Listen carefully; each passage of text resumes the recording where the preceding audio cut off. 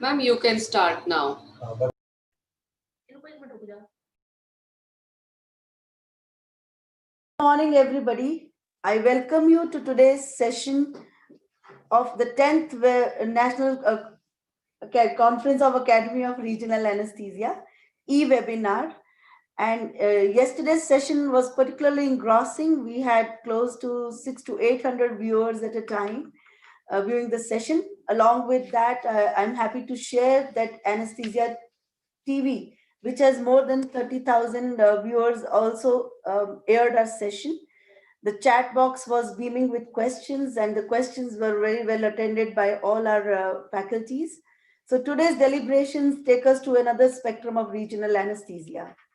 Another thing which I would like to tell you is that everybody's asking us for certificates. The certificates are there, and they would be with you by 7th of November. And they would be available to be downloaded from Aora National's website. And I will give them over to Dr. Nidhi Bhatia, who is going to be your moderator today. She will take down your questions and then ask the moderator, our faculties to address the queries after the end of the session. Over to Dr. Nidhi. Thank you, ma'am.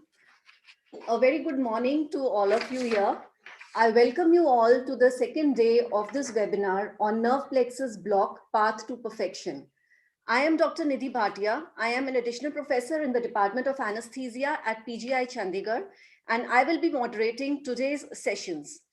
Now, just like yesterday, we have an exciting day planned for you today as well. And we are honored to have amongst us several renowned speakers from around the globe. During the course of the webinar, we will try to address maximum number of queries raised by our attendees. I request all of you to write your queries in the chat box and also place the name of the faculty to whom the question is directed. So to begin with the first session of the day, we know that meta-analyses are conducted to statistically combine results of comparable studies or trials. Its major purpose is to improve the estimates of the effect size of an intervention or an association.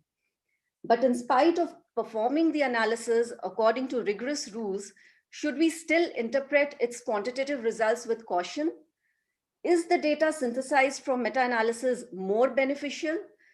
To give us an insight into the various queries surrounding meta-analysis, we are privileged to have amongst us Dr. Michael J. Barrington. Dr. Barrington is instrumental for the development of an international registry of regional anesthesia. His professional interests include quality and safety in regional anesthesia and methods to improve training and assessment in the field. He is the associate editor for the journal Regional Anesthesia and Pain Medicine, chair of the Australian and New Zealand College of Anaesthetists Regional Anesthesia Special Interest Group, newsletter committee and neurological practice advisory member for the American Society of Regional Anesthesia and Pain Medicine. Ladies and gentlemen, it is an honor to present to you Dr. Michael J. Barrington. He will be talking about meta-analysis, biggish data. Over to you, sir.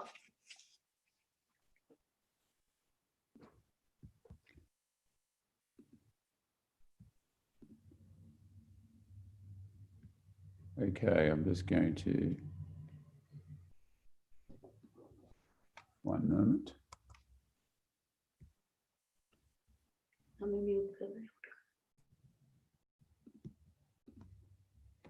Can you see my screen? Can everybody hear my screen? No, sir. Okay, that's fine. We'll fix that. See what we can do here.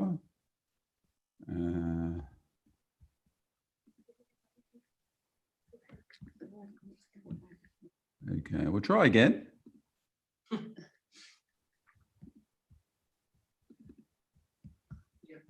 Yeah, we can see the screen now, sir. Okay, and you can hear me? We can hear you. We can hear you, sir. Great. Okay. So look, thank you very much for that kind introduction, and thank you for involving me in the Academy of Regional Anesthesia of India 2020 10th National Congress in its virtual format. So my topic this morning is the meta-analysis, big-ish data. And you may ask, why would I be talking on this topic? It is partly related to my role as an editor of regional anesthesia and pain medicine, that I see a lot of meta-analyses in regional anesthesia and pain medicine being published. There are so many meta-analyses. And in some circumstances, there are as many meta-analyses as there are single trials. And as has already been previously referred to in the introduction, and as we all well know, the meta-analysis combines the results and summarizes the results from multiple small trials. They're often small trials in perioperative medicine, and it's a statistical technique so that we can create a much larger composite size with much greater statistical power and increased precision to estimate the treatment effect of healthcare interventions. And this is a very attractive way of combining the evidence from individual trials, and it's very convenient and very attractive to use this as a tool of evidence-based medicine. But there are pitfalls to using the meta-analysis, and in this short presentation, I'll highlight some of those. I have no disclosures to make. So the objectives are relatively focused. I aim in particular to distinguish tools which are used to evaluate the risk of bias of individual trials from the system that's used to evaluate the quality of the evidence for a given outcome. So we'll talk about those two things, and we'll identify potential pitfalls of using the meta-analysis to guide clinical decision-making. When a review author starts the process of a meta-analysis, and when you as the reader opens up a meta-analysis, we always should keep the PICO format in mind. So PICO P stands for population or patient group, I, intervention, C, comparator, and O, outcome. And the other important components are the practice setting in which the trials were performed and the time frame of the outcomes. And clearly the time frame is very important in terms of pain management outcomes. And the review author should use the PICO format to construct their important clinical question, to frame their important clinical question. And you as the reader should look at the PICO format so that you understand very clearly what was the important clinical question which the review authors were attempting to answer. The PICO format is also important because it defines the eligibility criteria of a systematic review and meta-analysis. It defines what trials will be included and what trials will be excluded from a meta-analysis of randomized controlled trials.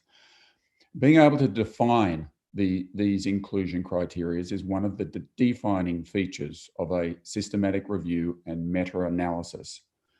The first question, though, I recommend that authors of a potential systematic review and meta-analysis ask of themselves, is this meta-analysis really important?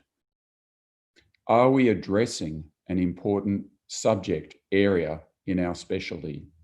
Has this systematic review been performed recently? Is a similar systematic review being currently performed?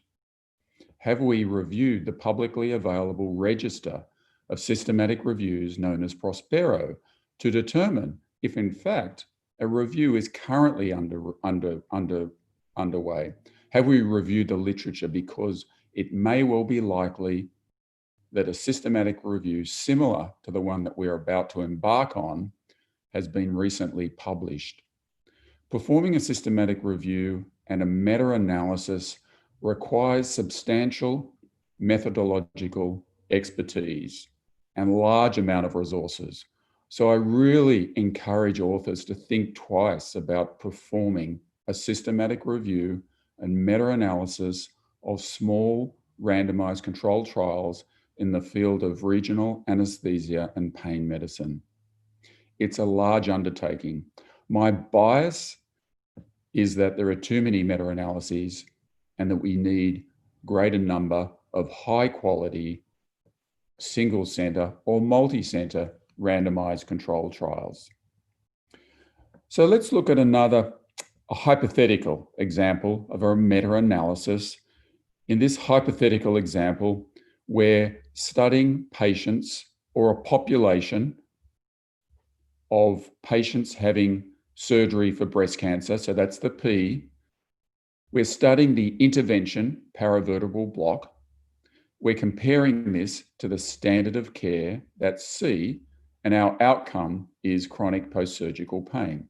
So this is an example of framing a clinical question using the PICO format. Does paravertebral block compared to standard of care improve chronic post-surgical pain in patients having surgery for breast cancer? And of course, the practice setting is important. The practice setting in India may well be very different to the practice setting in other countries, and Australia likewise may be different to the United States. The time frame clearly is important when we're talking about post-surgical pain. Are we talking about post-surgical pain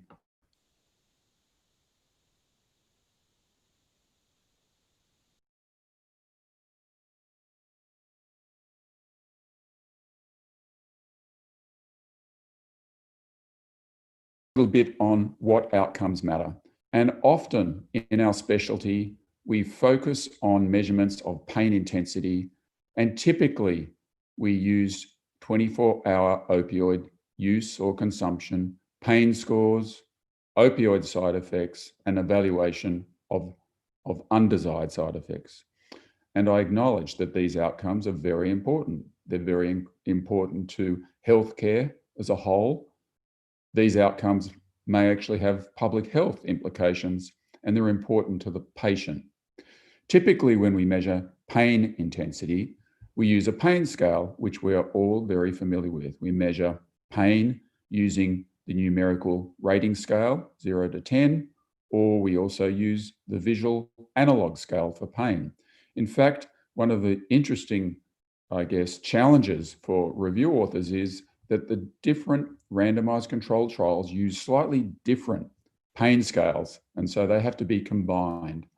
But what's very notable about using measurements of pain intensity using these pain scales is that the response that patients give to interviewers really depends on the manner in which the question is being asked and the environment within which the patient is being looked after. In other words, there's an element of subjectivity. At the very least, I encourage investigators of individual trials and authors of systematic reviews to define a priori in advance in their protocol, which is available publicly in Prospero, what difference in pain intensity they believe or consider to be clinically important. What is the minimal clinical important difference in pain intensity? So here's an example of a meta-analysis where the patient population were undergoing abdominal laparotomy, laparoscopy, or cesarean section. The intervention was ultrasound-guided transabdominous plain block. The comparator was parenteral analgesia, and the primary outcome was opioid consumption at 6 hours, and secondary outcome was opioid consumption at 24 hours. And the authors, while not a priori defining a minimal clinical important difference, did at least provide some clinical interpretation to these results. In their opinion, they interpreted these results as meaning that ultrasound-guided transabdominous plain block had minimal analgesic effect in the patient populations that they were studying. Now, that's the author's opinion. It's not my judgment, but it's important for review authors and authors of individual trials to give some clinical interpretation. The time frame is very important, and I refer to the excellent randomized controlled trial performed recently by Dr. Krishna and colleagues in a population of cardiac surgical patients where the intervention was a rector spinae block, the comparator was control, no block, and the outcome was pain scores measured up until 12 hours. Despite a lot of effort being put into this trial, me as the editor of a journal, I'd like to see pain scores being measured over a longer period of time at 24, 36, 48 hours. I'd like to see some improvement in health status that's occurred as a result of our excellent pain management strategies. Regardless of what outcomes we believe are important, it's critical that authors of systematic reviews a priori prioritize their primary and secondary outcomes, and they must be listed in the protocol, which is available publicly in Prospero, the Register of Systematic Reviews. It's important that authors of systematic reviews do not change what their primary outcomes are based on the results of their analysis. So what outcomes matter? We've touched on measurements of pain intensity, which are included commonly in our studies, and I acknowledge these are patient-important outcomes, but there are other outcomes which we should consider, including persistent post-surgical pain, persistent opioid use at 6 weeks or 3 months, because we know that many opioid-naive patients become long-term opioid users as a result of major surgery. We should consider functional outcomes, such as ambulatory outcomes, as outcomes in our studies. We should consider the range of patient-rated outcomes, which include the brief pain inventory and quality of recovery. We should consider major morbid endpoints, and there are other range of metrics that we may choose to consider, such as disability-free survival, return to care, and days at home within 30 days of surgery. These are, I guess, slightly more nuanced outcomes that take us beyond just measurements of pain intensity, which are so frequently used in our studies. Now, regardless of what outcomes we consider important, we should take into account what outcomes we think, what outcomes are important to the patient. And I guess as a challenge that we have in front of us, we have not systematically studied and asked patients what they consider important. To a certain extent, that methodology is embedded in the quality recovery scales, but we haven't always taken into account the values and perspectives, beliefs, expectations, and goals that the patients may have regarding their healthcare intervention. It's important in all outcomes that we take into account benefits and harms, costs, limitations, and inconvenience of the given management option that we're choosing to use. So I guess my take-home message here is think broadly about the outcomes that we use in our individual trials and that we choose to incorporate in our important clinical questions in the systematic reviews. Here's an example of a study that used very important outcomes to the patient and also to healthcare and also to our society as a whole. And here, the patient population were those undergoing primary hip and knee arthroplasty. The intervention was spinal anesthesia. The comparator was general anesthesia. And the outcomes are listed there in the left-hand column. And perhaps many of the listeners would think that these outcomes are very different to the outcomes that are commonly used in our trials. And so there are patient-important outcomes such as mortality, pulmonary complications, renal, etc., even risk of blood transfusion. And in all instances, these outcomes, the risk of these complications were reduced by the use of spinal anesthesia in primary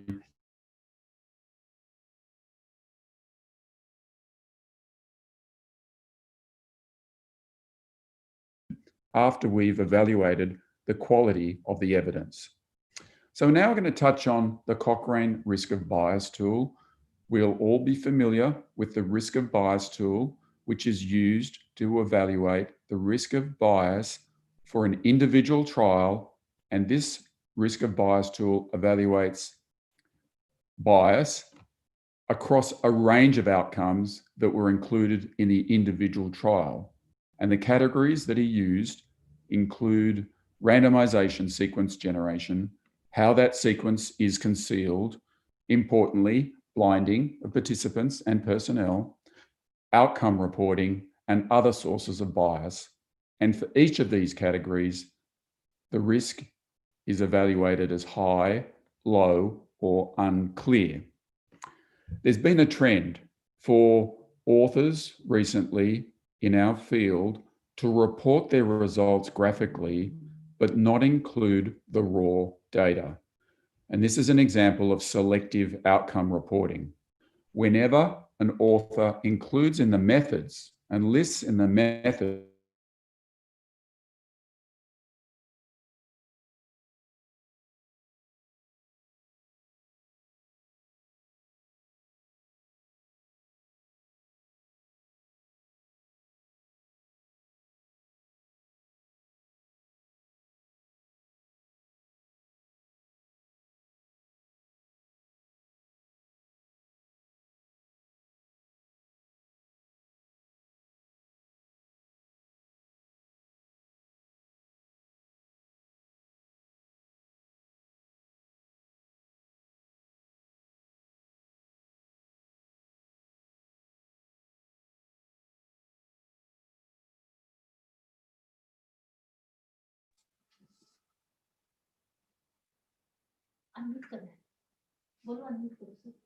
Sir, please unmute yourself.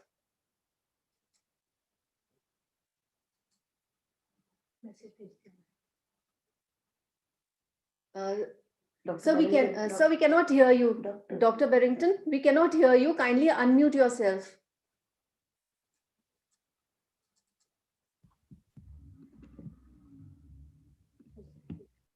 Can everybody see the screen? Can you see the screen that I've got up? We can see you, but not your slides. Okay, so we'll just have to go back to, let's have a look here. We lost that, didn't we? Okay, one moment. I've got it.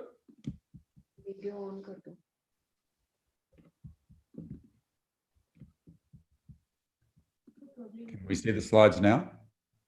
Yes, we can see your slides now. So I was just saying that p-values are often strategically placed in the results, and there are many, many statistically significant results, but it's important for the reader to understand that results that are statistically significant may still be clinically unimportant. This takes me back to the earlier comment about authors in advance deciding what is clinically important, or at the very least, providing some clinical interpretation in the discussion section about the magnitude of the effect size. So, with the risk of bias tool, the Cochrane Risk of Bias, the focus is on the individual trial, and across multiple outcomes, we evaluate the risk of bias. And this is used to evaluate the internal validity of each individual trial. It does not necessarily translate to external validity or generalizability. But the other important component of evaluating quality in a meta-analysis is to, across a range of, across the body of the literature for a single outcome, to evaluate the quality or the certainty of the evidence. So the quality or certainty of the evidence may be different for different outcomes. So this process individually evaluates this quality or certainty for each individual outcome.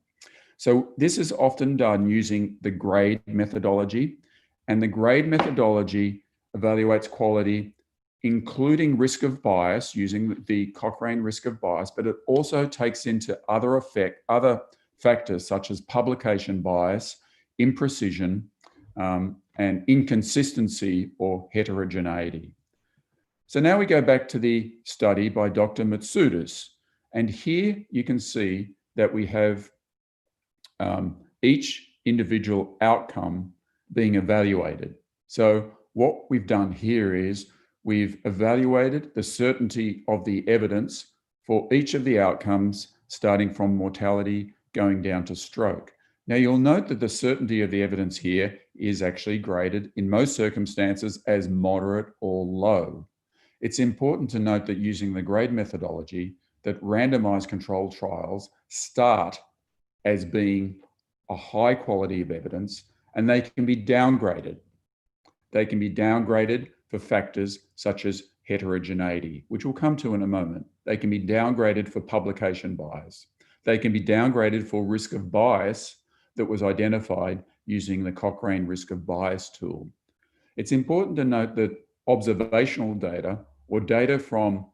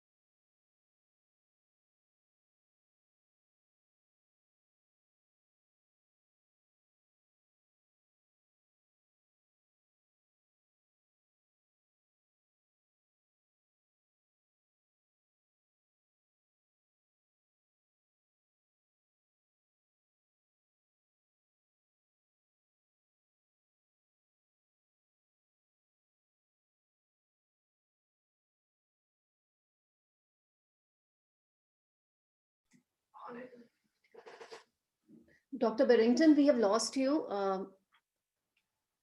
I think there is some connectivity issue at your end.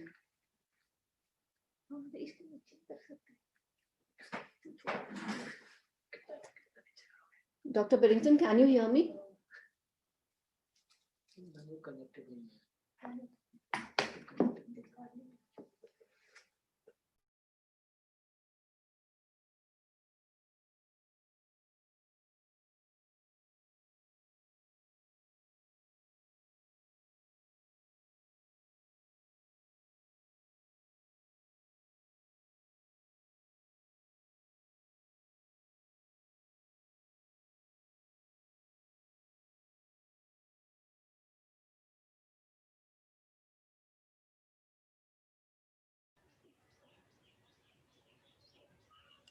Ma'am, he's not in call. Would it be nice to go ahead with the next then? Should we go ahead with the next?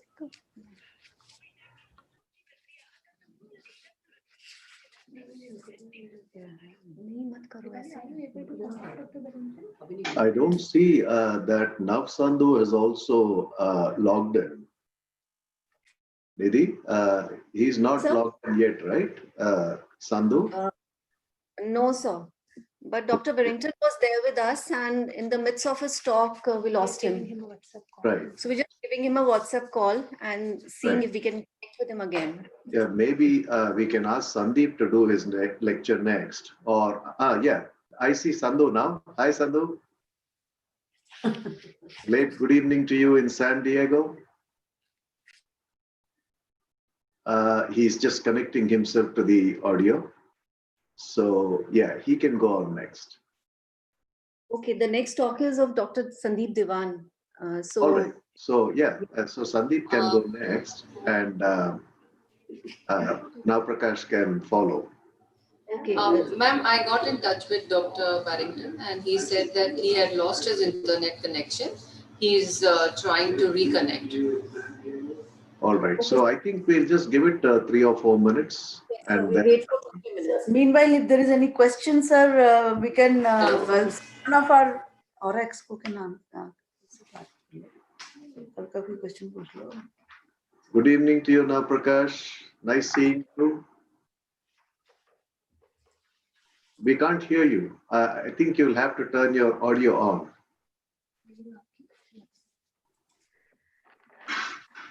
Hello. Can you hear me now?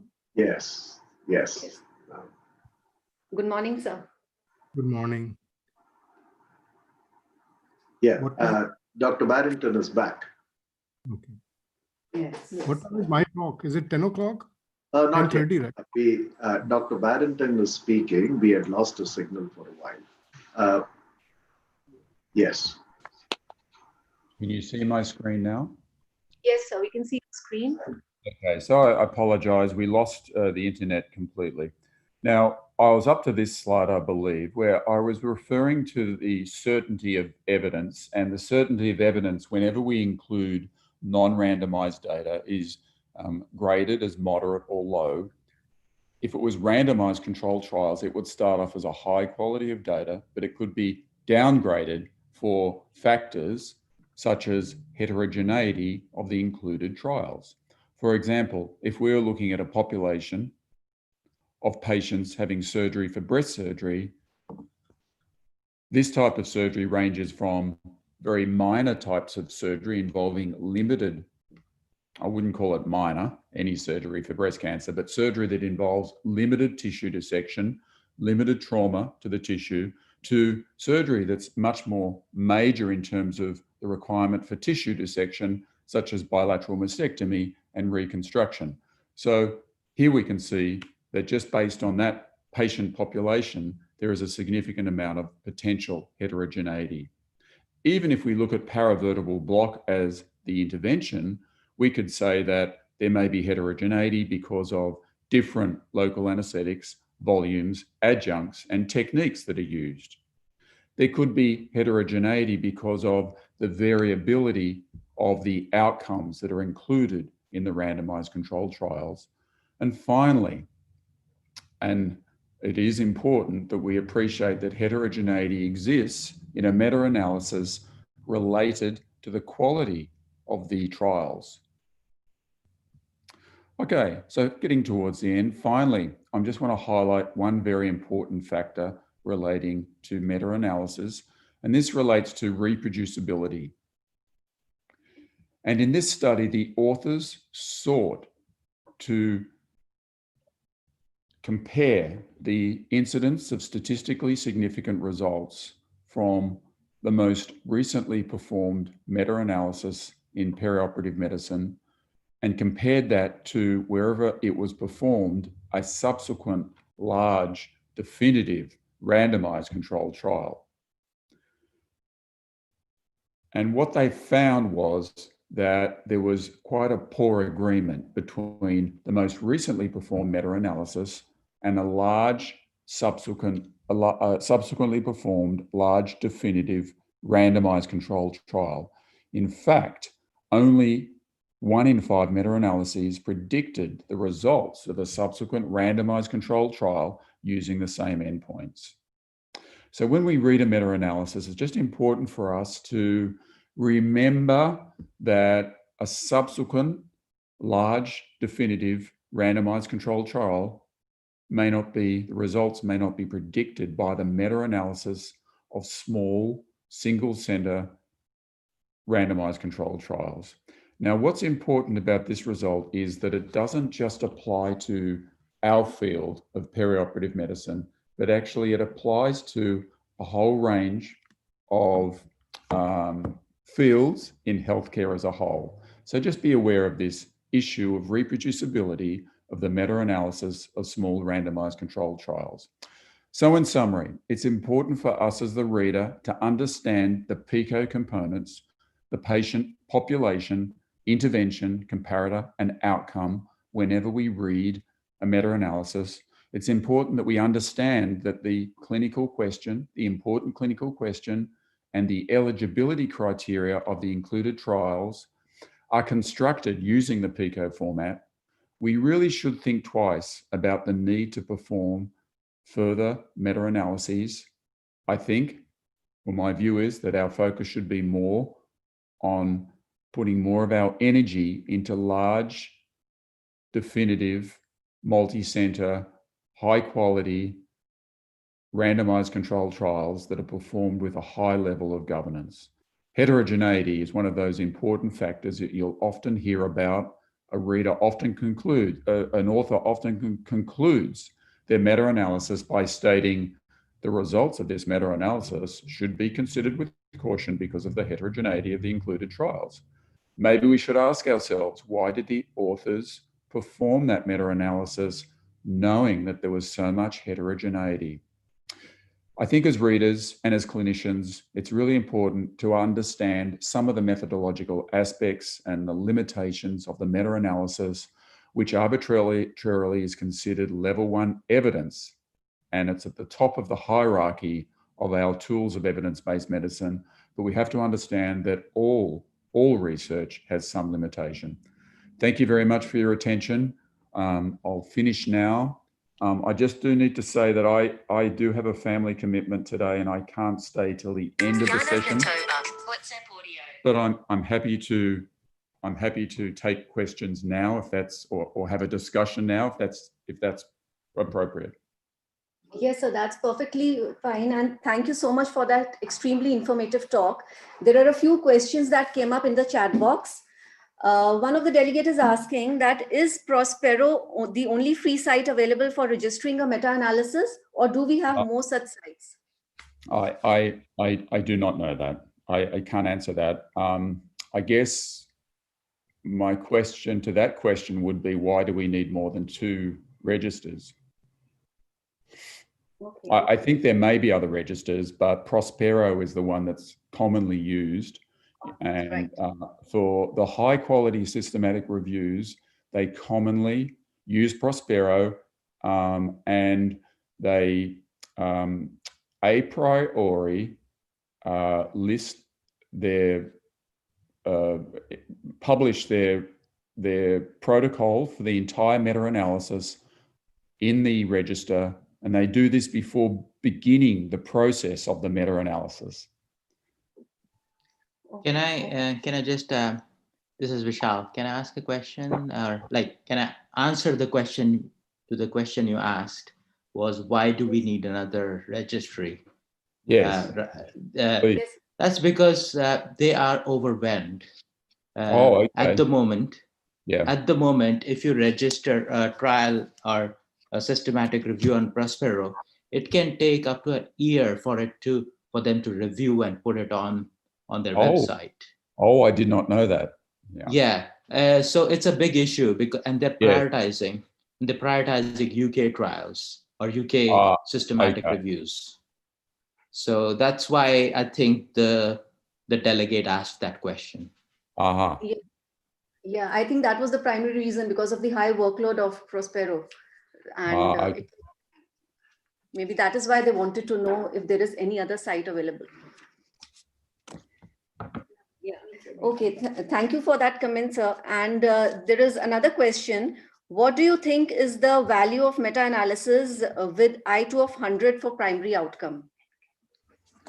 Which was the outcome, sorry? The I2, the heterogeneity of 100 for primary outcome. Yeah, so I think the greater the heterogeneity, the greater the concern regarding the reliability of the results. I think in addition to using the I statistic, it's important to look at the confidence intervals on the forest plot and look at the point estimates on the forest plot, look to see whether confidence intervals overlap. So I guess I don't feel like I'm able to answer that very specific question, but the greater the heterogeneity, I would suggest that certainly at the editorial board level at Regional Anesthesia and Pain Medicine, we're very concerned when there's a large amount of heterogeneity within a meta-analysis.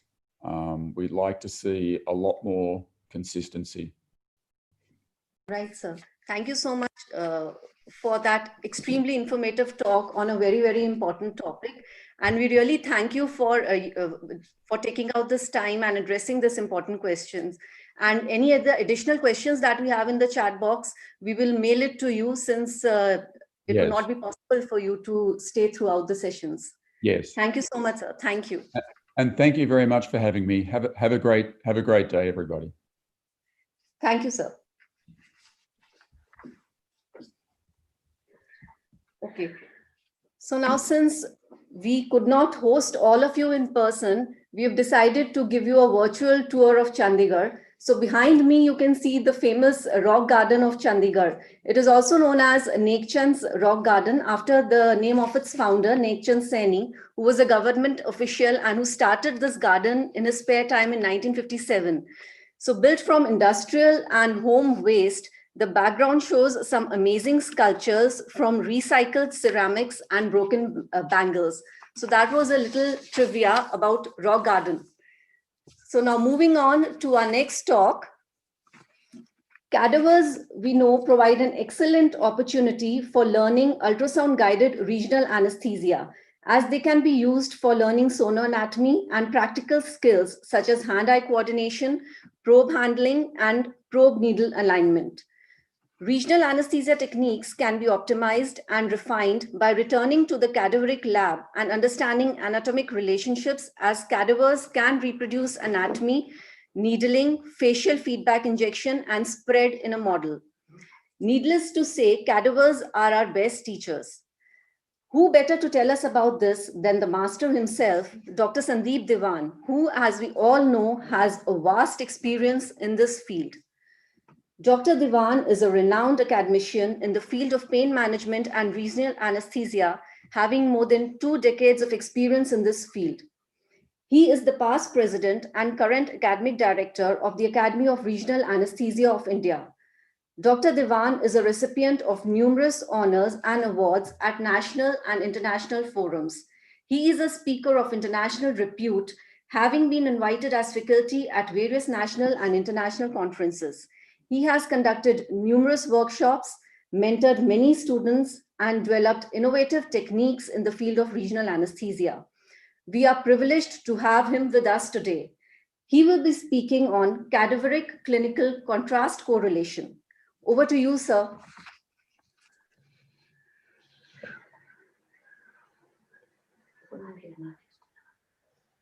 Yeah, good morning. Good morning, sir. Yeah, so can I share my slide now? And is it possible to have a full window light? Yes, sir.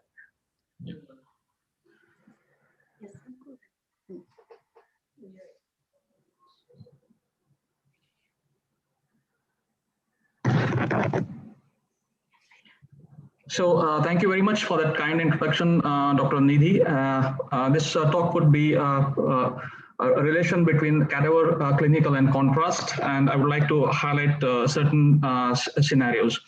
Welcome from Sancheti Hospital, where I've been here for last 5 years, and my contributions, apart from me, I have Dr. George Figel from Graz, Xavier from Barcelona, Shiva Prakash from Mysore, Deepal from my hospital, and Dr. Manvikar and Dr. Garud as well. So the agenda is to touch upon few aspects like the clavicle, elbow, and the paravertebral surrogates and the lumbar plexus over the age of 80 years. Now, clinical demand as well as demand from the surgeon and in the literature is clavicle during the surgical procedure and the post-op, the limb has to be insensate, no diaphragmatic paralysis, and no incidence of readmissions. So the hypothesis was to target the C5 and the supraclavicular nerve with very low volumes of local anesthetic agent. This is a CAD section at the level of C5. This is the sternocleidomastoid with the supraclavicular nerves in the beneath the sternocleidomastoid. That's the C5 root. So the idea was to place the needle very close, just over the posterior tubercle, and inject very low volumes of local anesthetic in that area as well as in that area, and then to have the open reduction and fixations of the clavicle done. Now, this is a small video which demonstrates the needle which is positioned posterior and lateral by one of my colleagues just 2 days back. An injection of local anesthetic in that area, which is hypoechoic, just around 3 ml would be sufficient enough, with some injections in the at the level of the supraclavicular nerve. Now, once having done that, if you inject at the level of midpoint, posterior to the sternocleidomastoid, this area is the one which hosts the upper cervical nerves as well as the lower superficial cervical nerves, the lateral, intermediate, and the medial, and these are the transverse and the greater auricular. So if you inject contrast beneath this, you would find that there is an extensive spread over the trapezius beneath the sternocleidomastoid. In the axial, you will see that it is just lateral to the erector spinae muscle and drops over the trapezius posteriorly. And anteriorly in the coronal section, you'll find that it emerges between the middle scalene and the sternocleidomastoid and just goes very close to the clavicle. So these are the images that you would find it in this particular contrast images. Now, if you see the coronal image, you will see that the beneath the sternocleidomastoid, it drops down right over the superior trunk. This is the coronal image. You can see the brachial plexus elements which traverse laterally beneath the clavicle and then into the axilla. So you can see this part of the contrast right over the superior trunk. And posteriorly, again in the coronal image, you'll find that these are the erector spinae, the levator scapulae, and the trapezius. So if you inject around more than 5 ml of local anesthetic and beyond that, so it also blocks the spinal accessory and probably the dorsal scapular nerve. So these are the facial planes. Probably the local anesthetic and the contrast might travel when you inject beneath the sternocleidomastoid. So what we do nowadays is we go obliquely and low down in the just very close to the clavicle and lateral to it and inject around maybe 2 ml of local anesthetic. And if you inject contrast, you'll find that just the middle and the lateral supraclavicular nerves in the axial, in the sagittal as well as in the coronal here, you will find those nerves which are blocked. These are the nerves which require just 2 to 3 ml of local anesthetic. Those are the high supraclavicular nerves. What we target is the lowermost one, and this is the one which branches into 3 of those nerves. If you see the C5 contrast, you will see this in the sagittal view. You can see that it moves into the anterior epidural space. Here in the axial, it is very close to the foramen, and as well as in the coronal image, you'll find strands of the contrast going into the lateral aspect of the epidural space. So 3 ml of local anesthetic, sometimes it lateralizes into the epidural space, not all the times. As you can see here in the postoperative period, we injected this contrast, and you can see that it is not moving into the or migrating into the epidural space. And this has been used basically for all clavicular surgeries. Recently, just a few days back, we published this in the AA practice, and this is 3 ml of 0.5% bupivacaine, which was injected posterior and lateral to the C5, taking appropriate care that the needle does not trespass the posterior tubercle. And then we withdraw the syringe and then inject just below the sternocleidomastoid on its lateral aspect, taking appropriate care that the drug does not move over onto the anterior scalene muscle with the probable blockade of the phrenic nerve. So all these patients underwent awake post-intraoperative, and post-operatively they were discharged on the day of the surgical procedures.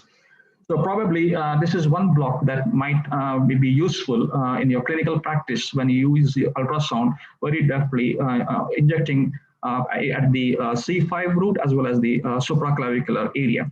Moving forward, so we did some latex studies, and we found that when you inject latex and take cross sections at the level of C5 in a thin embalmed cadaver, we found that the latex, it engulfs onto the anterior aspect and not onto the posterior, because the needle is positioned at the lateral aspect. And then withdraw the syringe and inject some more here. So we found that this low volumes, and I think even you can still go on the lower side. Maybe you can inject 2 ml at the level of C5, and you can have the same clinical scenario in the intraoperative period. We also injected blue latex and we dissected in the next specimen. You will find that this is the one which spares the phrenic nerve, even at the level of C5. So it has been mentioned in the literature that the phrenic nerve is indistinguishable at the level of C5. In spite of that, we found that the phrenic nerve was totally spared in all the cadavers. We had 2 cadavers and 4 specimens. So in all the 4 specimens, we had a phrenic nerve sparing. Lowermost down, you can see that the superior trunk is totally off the latex, and but it does go at the level of supraclavicular. So the length of the latex is quite is quite a distance up to the level of supraclavicular, and probably you might decrease the volume of local anesthetic in clinical practice. Moving on towards the elbow, some of our surgeons, they demand that there has to be no motor blockade in the postoperative period. So that rules out or excludes brachial plexus block, but you require an adequate postoperative analgesia. So we faced two clinical scenarios where we had two patients. Now these patients we knew could be probably targeted with blockade of articular nerves at the ulnar, radial, and the musculocutaneous with very low volumes of local anesthetic agents. So we took help of this particular cadaveric study where they mentioned the articular nerves which arise from the radial nerve and from the musculocutaneous nerve which lies beneath the brachialis and the triceps, and the anastomose at this particular area 6 to 8 centimeters above the elbow joint. In this particular study, they don't mention the median nerve taking part into this plexus, but there's one more study which mentions that median nerve also does take part in this plexus formation. And this is the area anterior and posterior which is innervated by the anastomosis of all these nerves, the median, radial, ulnar, and the musculocutaneous nerves. But remember that these nerves, they arise just distal, just beneath the muscles, the brachialis and the triceps. So probably if you are able to identify these muscles 6 to 8 centimeters above the elbow joint and inject just beneath that, you might block the articular branches. So we recently reported two patients who had elbow fractures, one with coagulopathy with a child Pius 3, and a patient who had a medial and radial nerve entrapment, and the surgeon wanted to monitor the movements in the immediate postoperative period. So we injected anteromedial, anterolateral, 6 to 8 centimeters and 1.5 centimeters away from the humerus, just beneath the brachialis and the triceps. And we also blocked the posterior cutaneous nerve, or what we call as the inferiolateral cutaneous nerve, as it arises from the radial nerve. And we ask the surgeons now to infiltrate along the line of incision. That is more helpful than identifying these nerves, which might take some time. And this proved worth in these particular two patients. So we now conduct a pilot study. We have almost finished the study and almost ready with the manuscript. And probably we might randomize after the pilot study, we might randomize trial with the supraclavicular or infraclavicular brachial plexus. So contrast studies that we did in this particular case, we found that the contrast spreads in a linear fashion, anteromedial, anterior, and anterolateral. And you can see the distances, it is 1 to 1.5 centimeters away from the bone. And these are the muscles, and beneath the muscles, the contrast spread should really occur. So probably the elbow plexus block, which might help in particular patients who have coagulopathy and need to undergo an emergency surgery, where you can use the elbow plexus block as an alternative to the brachial plexus block as well. Coming to the paravertebral and the surrogates, we really know that the thoracic paravertebral block, a lot has been talked about it, and whether it's becoming obsolete or it's on its way out. I had used this block left and right since 2000 until 2014. And this was with in the neonates for thoracotomies, as well as in the adults for multiple rib fractures. And really, it helped a lot until the paravertebral surrogates, which probably might form a new standard in clinical practice. So we really want to know where to inject, in which space to inject, because there are a lot of spaces which have been described, as well as a lot of needle positioning, which confuses the operator or the regional anesthesiologist, and where the drug exactly spreads, since there is a lot of controversy. So we demonstrate there are just three spaces: the paravertebral, the costotransverse, and the deep erectospinae plane. Now, if you take a cross-section at the level of T4 or T5, you will find that this is the paravertebral space, which is a wedge space area between the anterolateral, which is the pleura, and the medial side is the intervertebral foramen, and posteriorly will be the superior costotransverse ligament. So injecting around 10 ml here, the local anesthetic usually spreads into the epidural space, either posterior or lateral. The next described was the deep erectospinae, which is posterior to the transverse process here. This is the erectospinal plane. So probably this is the erectospinal plane. We divide into the medial and the lateral. The medial, which was retrolaminar, and the lateral, which is the deep erectospinal plane. So you require a high volume of the drug, and a lot of studies mention that if you keep on injecting at high pressures and high volumes, there's a probable spread from the erectospinal plane, maybe around 30 to 40 ml into the epidural space and the paravertebral space. But this is just one space in the paravertebral space, or maybe just two paravertebral space. It doesn't spread across all the paravertebral space that you really require to do that.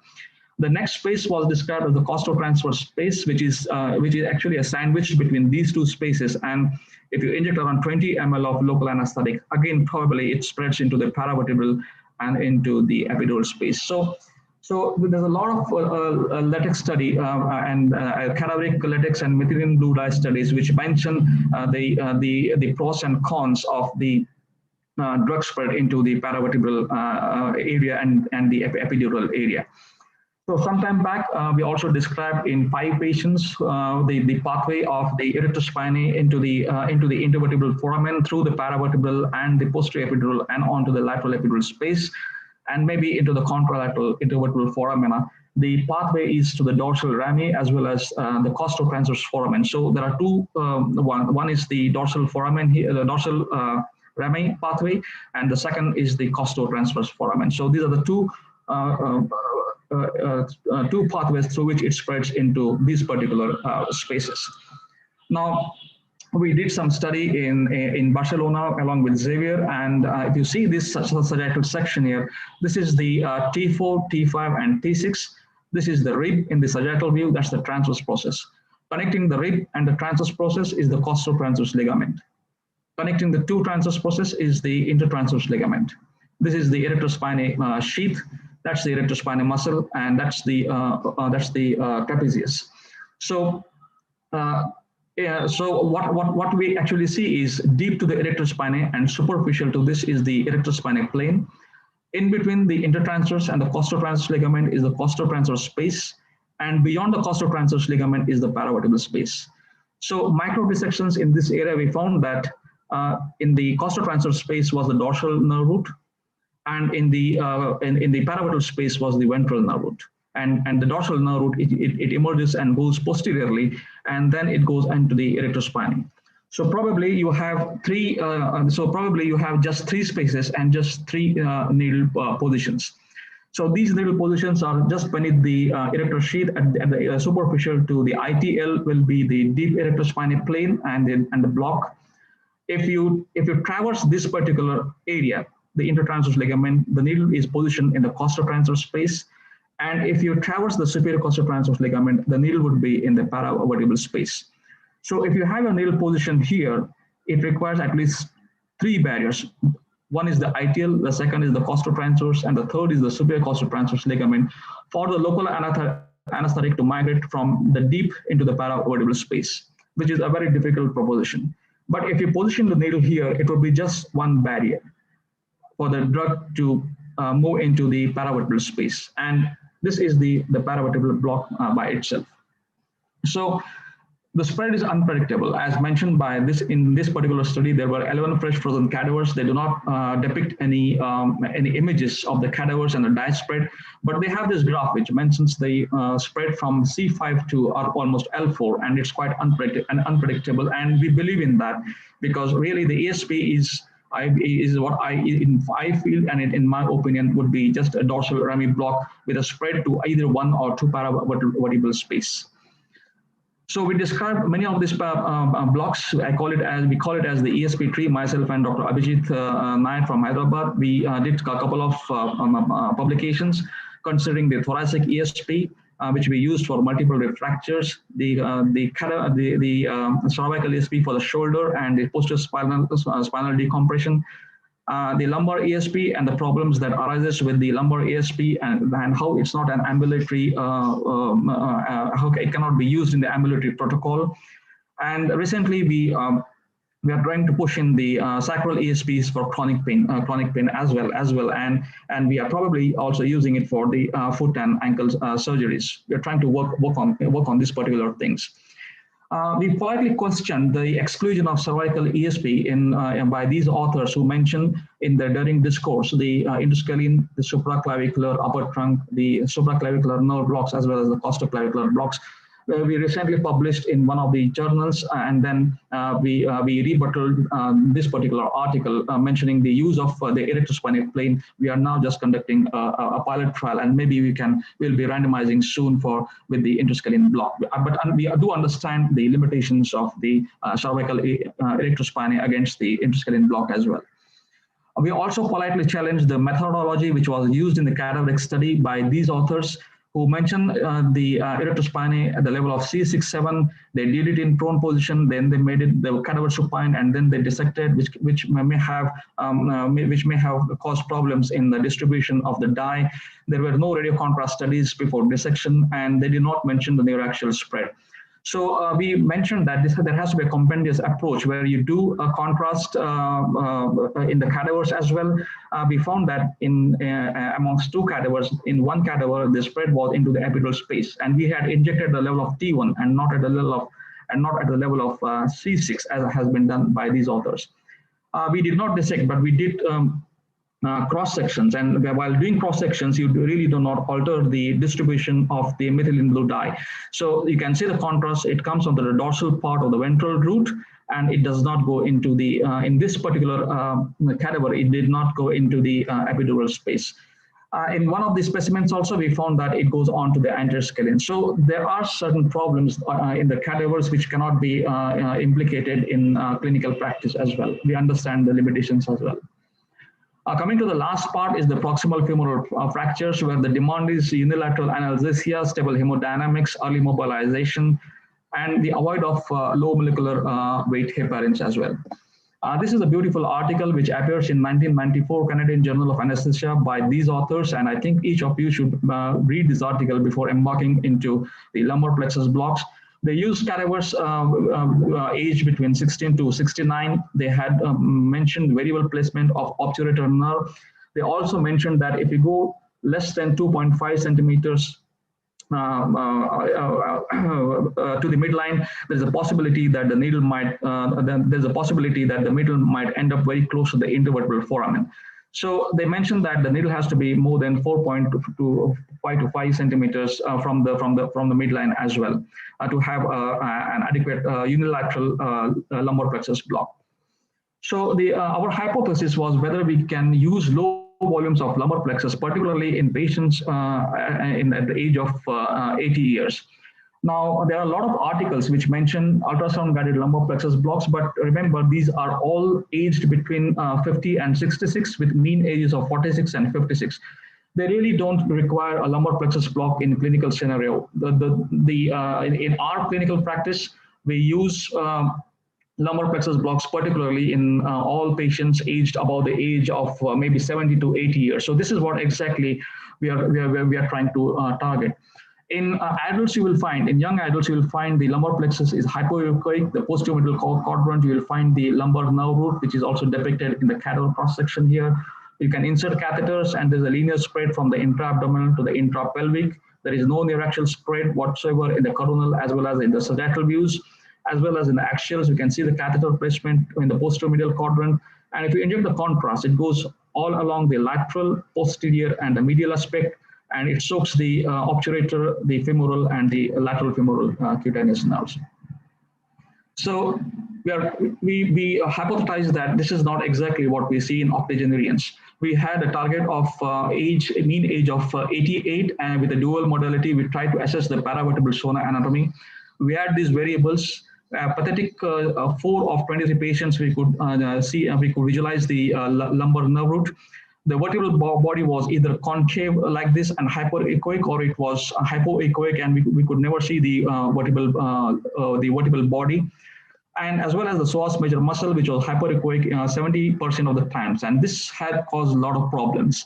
So we could not really distinguish between the psoas major and the lumbar nerve root. Probably an echogenic index. We are trying to look into that, whether that can distinguish between these two structures. It had a skewed lateral vertebral body, which totally distorted the topography of the paravertebral zona anatomy. Now, if you see this particular video, you will see that you really do not see the lumbar nerve root unless you stimulate and then start injecting local anesthetic. So the endpoint was quadriceps contractions and the local anesthetic going around the nerve here. You can now visualize the needle tip and the lumbar root and the local anesthetic going around this. So the visualization of the lumbar nerve root was also very poor in the age group of more than 80 years. So that's what we are trying to target. The next was we tried to analyze a cross section of a cadaveric female aged 84, and we found that this is the scoliotic spine. That is the facetal hypertrophy. This is the lateral vertebral body, which has got a skewed appearance, and the foramen, which is stenosed, and which can also cause radiculopathy in these patients. This is the lateral paravertebral area, which hosts the lumbar plexus elements. This is the psoas major, which hosts the lumbar plexus elements, and this is the lumbar plexus area as well. And this is the one which we usually target. This is all situated in atrophic psoas major muscles. Now, the atrophic psoas major muscles, along with a very sparse connective tissue in which the lumbar plexus elements are distributed, this, I think, would be requiring a very, very low volume of local anesthetic agent. So what we did next was we tried to find the volume of local anesthetic which may be required in those group of patients.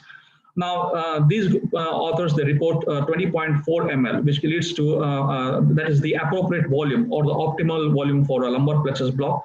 And if you go below 10 ml in the volunteers or in the young adults, there would be 100% failure.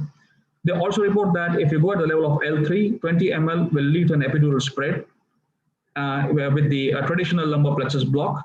And with the new method, the suprasacral parallel shift, 20 ml will again lead to an epidural spread, which has been depicted both in the coronal and the axial images as well. So with this, we try to ascertain two things: whether with low volumes, even the drug moves into the neuraxial space and in the other interfacial planes. Now, if you see this particular specimen at the level of L4 cross section, you'll find that this is the lumbar nerve root beneath the psoas major muscle and close to the foramen in the same cadaver which was depicted earlier, the cross section. Now, if you inject the local anesthetic here, more than 20 ml, it might move into the epidural space and then into the erectospinal plane, into the quadratus lumborum, and into the lumbar plexus area.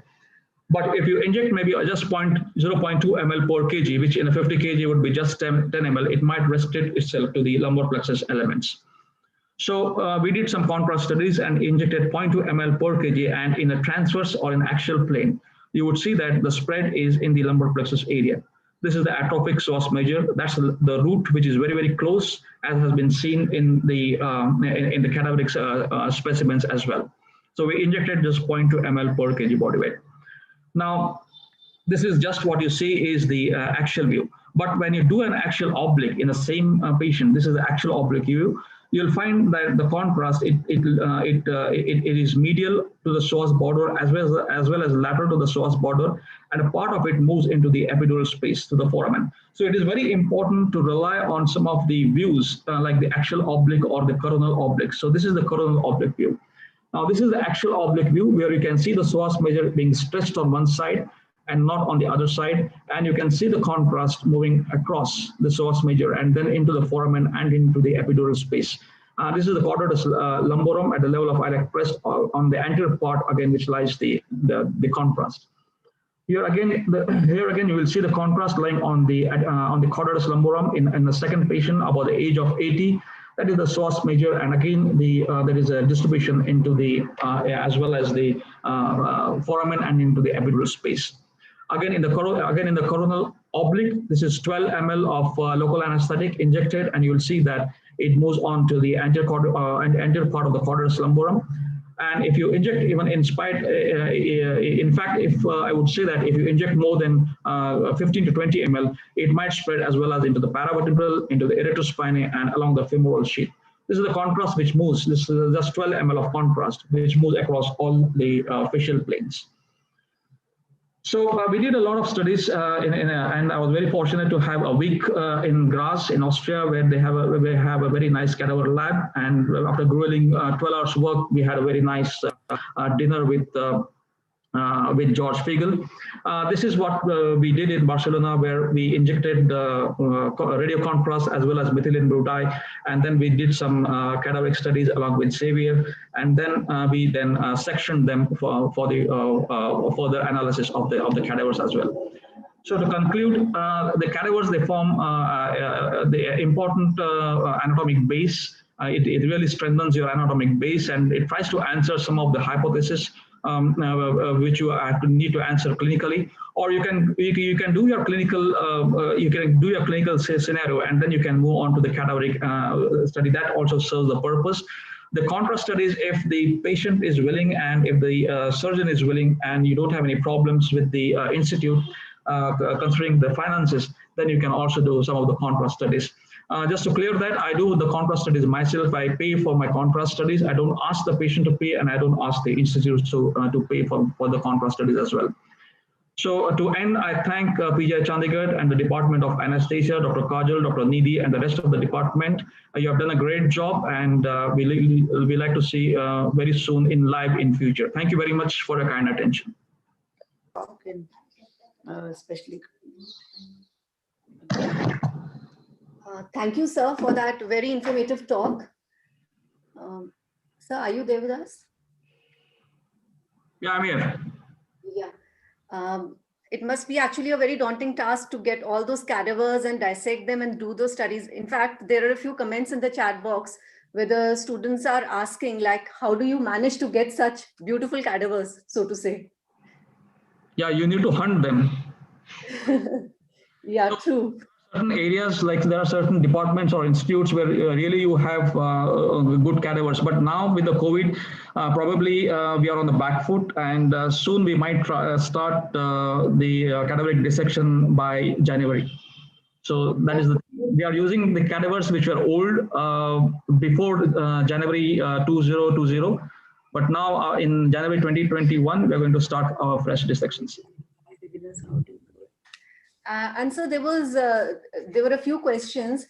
One of them was asking, like, do we have cadaveric dissection laboratories at any place in India to improve learning of regional anesthesia in India? Yeah, there are a lot of now upcoming cadaveric labs, and I think in two places, I'm trying to collaborate with them in 2 or 3 places, 2 places in Maharashtra, 1 in Karnataka, and I think there's 1 in North, and I don't really remember. So we are trying to rope in those anatomy departments, because they really do not know that this can be really used for some of the cadaveric workshops. So shortly, maybe in 2021, we would do that. But in Spain, in Madrid, they have got a very good class. One of my colleagues, who's a part of my academic team, she's into this particular thing. So if anybody really wants to attend, they can contact me. I can guide them exactly how to be there in that department. Right, sir. That would be really helpful. And so, like, what are the different types of embalmment techniques available for cadavers? And does it actually affect the cost of conducting workshops? So really no, because the Thiel embalm which we use in grass, this is the one that that I have been extensively exposed to. Of course, I wanted to try my hands on fresh frozen. That's why I collaborated with Xavier Salablanche, and that is really a very it's not cost effective. The cadaver that they now use in India, they have got some special solutions through which they embalm. And these are very cost effective actually. So now the cost has gone down, and the workshops are really, I mean, they are not that costly, to be frank. Okay. All right. And so, like, there was another attendee who's asking, like, what are the pitfalls of cadaver as learning tools? Are there any drawbacks as well?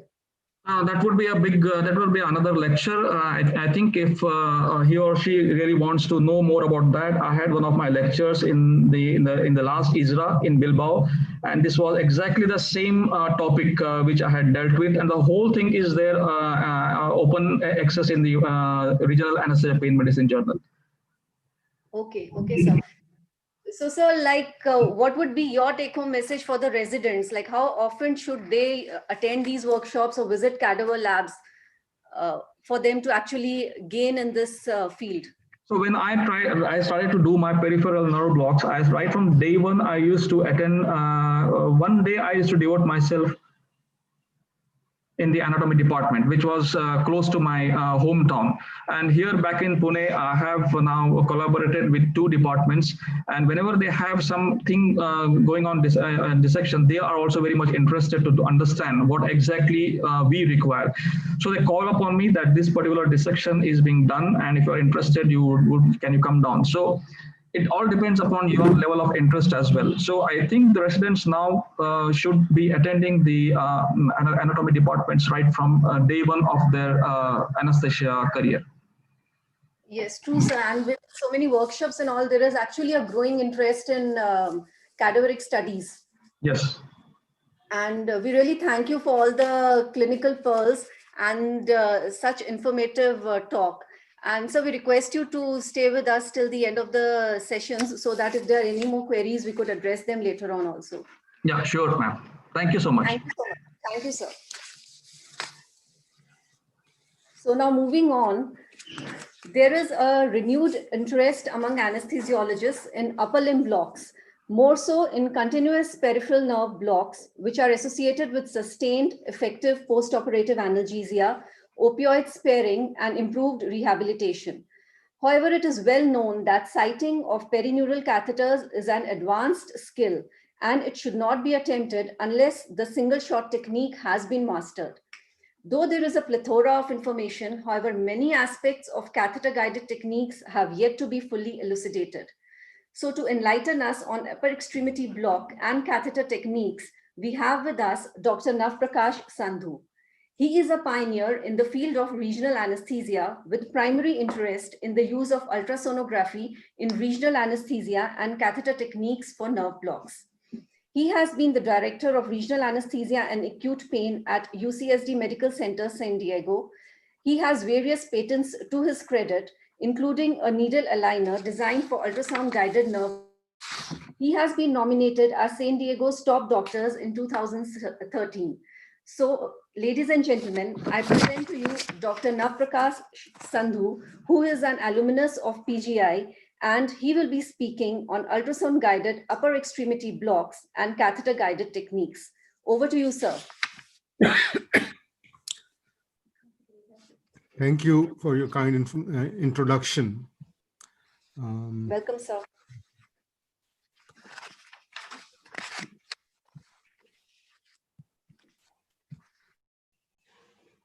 Can you see my screen? So we can see you, but we cannot see the slides. Okay.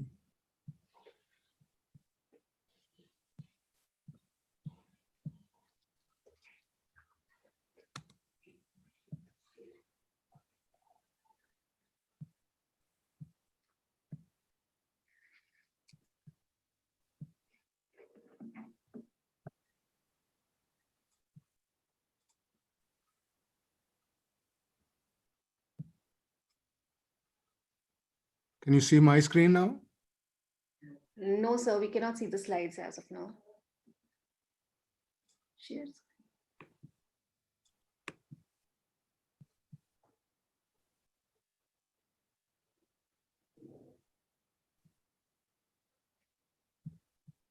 Give me a minute. I'm trying to work on it. Yes.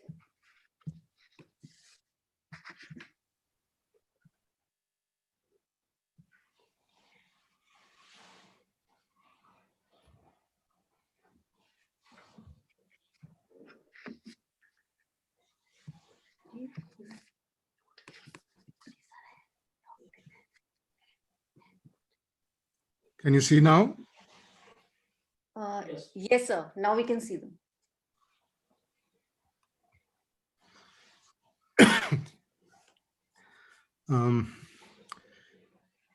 I was in Chandigarh for last 2.5 months, and I just left a couple of days, and I'm still jet lagged. So I'm speaking from San Diego. So San Diego is a nice coastal city with a very year-round pleasant weather. So that's why there are 90 golf courses. And the one you see in the picture is the Torrey Pines. is one of the famous courses where they have a PGA match every year. Also, it is known for biotechnology hub and defense industry, and it's a nice destination in winter. There are a lot of conferences every year in San Diego. So if you see in this picture, there's on the right side, there's like a convention hall. So I have no conflict of interest for this lecture. So a lot of people, speaker Dr. Diwan told that he gives very small volumes. The downside of small volumes is that your blocks don't last long either. So if a patient gets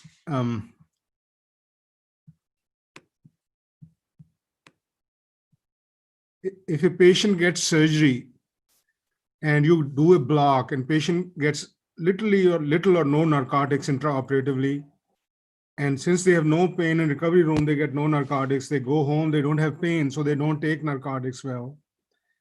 And they have a golden period till the block lasts, which depending upon what technique and what volume you use. And if you're using long-acting medicines like Narcan, you may have 12 to 24 hours. And then suddenly hell breaks loose and patient starts to have terrible pain. So now patient is not very happy. And when patient is in terrible pain, because now he starts to take his pain meds and he's already behind, and he will call his surgeon. So first you have an unhappy patient, then you have a surgeon who's called by his patient in the middle of the night, and he's not happy either. So he will call his patient to come back to emergency room for getting some narcotic injection so he can get a quick relief. And now you have an unhappy surgeon and an unhappy patient, because emergency room will put a huge charge, and even the co-payment will be at least $200-300. So there's nobody happy with this scenario. So many ortho surgeons, they don't want single shot blocks for their simple fractures or other, or surgeries where they think patient may just brave through it. So that's where the need of we need the continuous blocks. So in this lecture, I'm not going to discuss blocks in detail, and I'm sure Manoj had addressed all the blocks yesterday, but I will talk more on these catheter techniques and like a brief overview. In this 30 minutes, it is not possible to give a very detailed overview, but brief overview of upper extremity blocks and continuous catheters. So in this lecture, I will discuss what are the continuous blocks we use for brachial plexus, catheter insertion techniques, type of catheters, infusion pumps, local anesthetic solutions, and management of in and out patients. So the first attempts on continuous blocks were published in American Journal of Surgery in 1946. This was from Brooklyn, New York, where they used a needle and they stabilized the needle with a cork to hold it over to give a continuous injection of medicine during the surgery. None of these blocks were used for post-op pain though. The goal those days was just to get them through the surgery. So these days we use different brachial plexus approaches and different brachial catheters where some are really good and some are not so good. So if you look at this diagram on the right, so can you see my arrow? Hello? Yes, you can see your arrow, sir. So we have interscalene, which is at the level of roots or rootlets or a combination of roots or trunks. Then we have supraclavicular, and then we have infraclavicular, and then we have axillary catheter. So as you go more distal, you'll start to lose more branches and the extent of block. And also the nerves are on all four sides of the artery, and a catheter placed at one spot may not be able to get all four nerves unless you use very large volumes. Then apart from these 4 approaches to brachial plexus, we can use individual nerve blocks. I have had patients who are doctors or nurses and they don't want to take narcotics and they want to attend their patients at least in outpatient clinic. And as for several of them, we have put ulnar catheters, median nerve catheters or radial nerve catheters. So if you have, like, let's say, for example, you have a pinning on of your pinky and you don't want to take a day off, and you can put this catheter and have no narcotics and work your normal clinic. Of course, you can't operate with a pin in your finger, but at least you can do the OPD work. Similarly, patients who are narcotic intolerant, they really love these catheters, just distal catheters. So when we use continuous block, there are a couple of technical challenges and their prevention. So first common thing is, if you are not careful and you're not experienced and you put your first catheter and you start to have a big leak. And when you have a big leak, your block may not work, and additionally it predisposes to infection because your local is leaking on the skin, and it is a two-way street. Bacteria can go in and cause infection inside. So to prevent, you can't have a straight arrow shot. You want to incorporate some muscle and zigzag your needle through the muscle. And the catheter path should be zigzag so that there are several curves, and so local will leak, but it'll leak inside some tissue and it will not show up on the surface. There are some people who use straight arrow technique and then they put a glue, and the glue has additional cost between $40 to $50 per patient. Then catheters are not always stable. They can migrate out and they can have loss of effectiveness. And to prevent it, you have to give enough slack at every place. So you, around the nerve where you have the perineural location, you want to put between 5 to 10 centimeters so that not, even if there is some movement, there is enough slack for it to slip out. Additionally, at each layer or outside the plexus or at the intermuscular planes, you leave additional loop here and there. So that will compensate for the motion of muscles, and your catheter will not be displaced. One of the studies from Vienna they put catheters and they made patients move arms, and almost half of their catheters were out. I haven't quoted that study here, but that was done by, I think, Vienna group, Marhofer and others. Then you get loss of motor function. For upper extremity, it's not a big deal because it doesn't result in falls. Most of these patients can tolerate, because if you have a shoulder down or an arm down, your arm is either in a sling. So weakness is not a big deal as long as you have a big surgery. But if you have a distal finger hand surgery, and patient I was giving you example of a surgeon who wanted to work in clinic, for those cases, even loss of function is not a good thing. So we can use distal motor sparing catheters or blocks. Then lastly, you have to think about local anesthetic toxicity. So you don't get too merry putting too many catheters. So you have to limit the total amount of volume per hour and a daily volume. So with 0.2% ropivacaine, usually we can go up to 30-35 ml per hour. As long as you're not in vessel, you should be fine. But try to limit. Typically, I try to limit to under 20 ml per hour, including boluses.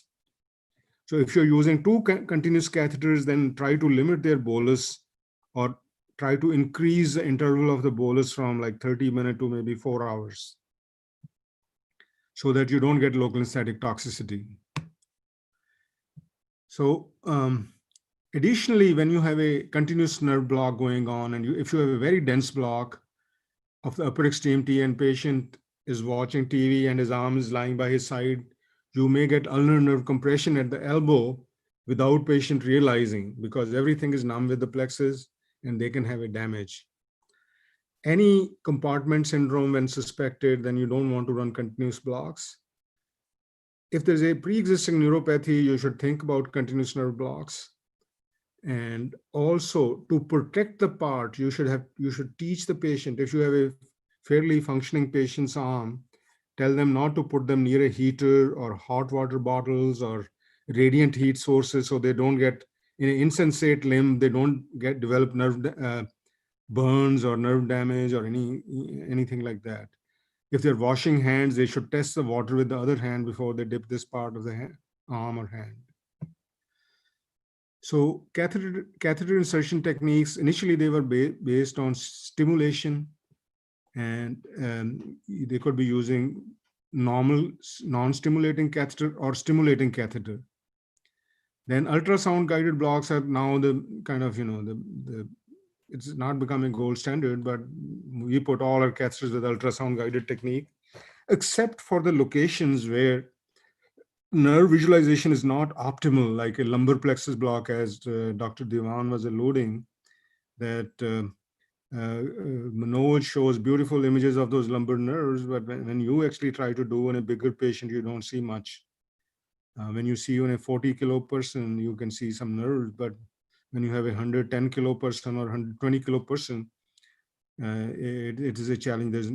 They're not easy to see. So we combine sometime nerve stimulation for lumbar plexus or high femoral catheter technique, where you advance the catheter and needle very, very high up above the inguinal ligament, up to 15 centimeter up, and we combine stimulation.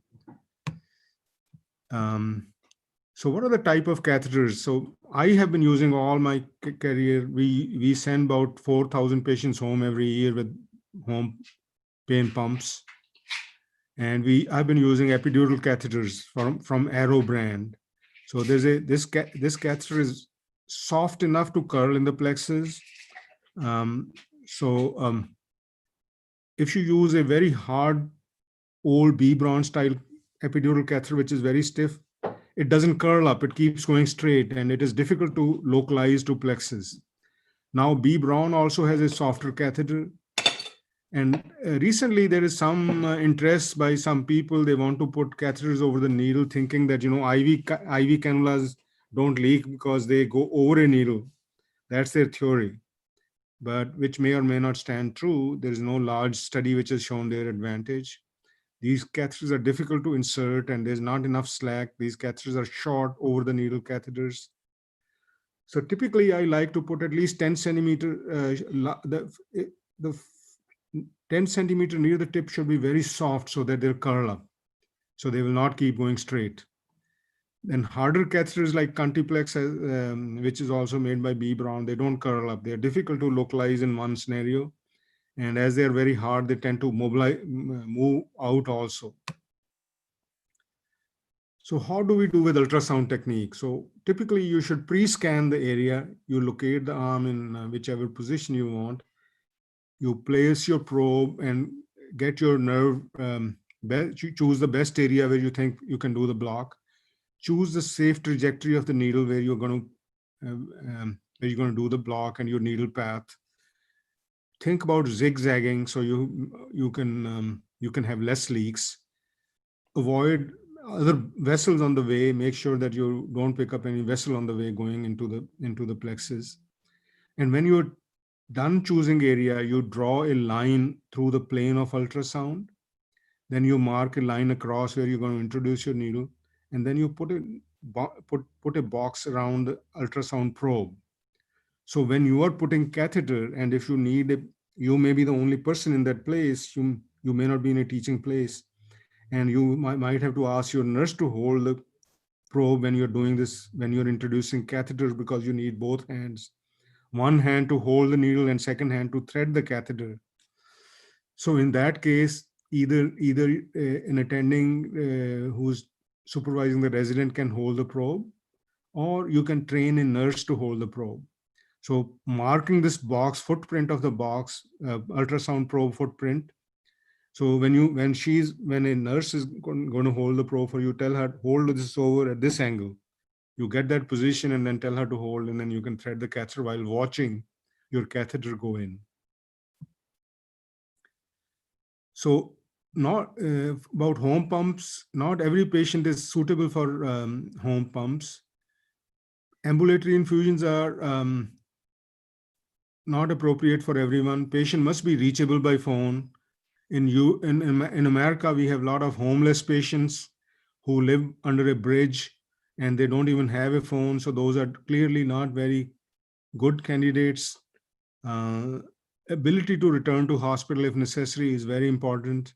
So if they are getting, if they need help, if they're getting serious leak, they're not getting relief, or for any reason they're getting something, they should be able to contact you by phone and come home. So you have to run a service which is 24/7, either a resident or a nurse practitioner or somebody who's in charge of that beeper. And then there should be no serious renal, hepatic, or cardiac disease. And if there's a risk of falls at home, then avoid these home pumps.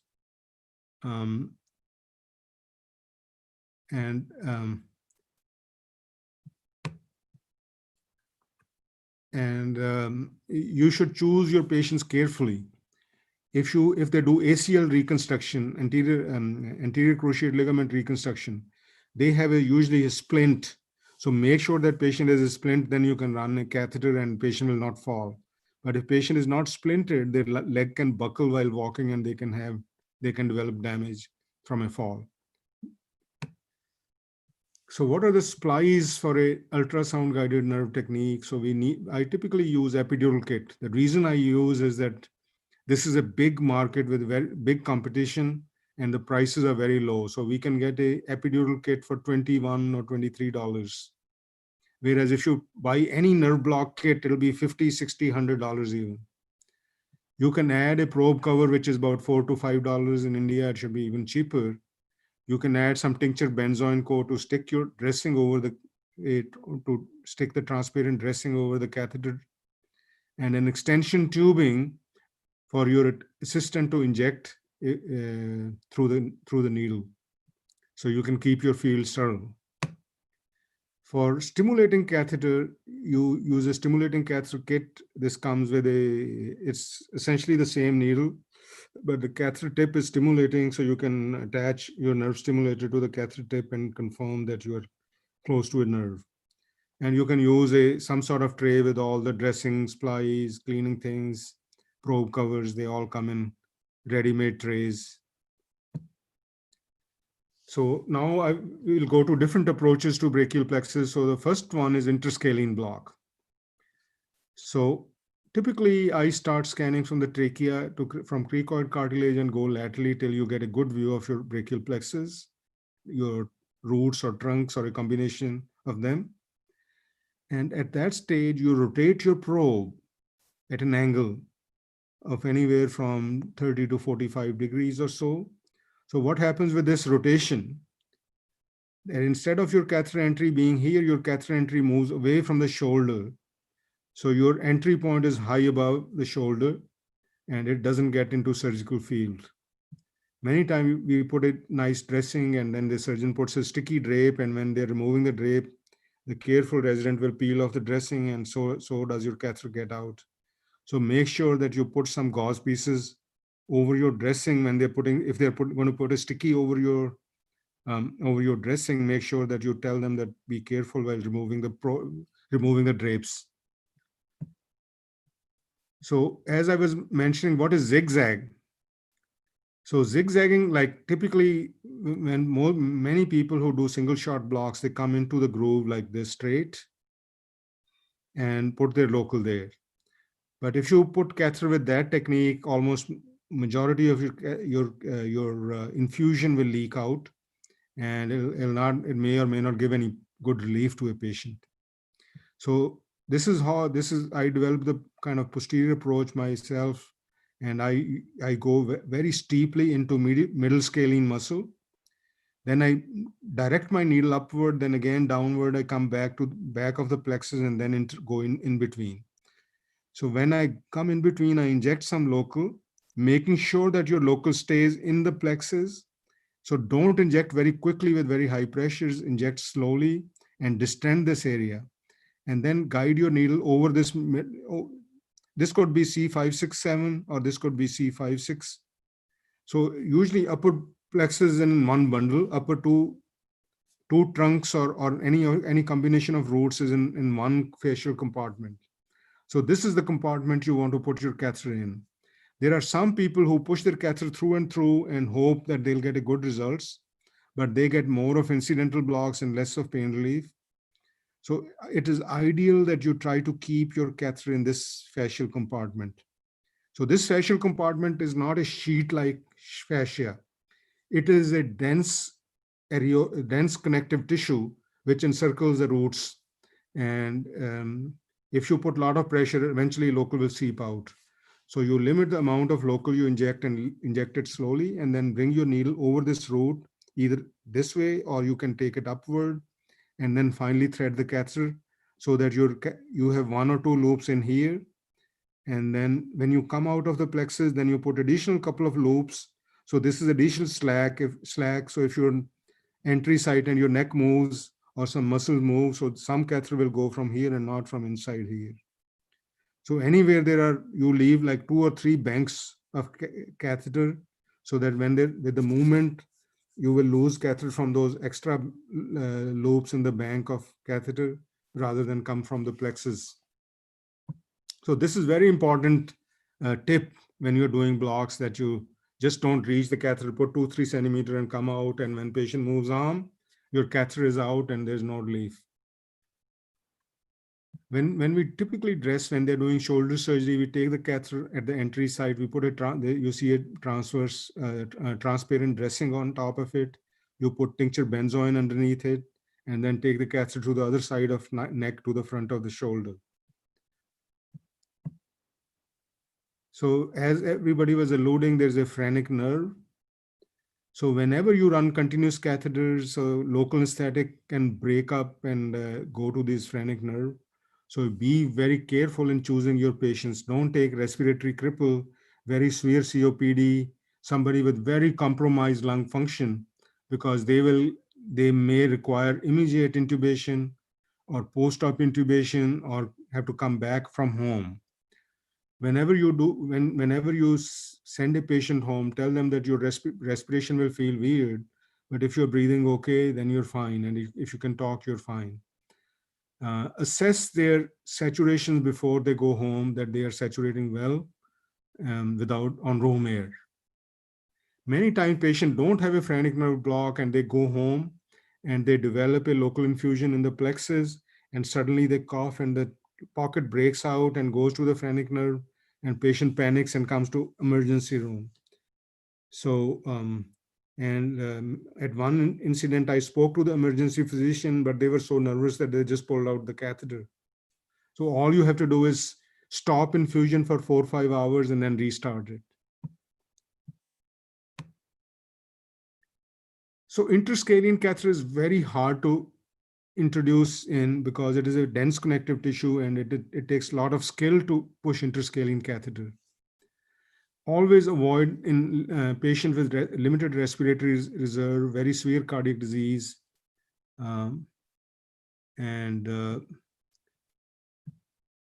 if there's any concern, patient is sick and you ended up putting a catheter, and then you try to keep them over for a day or 2 till they under supervision rather than send them home.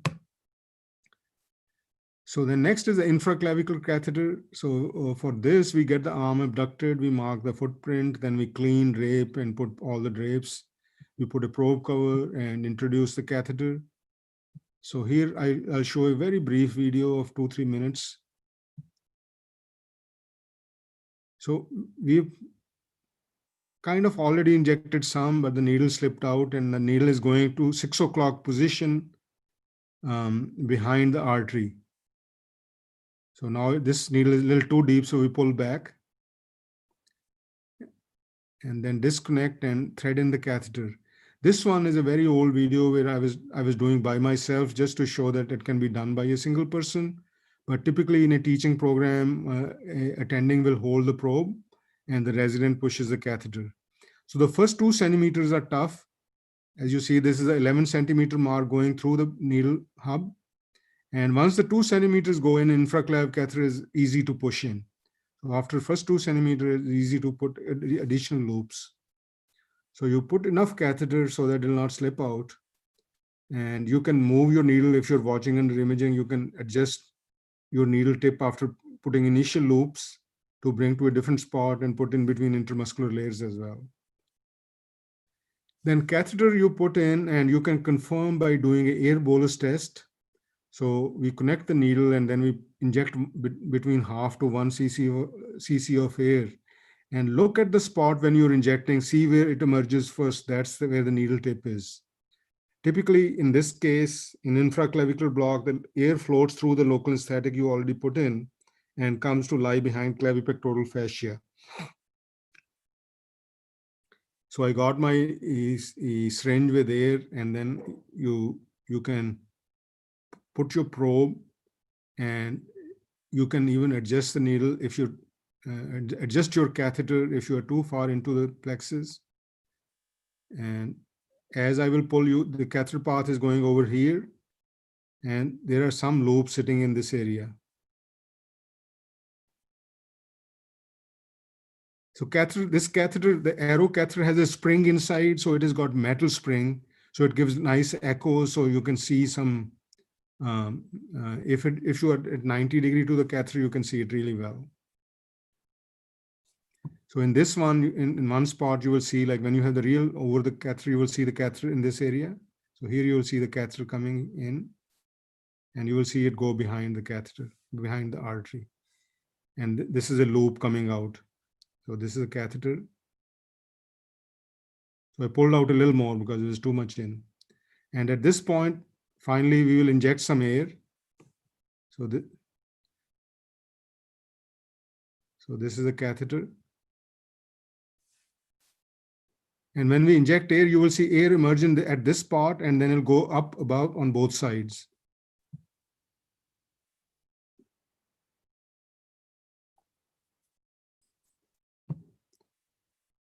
Yeah. So you saw the air come out.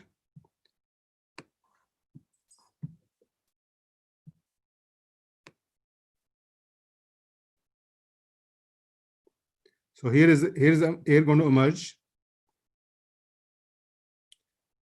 So it came at about 7 o'clock on the artery, and it went to the both sides of artery. And the blocks set in really quick. By the time you're done with doing catheter, the block is already set in. So this patient cannot open his fist. So that tells you a good block. So here is a child who had a supracondylar fracture, which was done purely under a block. We put in a catheter.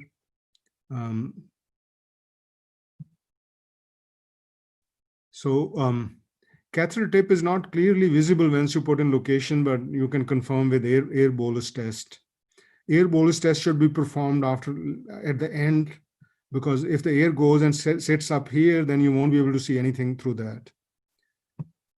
The next catheter is a supraclavicular catheter. There's not much muscle here, so it is not the best catheter, and there's not a good compartment on the top of rib. And it is very common to have pericatheter leaks. Dislodgement is very common. Incidental blocks of phrenic nerve and lacrimal nerve, Horner syndrome, are very common. And since plexus is like in a relatively compact area, and you have to puncture it with a needle to get a good quick block, so they get a lot of paresthesias. So I very rarely put supraclavicular catheter because there's no consensus where people are putting at the corner pocket where they say the rib meets the artery, but their results are suboptimal compared to infraclavicular. Infraclavicular goes through a lot of pec major and pec minor, so there's less likelihood of leaks, less likelihood of infection, because muscle can take care of infection very well. Lastly, axillary catheter. This was the commonest catheter used for brachial plexus blocks, and before ultrasound came in, when they did any reimplantation of fingers, they would put it in axillary catheters. The problem with this is that axilla is always wet with sweat and has a very high bacterial counts. And when you put catheters, these catheters are difficult to dress over a wet area. You can't put an offsite on a wet axilla because they don't stick to the wet area. And additionally, there was a study from Navy in Naval Center where they saw that These auxiliary catheters are getting redness at 24 or 48 hours in most of the cases, and had to be pulled out when they show redness at the entry site.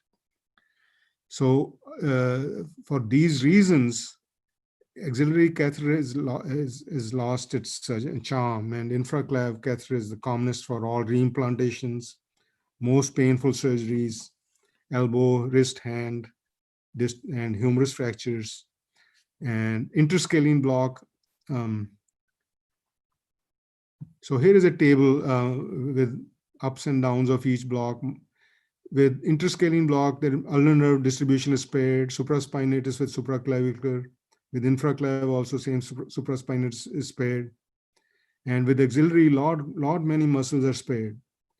In terms of incidental blocks, both interscalene and supraclavicular will have phrenic, recurrent laryngeal, and Horner syndrome are possible. Same.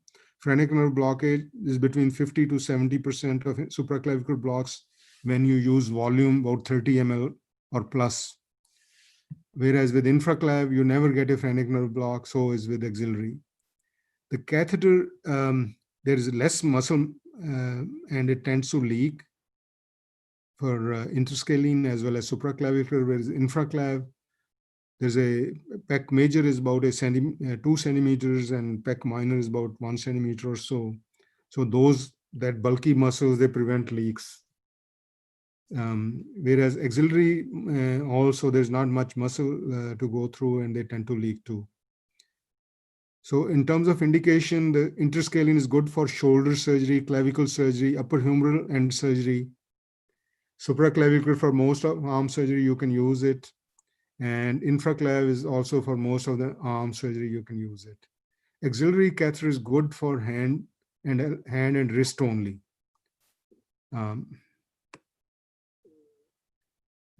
In terms of safety, there is a risk of pneumothorax for interscalene and supraclavicular, but no risk of pneumothorax for infraclavicular or auxiliary nerve blocks.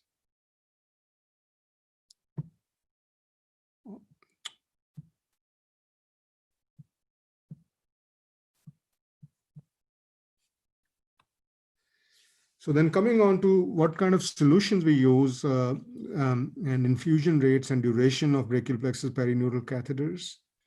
So you can use bupivacaine 1/8%, which is 0.125%, or you can use ropivacaine, which is 0.2%, and then in terms of clinical potency, they are very similar.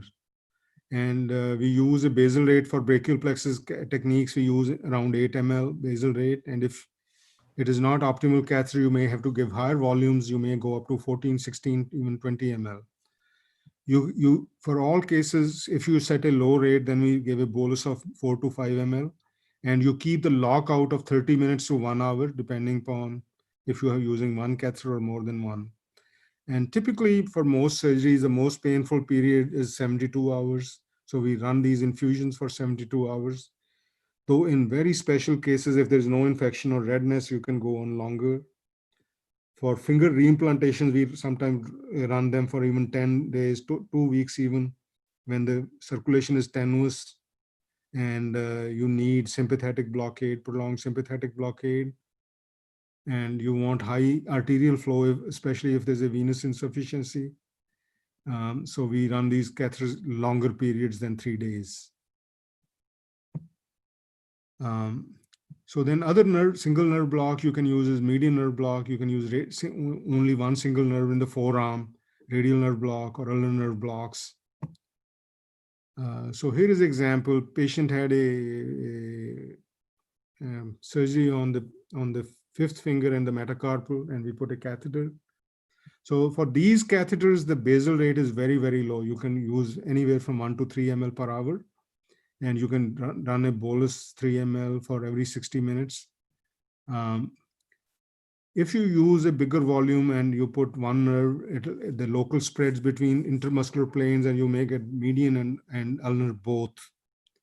So if you are getting both nerves and you want only ulnar, then you reduce your volume. So typically we bring the catheter near the front of the chest and stick it up there, and then put a bag and this pump. This is electronic pump in a fanny pack. and patient can carry over your shoulders. With this ulnar catheter, there is no weakness because ulnar nerve gives branches.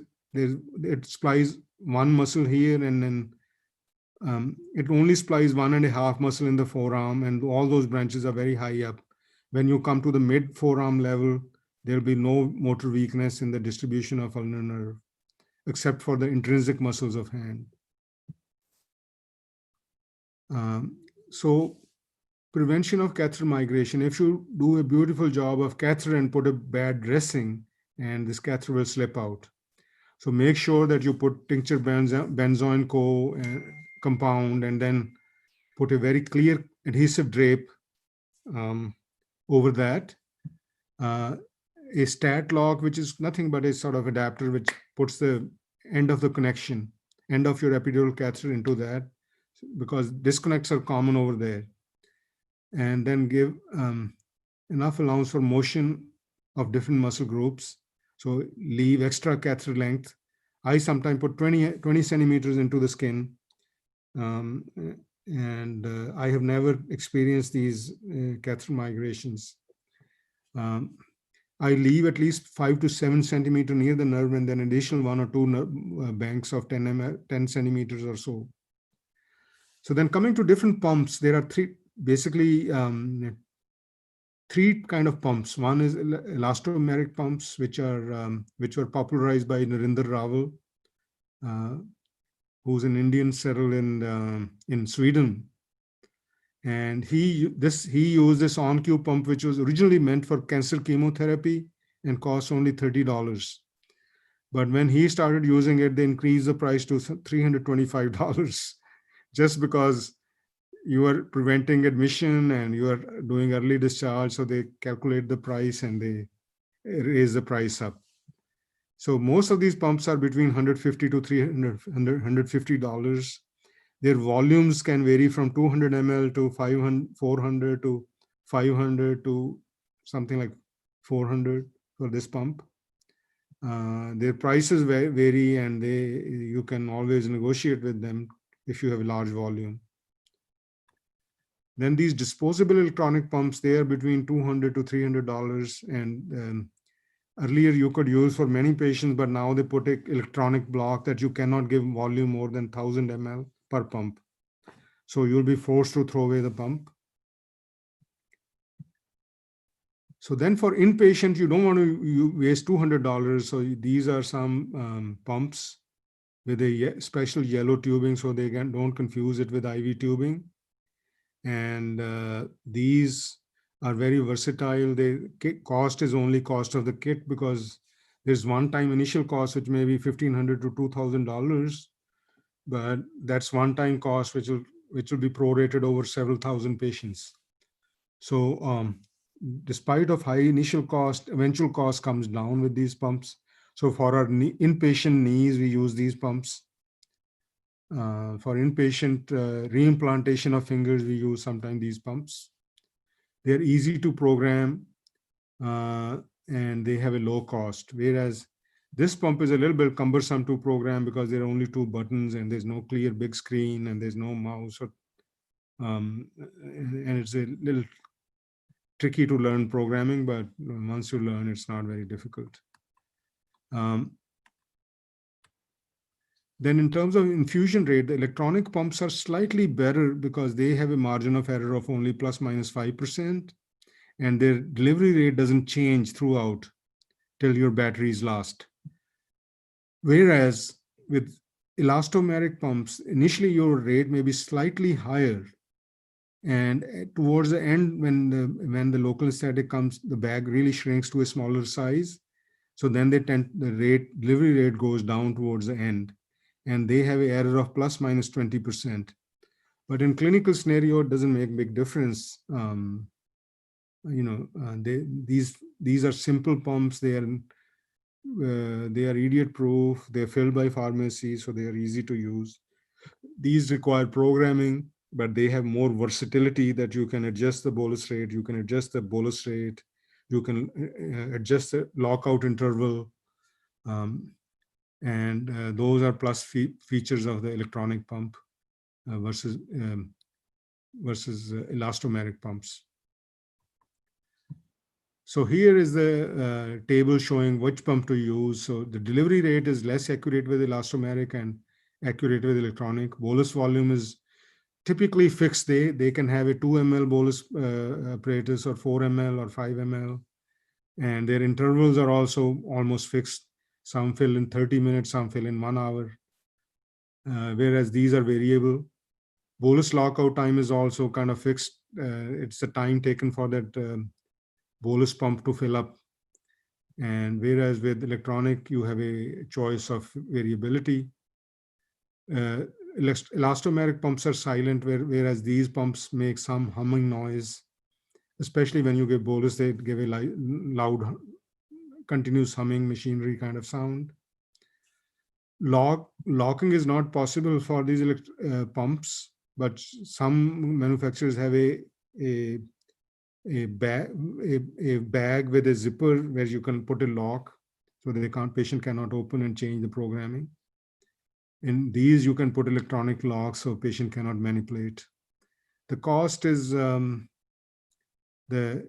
reusable electronic is the cheapest, and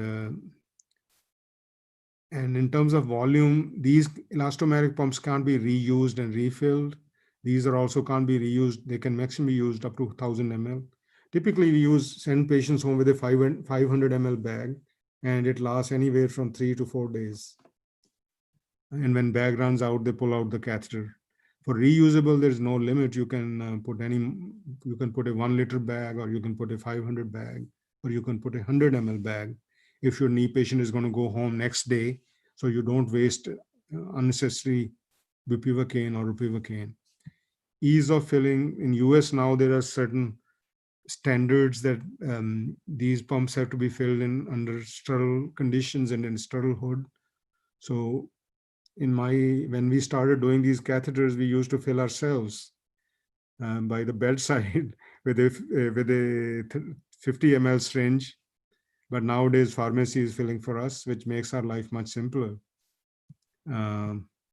These, both of them, they get those IV kind of empty bags come, and you put in your Marcaine into it or ropivacaine. And in terms of ease of use, these elastomeric are very simple to use, and electronic pump needs programming. And all of them can fail, and they can be runaway pumps. We've had elastomeric pump which ran 3-day quota ran in 1 day. Luckily, nothing happened to patient. Electronic pumps can fail too. So with this, I'll end my talk. And if there are any questions, I'm around.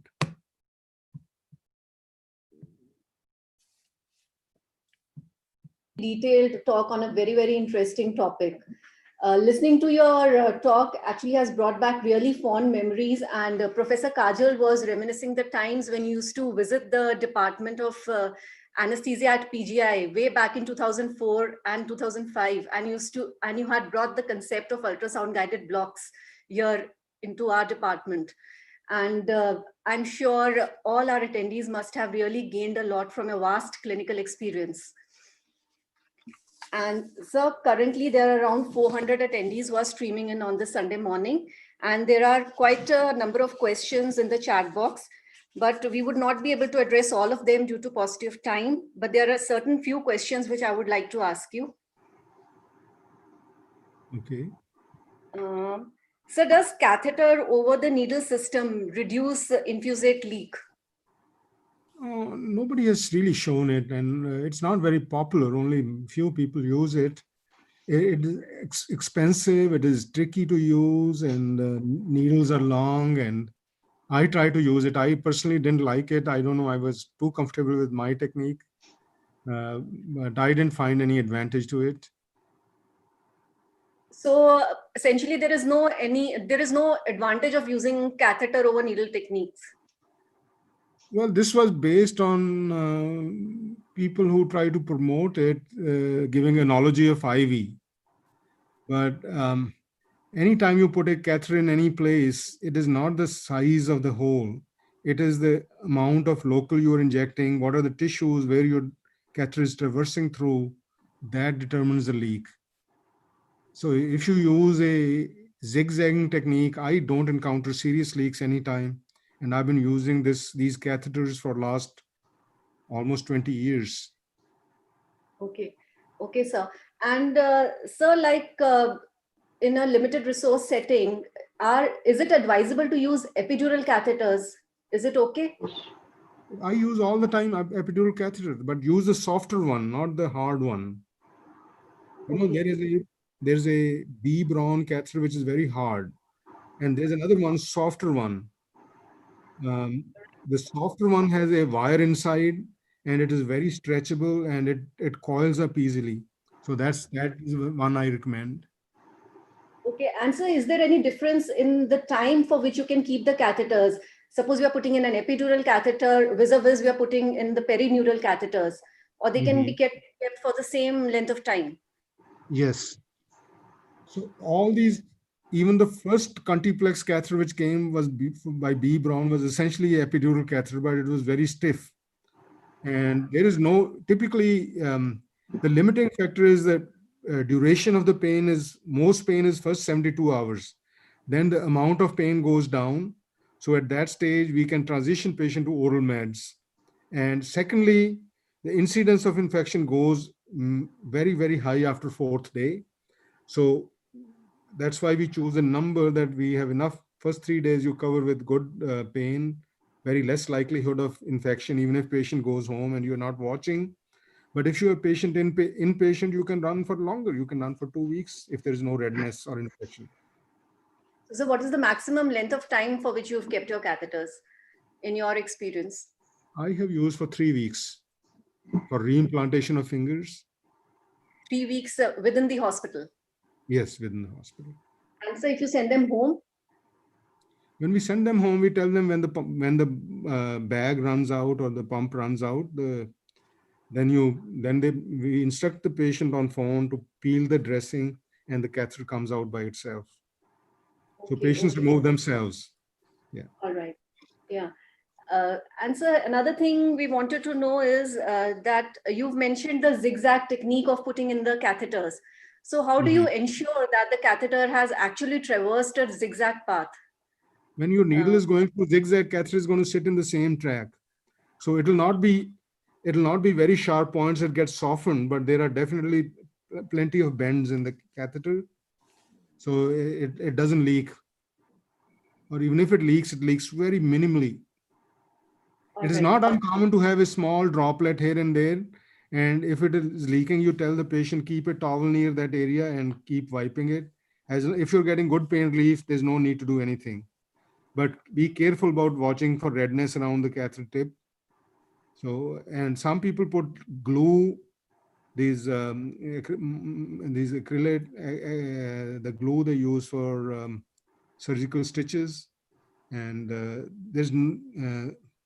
I personally have never used glue, but some of my colleagues were using glue because they use more straighter technique and not zigzagging. Okay. Answer about the migration of catheters. Is there any role of tunneling? Do you do that in your practice? My timing was very short, so I did not address tunneling. Tunneling gives no additional advantage, and it makes removal of catheter really, really tough. And sometimes they have to come back to get it removed. And there is really no advantage. It can still leak if you go straight and with a very short path where your needle entry point is initially, and from where you tunnel, it can still leak there. Okay, sir. So the best method to prevent leak is, in your opinion, zigzagging the catheter. Correct. Yeah. And so one last query. You mentioned that you leave loops of catheter close to the nerve. So in your clinical practice, sir, have you ever noticed an incidence of knotting or problems while removing the catheter? With all these years, there's only one case of knotting. And if I put the trick to knotting is, once you start feeding the catheter, never push the needle back in again. if you withdraw your needle, never try to go deeper, because that's how the knotting is produced. If you just put simple loops, chance of knotting is almost nil. I wouldn't say like never, but it's almost negligible. The knotting happens, you put certain loops in the tissue, and now you put your needle through that loop, and then you fed another loop. So that is where knotting can happen. Okay. When it happens, most of the time we have been able to pull out catheters and knot comes close to skin. You might have to enlarge with just a needle, a slight opening, and then just tug it out. Right. We never had to subject any patient for surgery for removing a knot. And by the way, we had only 2 knots in last 13, 14 years, the time I worked at UCSD. Okay. Yeah, both of them we were able to remove. Okay.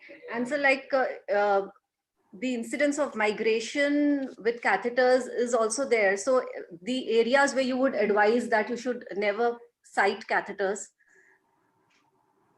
Never Put in catheters. The block areas where you think the catheters should not be put because of migration. Like you should give single shot blocks and not cite catheters. No, it's a technical failure. It's a technical failure where you're not putting enough catheter. Okay. And that's why they migrate. And if you leave enough slack, enough extra length, I have never experienced a very low rate of migration. Okay. Right, sir. Thank you so much. And I'm really grateful to you for having taken time out to address this very, very interesting topic. And despite of your jet lag, you were able to join us today. So thank you so much, sir. And I know you are jet lagged, but it would be really nice if you could stay with us throughout the sessions so that if there are any additional questions, we could address them later on. Sure, I'll try to stay. Yeah, no problem. By the way, I've been coming every year except this year, because this year I changed my job, and yes, I didn't come to the TE. With TE, I've been having a satellite meeting for the last 5-6 years. Yes. Yes, so we know that. Actually, Professor Kajal was remembering the old times, like you have been visiting us for so long, and you brought the concept of ultrasound into the department. So we were just remembering those times. Thank you so much, sir. And I must thank you for inviting me for this. Thank you so much, sir. Okay, so moving on. Okay. Thank you. So moving on, we all know that analgesia, it forms a crucial part of the perioperative management of patients undergoing major abdominal surgery. It is now well established that optimal pain management not only facilitates patient well-being, but also enhances recovery after surgery. Regional analgesia has undergone several exciting advances in recent years. Ultrasound guidance has also paved the way for refinement of the technical performance of existing blocks, as well as the development of new regional analgesia techniques. So to update us on the regional analgesic options, we have for major abdominal surgeries, we have the honor of having with us Dr. TVS Gopal. Dr. Gopal is the founding managing director of Exxon Anesthesia Associates Private Limited, the largest corporate service provider group in India. He is the founder, academic director, and the chairman of Academy of Regional Anesthesia of India, and the associate editor of International Journal of Ultrasound and Applied Technologies in Perioperative Care. Dr. TVS Gopal has conducted numerous national and international courses in the field of regional anesthesia. Sir, as we all know, is an academician, a clinician, and a teacher par excellence. It is our privilege to have him with us here today to enlighten us and give us an update on regional analgesia options for major abdominal surgeries. Over to you, sir. Thank you for your very kind words of introduction, Dr. Nidhi. A very good morning to the organizers, esteemed members of faculty, and dear delegates.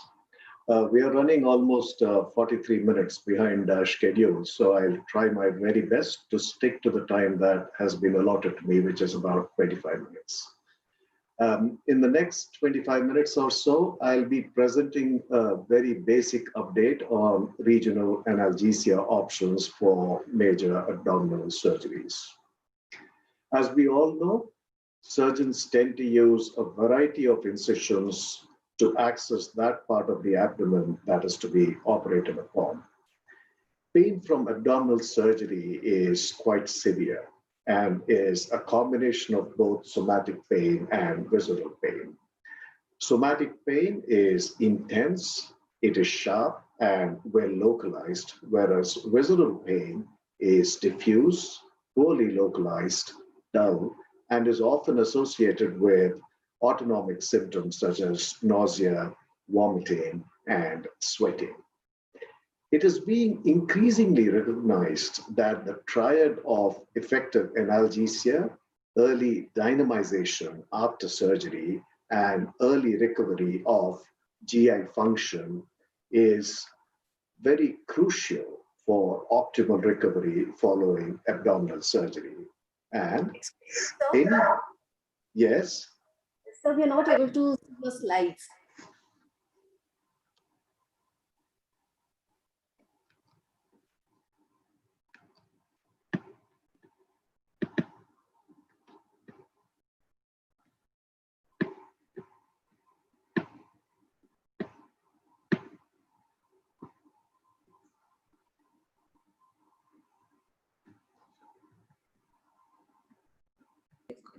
Yes, sir. Now we are able to see them. Oh, thank you so much. So any perioperative anesthetic plan must focus on effective analgesia in the postoperative period. Secondary to a surgical incision, there is tissue injury, and this sets off a complex set of neurohumoral and inflammatory responses, the end result being a surge in catecholamines, an activation of the coagulation cascade, which predisposes patients in the post-op period to thromboembolic disease, release of catabolic hormones, which make the patient persistently hyperglycemic and also to have a negative nitrogen balance, and immunosuppression delays immunosuppression delays wound healing in the postoperative period. For several years, the first option for analgesia after a major abdominal surgery has been a thoracic epidural. It can be performed with a single injection, either with a midline or paramedian approach. It ensures bilateral coverage, multidermatomal coverage. There is dense sensory block and analgesia, and both somatic and visceral analgesia are assured. As far as abdominal surgery is concerned, depending on the cranial extent of the incision, we tend to perform thoracic epidurals either at mid or lower thoracic levels. Perhaps the most obvious benefit of a thoracic epidural for abdominal surgery is analgesia at rest and on movement, for which there is a level 1 evidence. You also have level 1 evidence for reduced pulmonary and cardiac complications, reduced incidence of thromboembolic events, reduced incidence in times of duration of paralytic ileus, reduced requirements for other systemic analgesics, and the surgical stress response is also reduced. There is a level 2 evidence for reduced negative nitrogen balance and the fatigue that accompanies this particular state. We do know that acute post-surgical pain and chronic post-surgical pain are not two different entities, and that inadequately or poorly treated acute post-surgical pain transitions into the chronic state. There is quite a bit of evidence that an epidural does reduce the incidence of chronic post-surgical pain after abdominal surgery. There is an increasing body of evidence to suggest that once perioperative anesthetic plan can indeed affect long-term outcomes following oncosurgeries.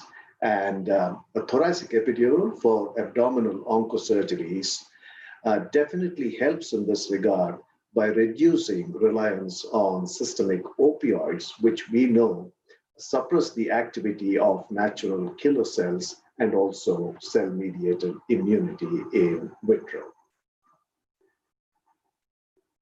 As per the NAT3 audit conducted by the Royal College of Anesthetists, only about 2/3 of all epidurals provide effective analgesia for the duration of time intended.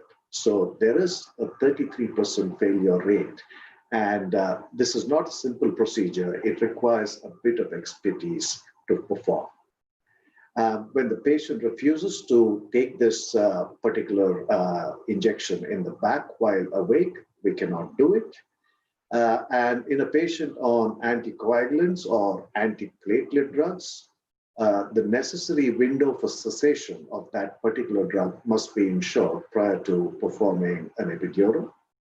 In a patient with overt sepsis, one would be quite worried about placing an indwelling catheter in the neuraxis.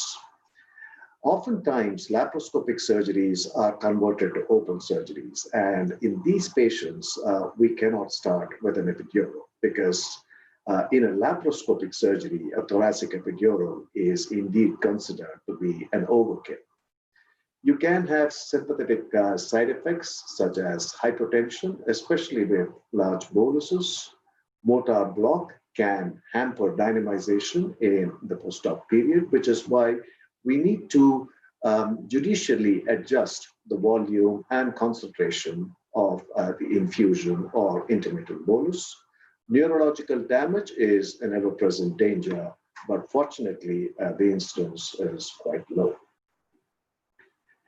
This is the wedge-shaped thoracic paravertebral space. And when local anesthetic is injected into this thoracic paravertebral space, there is ipsilateral, segmental, sympathetic, and somatic blockade involving contiguous thoracic dermatomes. As far as the utility of thoracic paravertebral blocks for thoracic surgery and breast surgery is concerned, there is an exhaustive body of evidence. But when it comes to abdominal surgery, the facts are not extremely clear. This was a systematic review of randomized controlled trials undertaken by Keegan and colleagues. And the authors noted that there was significant heterogeneity involving the type of surgery, comparator groups, and study quality. And the authors suggested that for future RCTs regarding the utility of thoracic paravertebral blocks for abdominal surgery, the following points may be taken into consideration. There must be standardization of patients undergoing major abdominal surgery. The thoracic paravertebral block technique must be standardized. There must be a comparison of the paravertebral block with alternative regional analgesia techniques such as abdominal wall blocks or an epidural. And optimal multimodal analgesia is the same in both the groups. Adequate numbers of patients must be recruited with the study, and there must be a rigorous surveillance for any complications that may emanate from this particular block. Regional anesthesia for surgery of the thorax and abdominal wall. This was an article by Thomas Selden dating back to 1941. And in this article, which was about 8 decades ago, Selden emphasized on judicious preoperative sedation for the patient, a properly conducted local anesthetic block, and a gentle surgeon who handles the patient and the patient's tissues well in ensuring a successful surgery with a regional block. The inferior lumbar triangle, as shown in this picture, is also called the triangle of Petit, after the famous French surgeon Jean-Louis Petit, who spoke about this particular triangle. In fact, he pointed out that the triangle of Petit, or the inferior lumbar triangle, is a rare site for herniation of abdominal contents. As you can see here, the floor of this particular triangle is formed by the internal oblique muscle, the lateral border by the medial margin of the latissimus dorsi muscle, the medial border by the lateral margin of the external oblique muscle, and the base by the iliac crest. In 2001, in correspondence to the Anesthesia Journal, Rafi, an anesthetist in Limerick in the Republic of Ireland, spoke of his experience of 200 blocks over 2 years of an abdominal field block. And he approached this particular field block via the inferior lumbar triangle. This is a picture from Rafi's original article. So he placed the needle in this manner, and he sought to perceive a pop as the needle went past the internal oblique muscle and rested in the plane between the internal oblique and transversus abdominis, whereupon he proceeded to deposit 20 mils of local anesthetic solution. Thanks to the advent of ultrasound, abdominal wall blocks have become fairly popular. The first and second intercostal nerves, as we all know, contribute to innervation of the upper limb. Intercostal nerves 3, 4, 5, and 6 innervate the thorax. It is the anterior and lateral cutaneous nerves of intercostal nerves T7 to T12. T12 is also called the subcostal nerve, and branches of L1 that innervate one half of the anterior abdominal wall. So look at the abdominal wall musculature. Outermost is the external oblique, which takes its origin from the 5th to 12th ribs, and the fibers of this muscle traverse inferomedially. And at this particular junction, which we call the linea semilunaris, the muscle turns into an aponeurosis that contributes to the formation of the rectus sheath. Here, the external oblique has been dissected out, and you see the internal oblique that arises from the iliac crest and courses superomedially. And like the external oblique at the linea semilunaris, the internal oblique also becomes aponeurotic and contributes to the rectus sheath. And here, the internal oblique has been dissected out, and what you see innermost is the transversus abdominis muscle. And this is the rectus abdominis muscle. This would be the linea alba in the center, where the muscle is deficient. So all these muscles are paired muscles, that is, they are there on both sides of the anterior abdominal wall. So coming to innervation, you will see that the spinal nerve courses in the plane between the internal oblique and the transversus abdominis muscles. And this is what we call the TAP, or the transversus abdominis plane. And here would lie the anterior cutaneous branches of the spinal root, spinal nerves, and this would be the rectus muscle, and this would be the anterior rectus sheath, and that would be the posterior rectus sheath. So in this particular plane, in between the internal oblique and the transversus abdominis muscle, which we call the TAP, the intercostal nerves form a plexus, which is often called the intercostal plexus. So the abdominal wall blocks add a new dimension to the multimodal analgesic regime. They are quite easy to perform, especially with the advent and ubiquitous availability of ultrasound.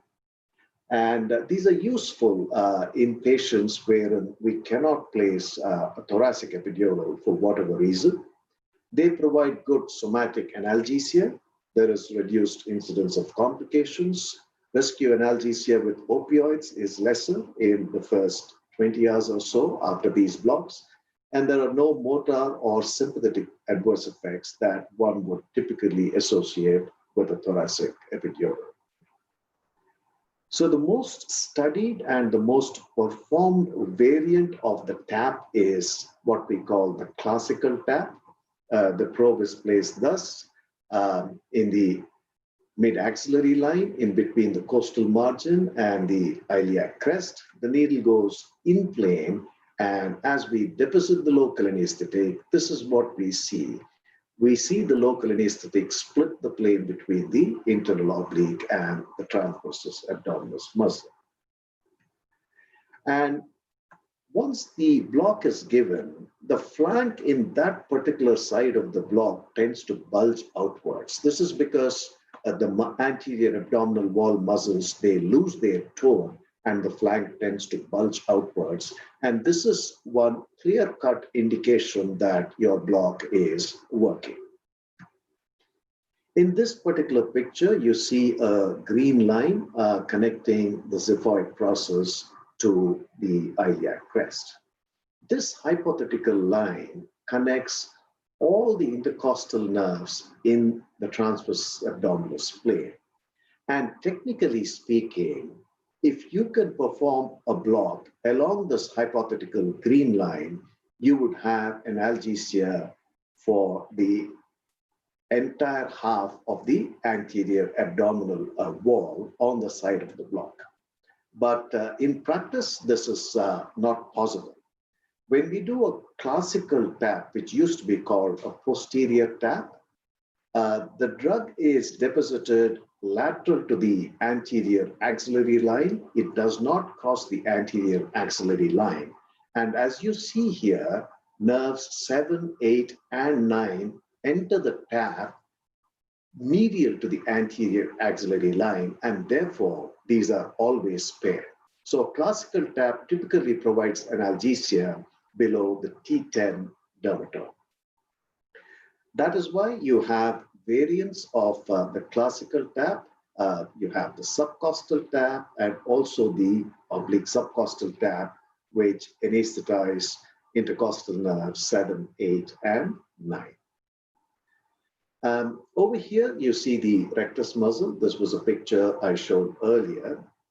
These are the transverse tendinous insertions which tether the rectus muscle at this particular place to the anterior rectus sheath. And this is what gives the famed or much wanted six-pack appearance in athletic individuals, which is why we tend not to perform the rectus sheath block in between the anterior rectus sheath and the rectus muscle, because there is compartmentalization over here. And we always perform the block in between the rectus muscle and the posterior rectus sheath. Now, technically, you can perform the rectus sheath block in between the costal margin and this particular line, which is called the arcuate line, which lies approximately between the umbilicus and the symphysis pubis. Now, distant to the arcuate line, posterior to the rectus sheath, there is no real rectus sheath. The rectus muscle is lined only by the transversalis fascia. So technically, you can perform the block between the costal margin and the arcuate line. The rectus sheath block would be useful for midline incisions or paramedian incisions within the extent of the rectus muscle, but again, would not cover for flank drains. So if you have this sort of a huge incision extending from the xiphoid process to the symphysis pubis, you would do a subcostal block and a classical TAP block on either side. And a combination of this block would be called a dual block. So you're doing 4 blocks, which means 60 mils of local anesthetic. And if you wish to extend the analgesia into the post-op period, you're looking at 4 catheters, which does not make life any easier for the nurses in the PACU. The quadratus lumborum muscle is an innocuous muscle of the posterior abdominal wall arising from the iliac crest and inserting onto the lower margin of the 12th rib with insertions or attachments to L1 to L4 vertebrae. This particular obscure muscle suddenly gained prominence in the year 2007. That is when Rafael Blanco spoke about the quadratus lumborum block at the ESRA meeting in Valencia and the AAGBI meeting in Exeter in England. And very quickly, in his honor, the block was called the Blanco block. This is unique from the TAP because the approach is quite posterior and away from the TAP. And this block, Blanco postulated, would not only give somatic analgesia, but also visceral analgesia, because the local anesthetic would spread rostrally to involve thoracic paravertebral space. It is not the quadratus lumborum muscle per se, but the fascial layer that surrounds the quadratus lumborum muscle that adds significance and prominence to this particular block. As you will see here, quite commonly, the thoracolumbar fascia is said to have 3 layers. The posterior thoracolumbar fascia will line the posterior aspect of this group of muscles, which we call the erector spinae. And the middle layer will lie in between the quadratus lumborum and the anterior aspect of the erector spinae. The anterior layer, which is continuous with the transversalis fascia laterally, is the thinnest layer, and it lines the quadratus lumborum and the psoas major muscle, and also lies in between these 2 muscles. The muscles of the posterior abdominal wall, quadratus lumborum and psoas major, are also called hypaxial muscles because they lie anterior to the transverse process. And the erector spinae group of muscles are called epaxial because they lie posterior to the transverse process. The thoracolumbar fascia is a composite of facial and aponeurotic tissue and forms part of the myofascial girdle that invests the lower torso and is important for posture, load transfer, and stabilization of the lumbar spine.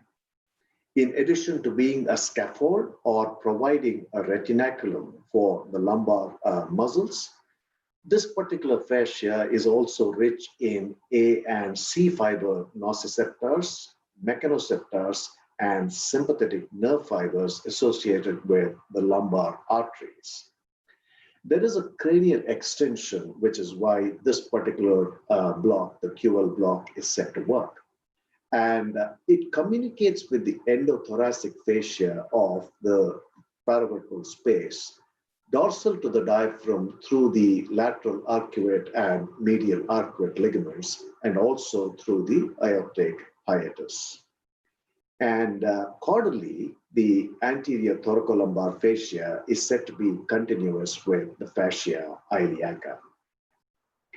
So if you see this particular picture, there are 3 types of classical quadratus lumborum blocks.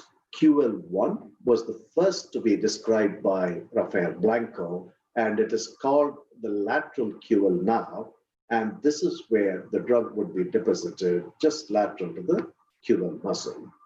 And QL2 has a nomenclature of a posterior QL, and the drug is deposited here in between the posterior aspect of the quadratus lumborum and the latissimus dorsi muscle.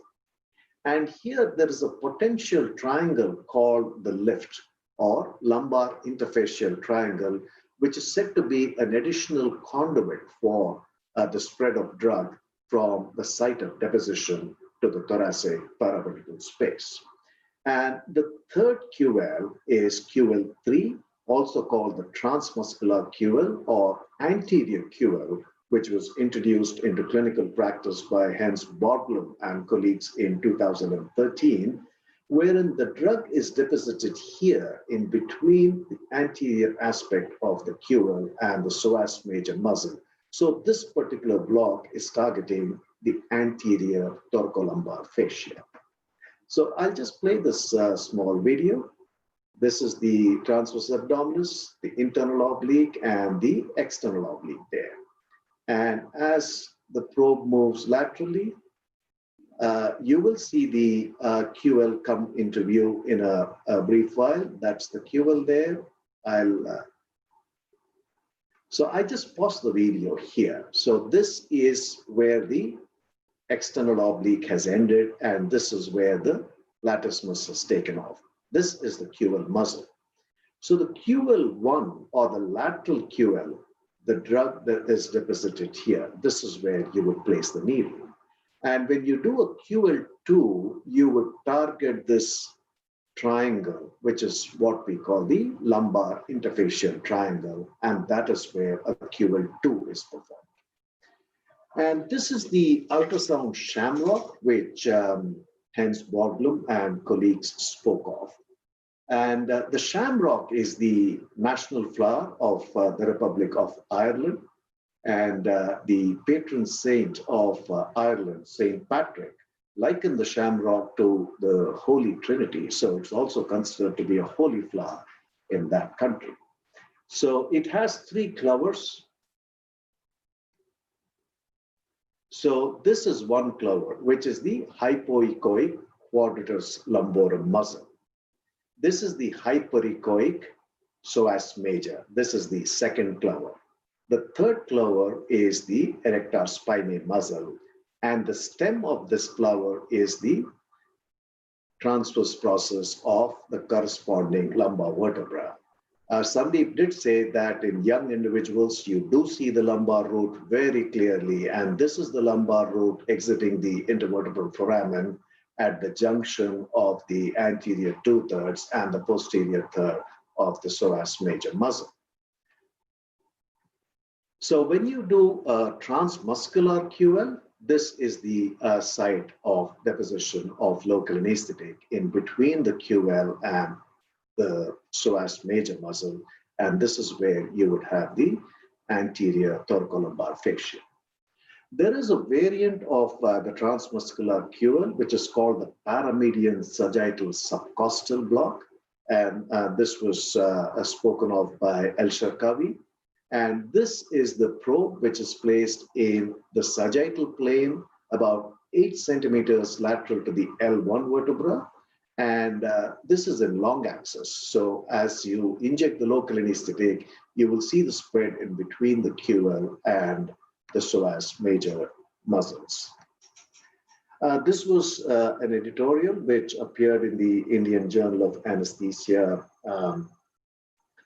last year. It was written by yours truly in response to a study that was published by Sandeep, Abhijit, and colleagues, wherein they placed transmuscular quadratus lumborum plane catheters in a small series of 5 patients undergoing abdominal surgeries.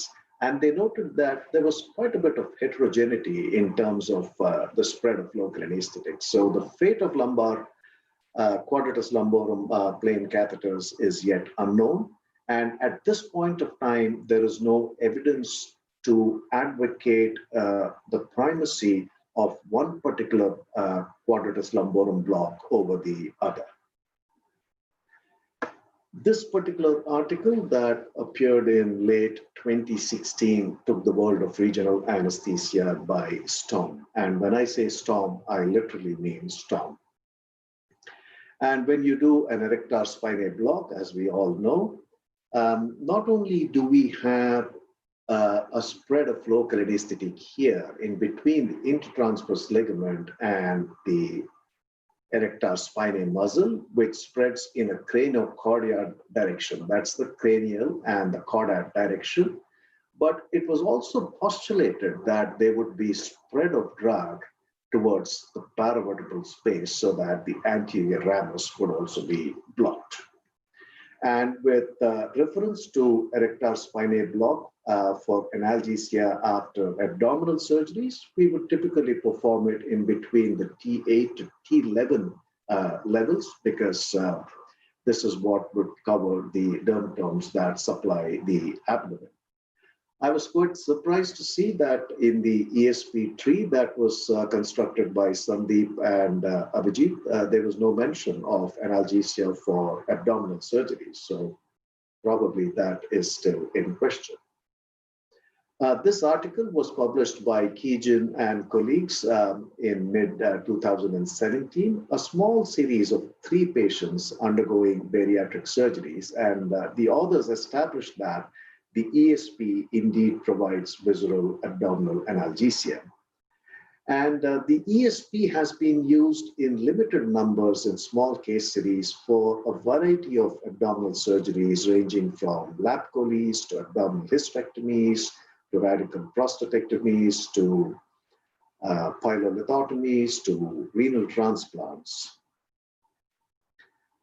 After months upon months of enthusiastic publications extolling the virtues of the erector spinae block, finally came words of caution and restraint. As Sandeep clearly said, cadaveric studies provide us with a proof of concept, whereas limited case series and observational studies are confounded by limited numbers, lack of comparison, and an inherent bias that exists in these publications. So therefore, to conclude, the abdomen is an important compartment that houses several vital organs and organ systems. When a major abdominal surgery is performed to address pathology of any of these organs or organ systems, it is imperative to choose a plan that will ensure adequate analgesia in the postoperative period. I dare say, after so many years, the thoracic epidural still remains the gold standard as far as major abdominal surgeries is concerned. And in certain instances, when it is not possible to place a thoracic epidural, ultrasound-guided abdominal wall blocks provide us with a viable alternative option within the gamut of a multimodal analgesic regime. Thank you very much for your attention. The session is open to discussion, time permitting. Thank you so much, sir, for a detailed description of abdominal blocks and describing all the practical tips for achieving a successful block. There are a few queries in the chat box. One of them is that for a major abdominal surgery, should tab block be given before or after surgery? See, always before the surgery, because after surgery, there is likely to be edema and distortion of the planes. So always before surgery. If you are doing an analgesic procedure, it becomes quite simple to do it prior to surgery so that you can extend the benefit of analgesia not just to the post-op period, but to the intra-op period also. So always before the surgery. And so there is another query is like, which block would you recommend for emergency laparotomies? In a patient for an emergency laparotomy who's hemodynamically stable and not on antiplatelet agents, and I am not worried that the patient is quite septic, I would always try and do a thoracic epidural. And if I cannot do a thoracic epidural, then depending on the site of incision and the extent of incision, I would do some sort of an ultrasound-guided abdominal wall block. So why a thoracic epidural is a first choice and why not blocks? Any specific reason? I know that I'm supposed to be espousing the cause of alternative procedures here. But then if you look at the efficacy of a thoracic epidural, I mean, it goes without question. It's a procedure that's been here for several decades. And if you look at TAP blocks, they will give you only somatic analgesia. And for a large midline incision, you're looking at 2 TAP blocks on either side and 60 mils of local anesthetic going into the abdominal wall. And if you're looking at a quadratus lumborum block, at this point of time, there's no recommendation between QL1 or 2 or 3 or even QL4, which is an intramuscular injection of the local anesthetic. So, I mean, a single injection, bilateral coverage, multidermatomal coverage, I would still espouse the cause of thoracic epidural. True. Rather, that was another question by one of the attendees, like, what do you do about relief of visceral pain in such scenarios? The blocks would just provide somatic pain relief. If you cannot place an epidural for whatever reason, I mean, a block that will assure both somatic and visceral analgesia is a thoracic paravertebral block, the efficacy of which for abdominal surgeries is still not very clear. And the other options you have is the ESP. Again, the mechanism of action of the ESP has not been conclusively elucidated. So that leaves you with just the QL as an alternative option. Thank you so much, sir. Thank you. You really enlightened us with all of your practical tips as well. Thank you so much. Okay, before you move on to the next speaker, can I just say a few words? It is nice seeing Nav Prakash Sandhu after so many years. We both go back many years. When I was a resident in anesthesia in PGI, he was a resident, senior resident in general surgery. So in his own words, after he went to the US, he became a wise man and became an anesthetist. Well, I have no disagreement, but can I make a small comment about thoracic paravertebral blocks? Sure. Yes, sir. For the cases which don't get an epidural and they come out in severe pain, I've been using bilateral thoracic paravertebral blocks at T10 using 30 ml of 0.25% Marcaine, and they get wonderful relief. They can cough, their pain disappears, and they can cough in recovery room without pain. So it is very, very effective. And I am tempted to put catheters for abdominal surgery as a rescue block when many times patients are not suitable for epidural for some reason, or the surgeon was in a hurry. If you put epidural, there is a more hypotension. Patient has to be kept in a very more monitored setup with more closer nursing watch. Whereas with thoracic paravertebral blocks, hypotension is immediately right after you give the block, and once you give 1 or 2 boluses of heparin, nobody else requires later on any pressors. So this is a low maintenance block which gives a relief for about 14, 16 hours as a single shot. So you would want to give a bilateral in this case in abdominal surgeries, or? Bilateral at T10. T10. Yeah. Right.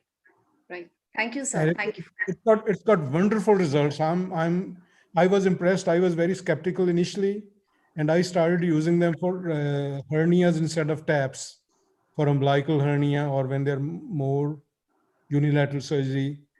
And then I started using bilateral, and they produce wonderful results. You should try all of it. I would encourage all of you to try as a post-op rescue block. Thank you, sir. And you get a spread from like T7 to almost T12. Okay, thank you so much, sir. Thank you for your comments. Thank you, Gopal sir. We move on to the next speaker. Now, since the advent of COVID-19 pandemic, our lives have completely changed. Both our homes and workplaces are now guided by new protocols, guidelines, and advisories. As uncertainty around the spread of COVID-19 continues, it is important that all regional enthusiasts are well versed with the safe manner of performing ultrasound guided procedures so as to minimize the risk of spread of COVID-19. We have with us Dr. Amjad Manyar to tell us as to how we can protect our ultrasound equipment. Dr. Amjad has completed his fellowship in regional anesthesia from Singapore. He is the coordinator of the Aora Sonasite Fellowship Program in India and a member of the editorial board of Academy of Regional Anesthesia of India. He has a special interest in ultrasound-guided regional anesthesia and has used advanced blocks and continuous catheter techniques effectively, especially for high-risk and demanding procedures. Dr. Amjad has helped organize workshops on ultrasound application and has been an invited speaker on this topic at various national and international events. Today, Dr. Amjad will be speaking on protecting ultrasound equipment cross-contamination during COVID-19 pandemic. Over to you, Dr. Amjad. Thank you, Dr. Nidhi, for that kind introduction. And I extend my gratitude to the Department of Anesthesia at PGI Chandigarh for having me here to speak about this topic. For the audience, you've been hearing about all sorts of techniques and tips on how to do regional anesthesia in the previous sessions. But I've been given the daunting task of telling you how to keep your machine clean during these trying times. So I have nothing to disclose, just that I will be mentioning the names of several manufacturers and brands during my talk. I have no financial interest with that. So for many of us, this is a common situation these days, isn't it? I think all of you can relate to this. I would see myself as somebody who would do all three things that you see here. Pretty much in the past 9 months, we've seen the germaphobes in us actually come out. So unfortunately, this is the current situation that we are in, and we've been trying hard to make it through. In anesthesia, we use a lot of equipment that is reusable, mainly for the cost. Some devices which go inside the patient are actually reusable, but our laryngoscopes, the gum elastic bougies, or even the anesthetic masks are reused. And we don't make such a big deal about how we sterilize these little equipment and use them in our daily practice. But the ultrasound machine is a bit different. It is an expensive device. There's no question of things in the ultrasound machine being disposable. And we seem to be using it more and more these days, especially in the pandemic era. But I want you to reflect upon your own practice and see if you can correlate with these images where pretty much a bare ultrasound probe is placed on a patient in different areas. You know that different areas of the body have a different zoo of flora available. So many times, if you reflect on your own practice, how many times have you just grabbed the probe, placed it on a patient, scanned his axilla, scanned his groin for the femoral nerve, and placed it back into the rack?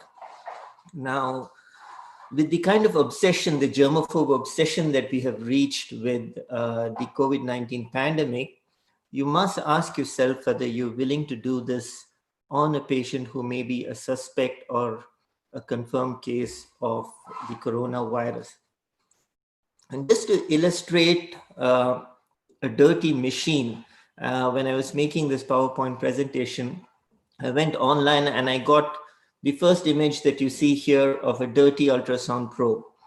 And in the ensuing days, I went back to one of the places where I work, and I actually took photographs of the machine that I use. And this was what I saw. So I may be preaching about how to keep your ultrasound machine clean, but the reality is most of us have machines that are contaminated. So in the course of this talk, I'll be telling you about, and we'll probably discuss, if the ultrasound machines are actually vectors of disease spread. Is there anything different about the coronavirus? The challenges that you might face when you want to get your ultrasound machine clean, and the current clinical practices and the little data that is available. So the problem comes straight away with point of care ultrasound machines. They have been a boon for us. They're small, they're compact. Now manufacturers have given them a good set of wheels, so they move around the hospital. And if you work in a multi-specialty hospital, you might find that there are hardly any departments that do not use the ultrasound machine. They are predominantly used, apart from the radiologist, in the emergency room, the OT, and the ICU, all three areas which we anesthesiologists travel to. The ultrasound gel bottles, which are also commonly shared between patients. And if you work in a fairly, even a half busy hospital, you might find these everyday situations where you're waiting for the ultrasound machine because somebody else is hogging it. And then you see the machine racing around between OTs. And this doesn't allow you good enough time to keep the machine clean. Are we alone in this? Most of the data that you see today will be actually from radiology articles, because we don't have much of this available to us in anesthesia. So this was a survey in the UK done on the frequency of cleaning of the ultrasound machine, the keyboards and the cords, and there were about 184 respondents who used the machine multiple times daily. And you look at the kind of frequency, there are only 15% of the respondents clean the machine keyboard after every patient. And the cords, it was about 44% of people. But there were respondents who actually have never cleaned the machine keyboard, probably never cleaned the cords, or looked at durations of once in 6 months, once in a month. And we are people right now in this time and age, we are, sanitizing our hands every couple of minutes. And here we have a machine that is used by multiple users, and we cannot accept the fact that it may be cleaned at such a frequency.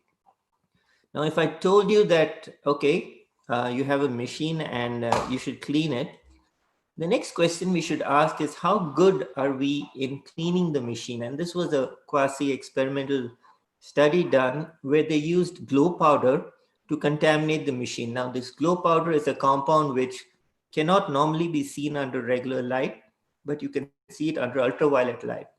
So they looked at about 4 stations and about 200 odd locations where they spilled the glow powder, and they looked at the trainees to clean these areas up. And these are commonly contaminated areas. And this is pretty much how it would look. So this was a contaminated probe, and after cleaning it would look like this. Same thing with the trackball. This was prior to cleaning. This was after usage. So they found a couple of things that were quite interesting. Not all areas that were contaminated were clean. That was the primary finding.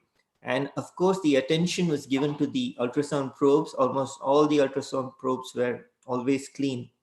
But the other areas, the gel bottles, the sprays that you use, the time gain controls on the machine, the equipment screens, the stools, the pillow where the patients would lay, and the examination table all remain contaminated. The docking areas, linear transducer, keyboard were areas of secondary spread. And when we say secondary spread, it means that there was no powder there in the first place, but later on there was powder. So much so that the glow powder, which would be representative of a microorganism contamination, was found on the shoes of the ultrasound users, on cell phones, on the pants. It was all over the place. So if you extrapolate this to microorganisms, especially something that is alleged to be very easy to spread like the coronavirus, we are in big trouble. So what actually can contaminate these ultrasound machines? So this was the European Society of Radiology Ultrasound Working Group. And they stated in this 2017 consensus that on any surface that gets colonized by microorganisms, these pathogens can survive for a very, very long period of times. And this includes the ultrasound transducer surface and many other plastic parts of the machine. And they looked at a few of the contaminants. If you look at these numbers, they are astonishing. Bacteria like E. coli can survive for up to 16 months. That's probably longer than radiologists stay in their job. When you look at viruses, there was some data on the SARS virus, not the current coronavirus, but the previous version. And they stated it could last up to 4 days. The same thing persists with other known viruses. They can last a long, long time. So this is worrisome. When it comes to the current SARS coronavirus 2 that we are currently dealing with, there are a few reports coming in on how persistent these organisms are. So on stainless steel and glass, these are two substances which probably are part of your ultrasound machine. At a temperature of about 20 degrees centigrade, the virus can remain alive, if you may, for up to 28 days. And as temperature goes up, it can stay alive for up to 7 days. When it comes to plastic at room temperature, the virus can survive up to 21 days. Now, this was, when we look at those studies, those were studies where the surfaces were artificially contaminated with the viruses, and they don't really represent the real life situation. So this came out of Italy, where they looked at 2 rooms which had a high flow of coronavirus positive patients, the ER and the pre-intensive care ward. And they looked at the patients and the structures around and surrounding the patients, and they looked for contamination of these surfaces with the coronavirus. So these were the kind of places that they were looking at: inanimate places. They looked at the infusion pumps, the CPAP helmets, bed rails, the gowns of the PPE. Some of the other electronic equipment were the X-ray machine, the ECG machine, typical furniture in a hospital. And what they found was very interesting. There were only 2 positive samples of the coronavirus, which they got from the CPAP helmet of the patient, which was very close to the patient's airway.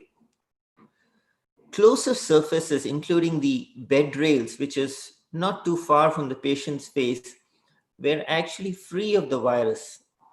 And the virus that they collected from the CPAP helmet, they were unable to actually infect the culture media with it, indicating that the virus, though the RNA was present, it was probably not viable enough to cause an infection.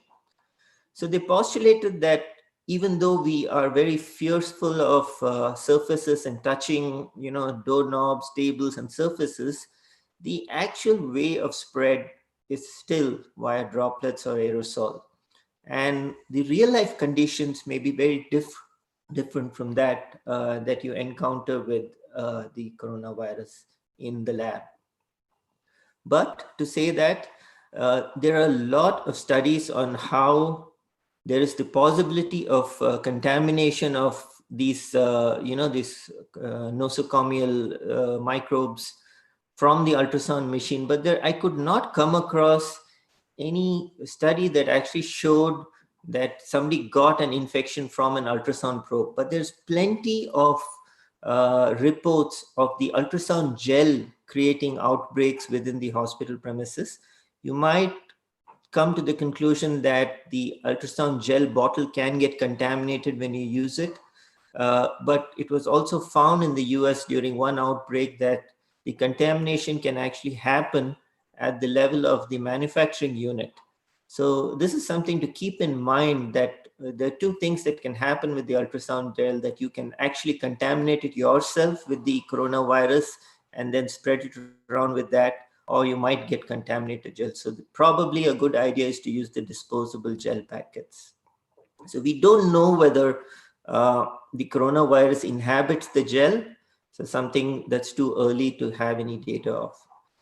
Now we have to look at our experience. Most of the experience that we get in terms of data is from radiologists and procedures done where the probe is placed intracavity. But we aren't as invasive as that. The worst we do is we do a skin puncture with the probe.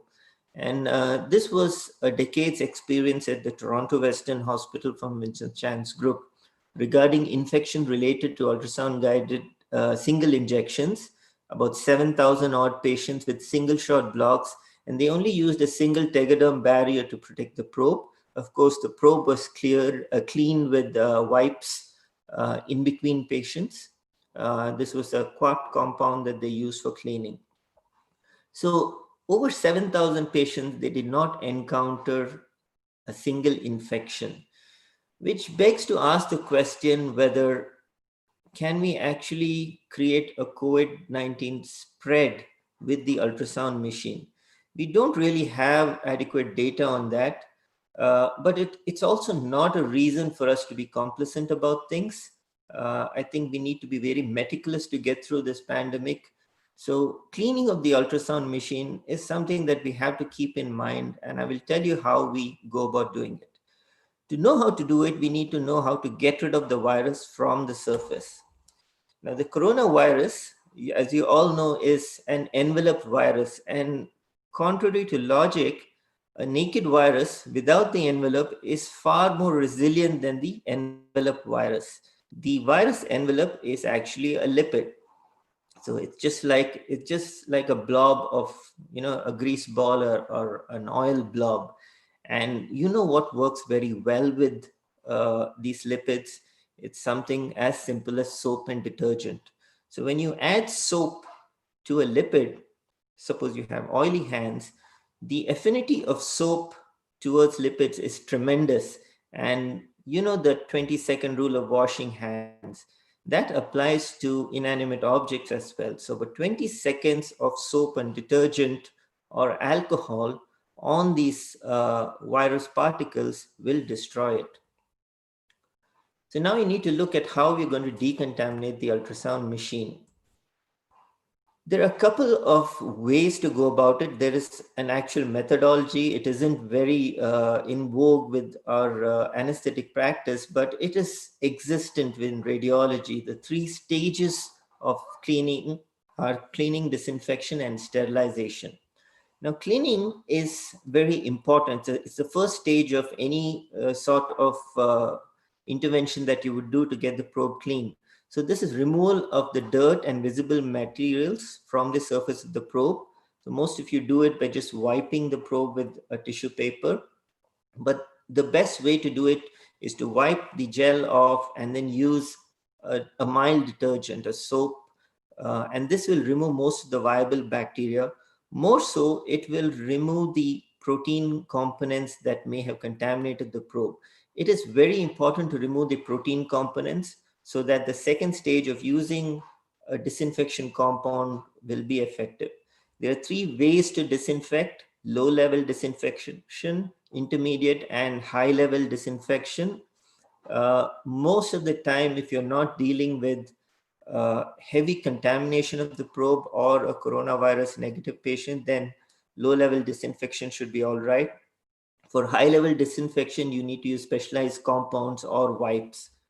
Probes can also be sterilized, but it's probably pointless in our practice where we have rapid turnover of the machine, and sending the probe in for a dipping in, say, a Cydex solution may not be the best possible way to go about things.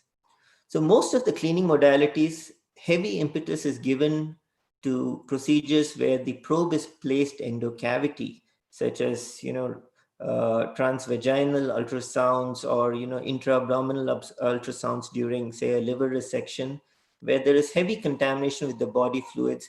We probably don't come under that category. So what we usually do are diagnostic scans, which are actually low risk for contamination, where we probably just scan and look at structures. And our interventions with the needle are semi-critical. So you would probably have to make a balance between using high-level disinfection or a good low-level disinfection to get the probe clean. When you come to the hospital, it's like an army depot, isn't it? You have so much ammunition for knocking out bugs. For equipment, there's plenty of stuff available within the premises. You could use any of those, or you could, and you also have access to several decontamination compounds for personnel, that's your hands and the patient's skin. But when the COVID-19 pandemic came out, the WHO was quick to suggest a few compounds that were very effective against the coronavirus. You all know about this: sodium hypochlorite, hydrogen peroxide, and about 70% upwards of ethanol or isopropyl alcohol. These three compounds are very, very effective in destroying the lipid layer of the coronavirus. But there is another problem. Whatever solution or compound you use has to be compatible with the ultrasound machine and every little component of the ultrasound machine. Say the probe, the cable, the screen, the buttons, it has to be compatible. And the compatibility of your particular brand of ultrasound machine is available in the manual. Or if you go online, you will find it on the manufacturer website. So most of you do this. I know most of you do this. You grab this little pink liquid that we all have in our hospital, and we quickly swab every possible surface of the probe, the cable, the screen, everything with it. This usually contains 2% chlorhexidine with alcohol. It's very, very good for the coronavirus, but it is not very good for these areas of the ultrasound probe. These areas are actually silicone rubber, and they are usually bonded with some sort of a adhesive, probably an epoxy based adhesive, and alcohol is not very good for these compounds. Alcohol, though sometimes they do recommend using it, and you might argue that you've been using it all these years, nothing's happened. Well, for a while you can use it, but the longer your contact time with alcohol on plastic and silicone based compounds, the material starts to degrade. And when it degrades, the potential for these materials to harbor more and more microorganisms increase.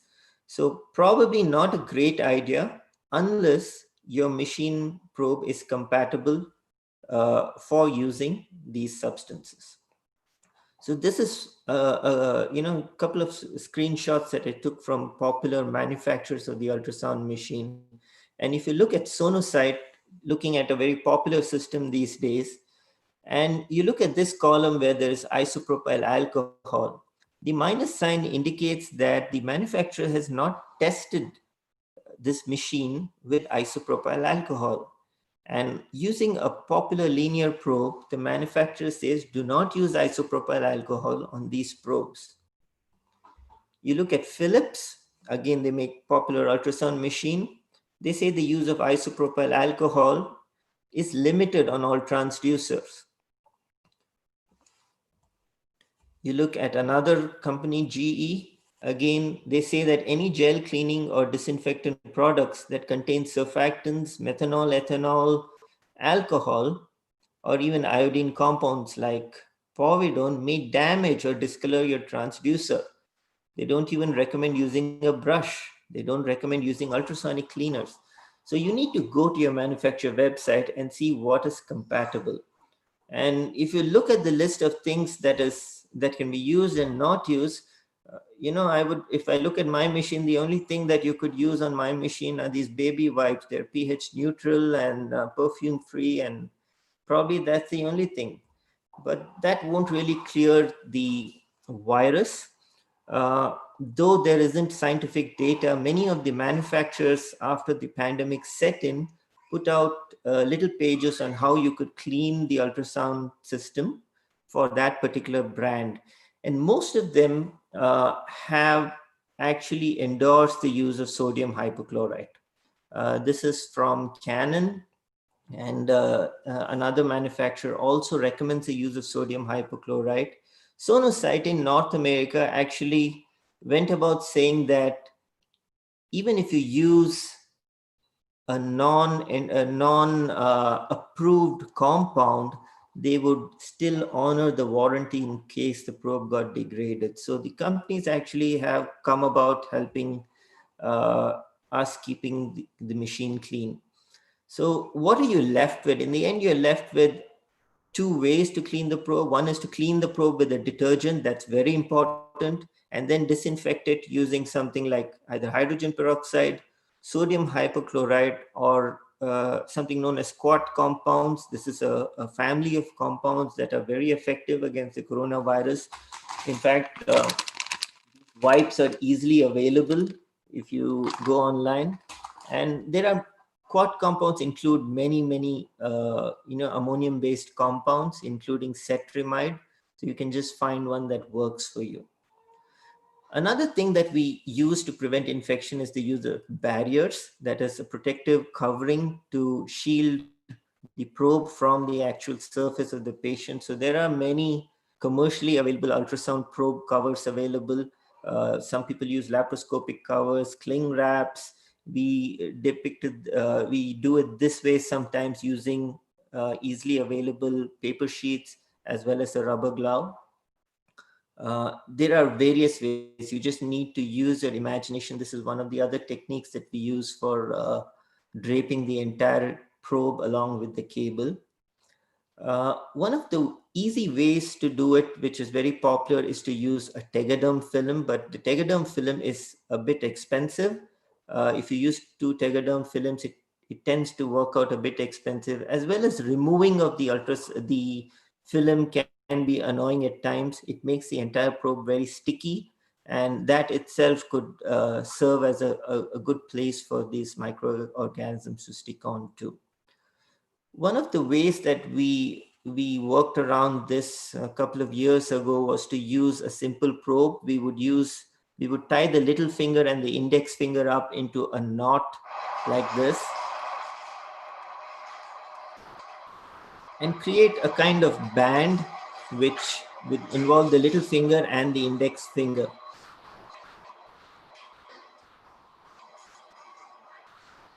And then we would put a generous amount of jelly on the probe and drop the probe into the glove.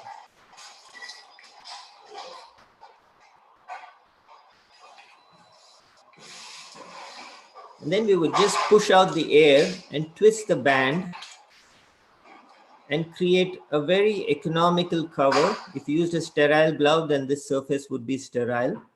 If you were to use it for scout scans, then you could just use a simple cheap box of these disposable non-sterile gloves, and you'll find that you can actually shield the entire probe body as well as part of the cable with it. So in the non-COVID era, a good process of how to go about cleaning, keeping your probe clean would be to do a scan and then generally use a detergent-based wipe and a disinfectant and then replace the probe. If you were doing a procedure like a nerve block, it's always good to use a barrier covering and sterile gel or some sort of a sterile coupling agent, and then go back to doing a detergent-based wipe or wash. This could be with just simple soaps, and then again do a disinfectant based on a compatible compound that your machine will support.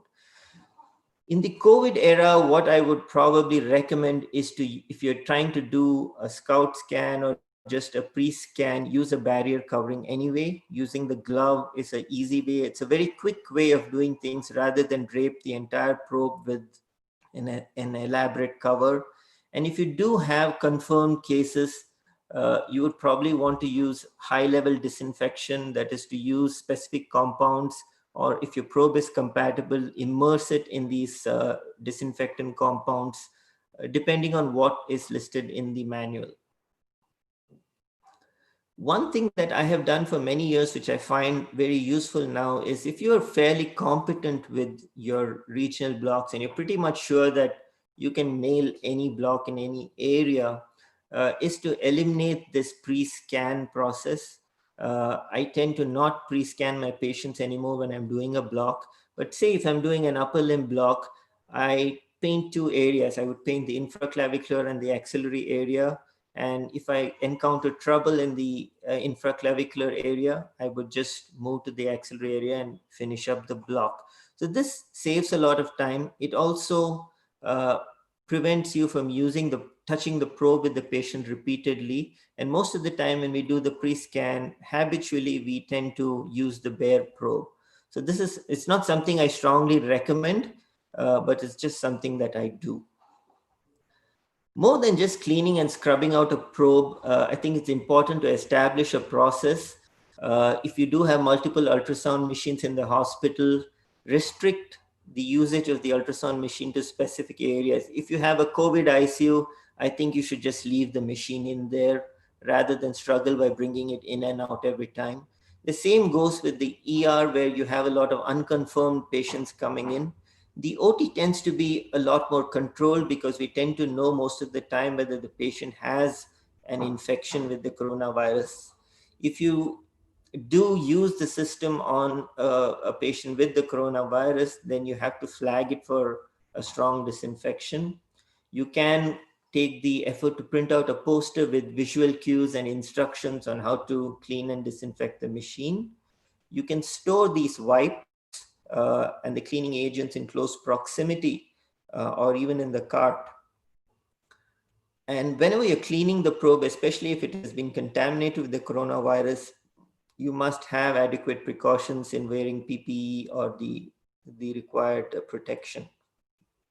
Somewhere there needs to be a documentation that the machine has been cleaned. Now, the pandemic has brought about a little bit of advances in antimicrobial technologies to the forefront.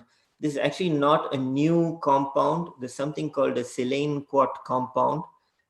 Mainly the active compound here is something called silane. Silane is a very strong coupling agent. It strongly adheres to both organic and non-organic surfaces. It's composed of silica and carbon mainly. And basically it's a highly positively charged compound. So the moment you place it, you spray it onto a surface, it adheres very, very well. When I say very well, the usual life of a compound sprayed on, say, a plastic surface can be anywhere from 2 weeks to months. And most of these microbes that we encounter are negatively charged.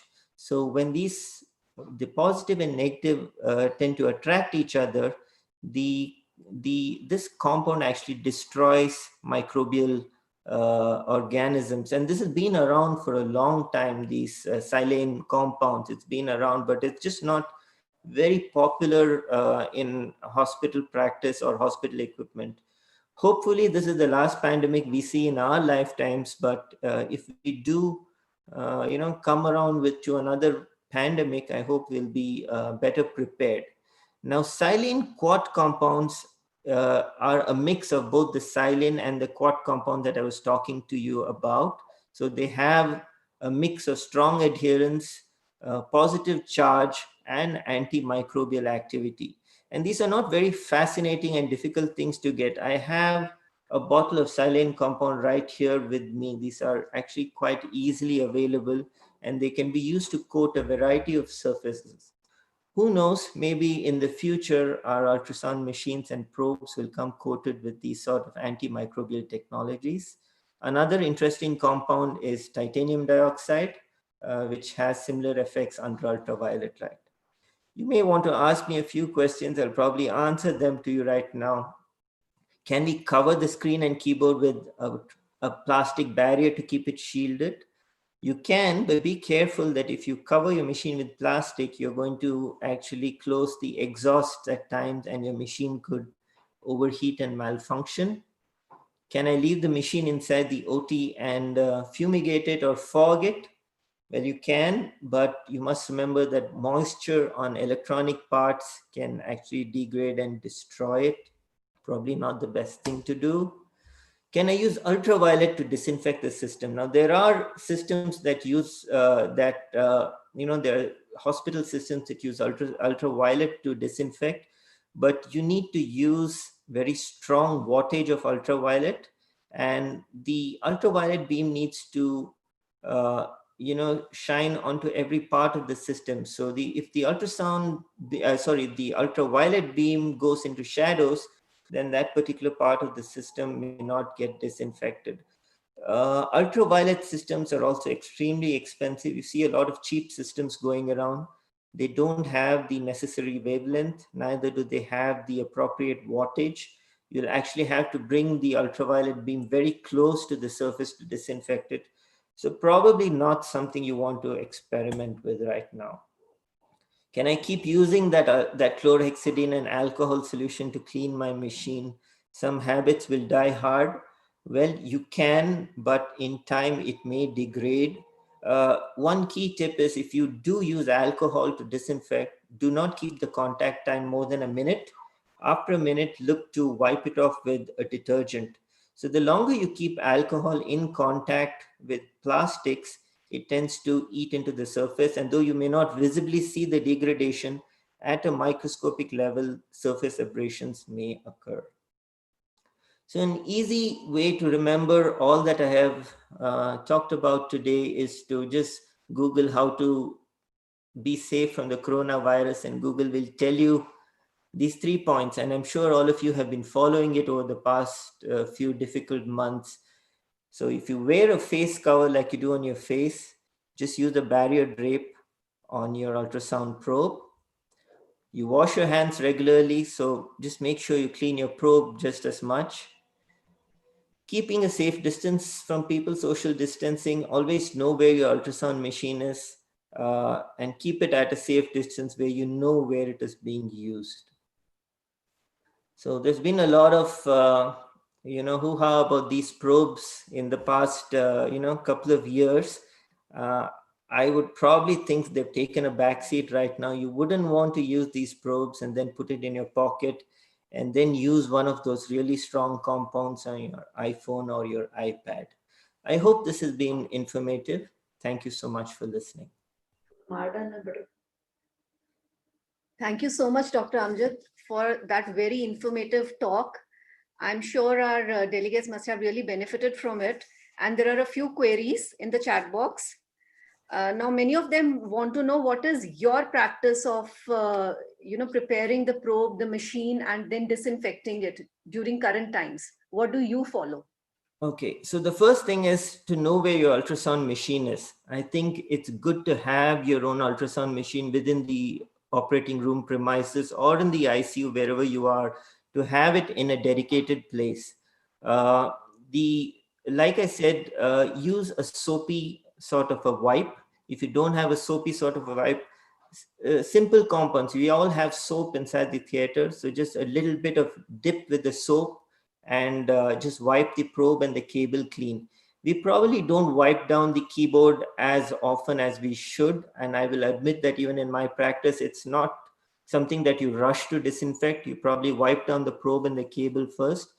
We almost always use, I don't think I've done a block without having a barrier on the probe.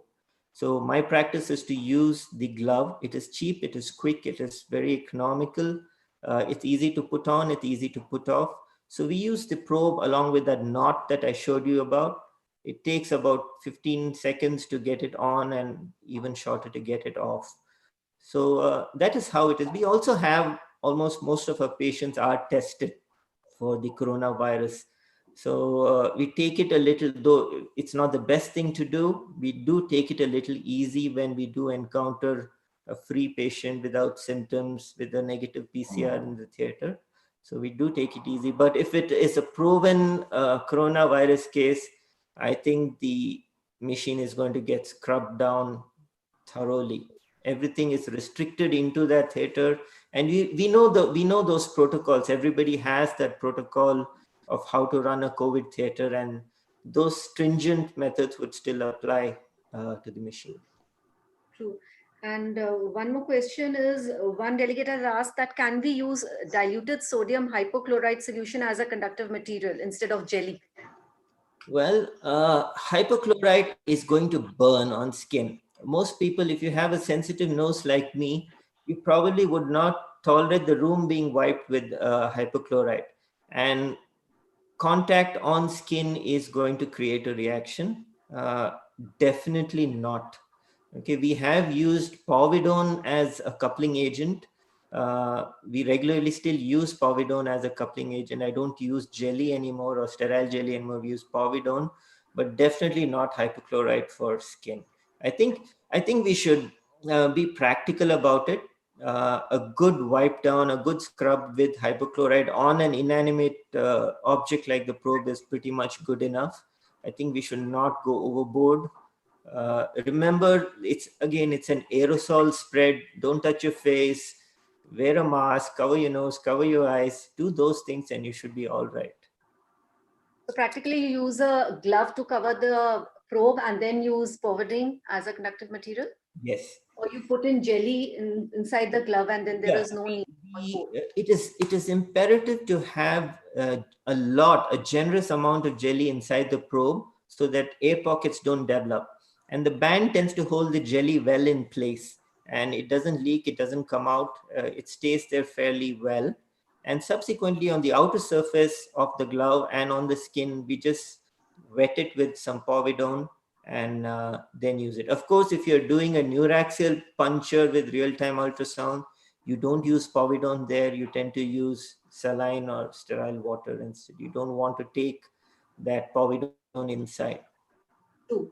Thank you so much. Thank you for that talk. It was really very informative and we would request you to please stay with us so that in case there are any more questions, we'll take them up after the next panel discussion. I'll be here. Thank you so much. Thank you. Okay. Moving on to the next session. We all know that the coronavirus disease has presented challenges to the healthcare systems around the world and will continue to do so for months and perhaps years. The threats that the disease poses to both patients and healthcare workers have changed medical practice. Needless to say, our regional anesthesia practices have also changed. To discuss them, I invite Dr. Bala Venkat sir to moderate the next session. Dr. Bala Venkat is the president of Asian and Oceanic Society of Regional Anesthesia. He is the founder president and the current national chairman of the Academy of Regional Anesthesia of India, course director of World Federation Society of Anesthesiologists, and Gangaram Hospital Regional Anesthesia Fellowship and Academic Director, postdoctoral fellowship in nerve block and pain management. He is the section editor of Regional Anesthesia and Pain Medicine Journal and the editorial board member for the Journal of Regional Society of Anesthesia and Clinical Pharmacology, India.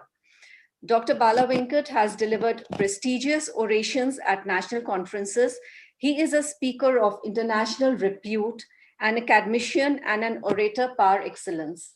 It is my proud privilege to present to you Dr. Bala Venkat sir. I request him to moderate the panel on regional anesthesia in COVID-19 pandemic, practical considerations and lessons learned, and introduce our esteemed panelists. Over to you, sir. Thank you so much. Yeah, thank you so much, Dr. Am I audible? Yes, sir. At the outset, before we move on to the panel, I take this opportunity on behalf of the Executive Committee of the Academy of Regional Anesthesia of India, the entire organizing team led by the head of the Department of Anesthesia at PGI Chandigarh, our Professor Dr. Puri sir, Dr. Kajal, Dr. Jitinder, Dr. Nidhi, and the entire organizing team for the enormous efforts in making this AORA 2020 virtually a possibility, which has been extremely well conducted and has enriched the delegates across the globe. I take this opportunity also to thank the Smiths Medical for sponsoring this platform for us for both the days. And I take this opportunity to thank Mr. Yash Kaul, who heads Smiths Medical in India. I also take this opportunity to thank Mila Lib Webcast, Mrs. Deepali and the team for giving us an excellent platform. With this, I move on to one of the most important questions which is there in the mind of every anesthesiologist. The COVID pandemic, the patient coming in, the problems that we have. So we have an expert panel with us. I will have great pleasure in introducing this expert panel. Dr. TVS Gopal, the founder and managing director of Axon Anesthesia Associates. Can I see all of them in this? Deepali, can you have all the panelists shown, the videos of all the panelists? Hello? Yeah, I'm here. Yeah, Dr. TVS Gopal, so you can make gallery view for yourself. So you can see everything. Right side corner. Yeah, that's right. Yeah. Thank you. So, Dr. TVS Gopal, the managing director of Axon Anesthesia Associates and the clinical director of Department of Anesthesia Care Hospital. And he's been the strong force for the Academy of Regional Anesthesia of India and the current national chairman. We have with us Dr. Sandeep Diwan, the academic director of Academy of Regional Anesthesia of India and the research head for the Department of Anesthesia at the Sancheti Hospital, who both listen today. We also have with us 3 experts from 3 different countries. We have Dr. Vishal Uppal from Canada. He's an associate professor of anesthesia at the Dalhousie University and at Halifax, Canada. And he has got a lot of credentials in regional anesthesia, including a lot of publications. He's also the vice chair of regional anesthesia section of the Canadian Anesthesiology Society. We have with us Dr. Rakesh Sondekappan, who is an associate professor of anesthesia at the University of Iowa Hospital and Clinics. And so he will represent the North American practice. And we have with us Dr. Shiv Chavan to tell us what it is in UK about the pandemic. He works for the NHS Trust. With this introduction, I would, based upon the questions that we have received from several delegates, we thought initially for the first few minutes, we will have a presentation which will address to most of the questions that have been asked. So I request Dr. Sandeep Diwan just to continue with where Dr. Amjad Maniar left about the machine. Pune has been affected by COVID quite significantly, and Sancheti kept working during the COVID. So to give a perspective of the care of the machine, the type of PPE that he will use during regional anesthetic technique, some practical tips from Dr. Sandeep Diwan. Over to Dr. Sandeep. Thank you very much, Bala. Am I audible? Yeah, you're audible, sir. So actually, I did not expect this. I don't have any PowerPoint presentation regarding this particular talk. Can I just keep on talking this way? Yeah, you can just tell the practical tips that you did. So, like you listen to Amjad, the points that you think needs to be added practically when you confront a patient who comes to you. Yeah. So this COVID pandemic, it arrived in March in Pune, and then we had working since thereupon in this particular scenario. So apart from other colleagues, surgical colleagues, I choose myself to be in this particular scenario literally to understand what exactly would be our approach, because there were no guidelines, and we were not informed about how to manage these particular scenarios. So to start with, actually, when the patients started arriving, there was a lot of panic amongst the surgeons, among the anesthesiologists, as well as the health workers. So we had to pacify them and make them understand that that we need to take up this challenge. A lot of trauma patients we received in spite of strict lockdowns, and this was a major issue, particularly the patients coming with facial-maxillary injuries who required intubation and ventilation. So initially, we did not have any PPE kits. So I used the gowns which were provided to the surgeons, a goggle, and then a 3-tier masks. we were not sure about N95 availabilities, and then we started having the N95 as well as the PPE kits and the goggles, as well as the whole kit which was available for the COVID scenario. Now, having all this done, we started, when I started wearing this, I found that I was a bit more dehydrated, and then becoming hypercapnic, all those things. So that had to be taken care of. So apart from that, whatever Amjad Mania had mentioned, everything about that, this is actually when we see in the post after the first wave. But back then we had no information about all these things. So we used to wipe with what Amjad mentioned about with the soap water initially, then with ethanol. Bala mentioned that it has to be more than 70%. So we relied more on the WhatsApp messages. Then we had few articles which came from Wuhan, the hub of the COVID era. And then considering that, and then we saw in that article that the anesthesiologists who were infected with COVID were anesthetizing patients with infections with COVID. So that was again a major challenge. So we flew through that, and then we started having we started having patients who came with because the PCR tests were not available. So we relied a lot on HRCT.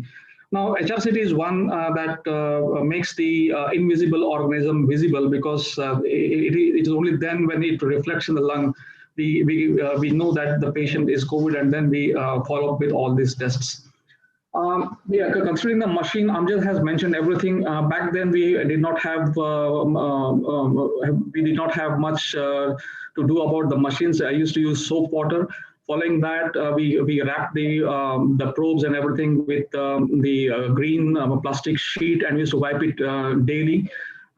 Plus, we made some modifications which we published in the JOCP journal. And I covered them with green drapes, with low flow oxygen, particularly for brachial blocks. Low limb blocks were not a problem. So these were some of the things, Bala, that comes to me. I mean, immediately. Yeah. Thank you very much, Sandeep. And so that was the aspects covering your protection, and as well as the way that you would prevent cross-contamination.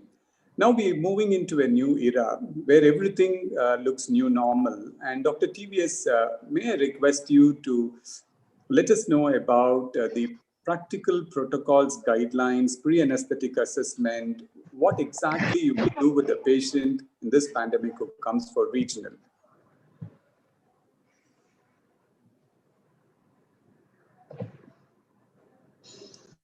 You have to unmute yourself, Dr. TVS.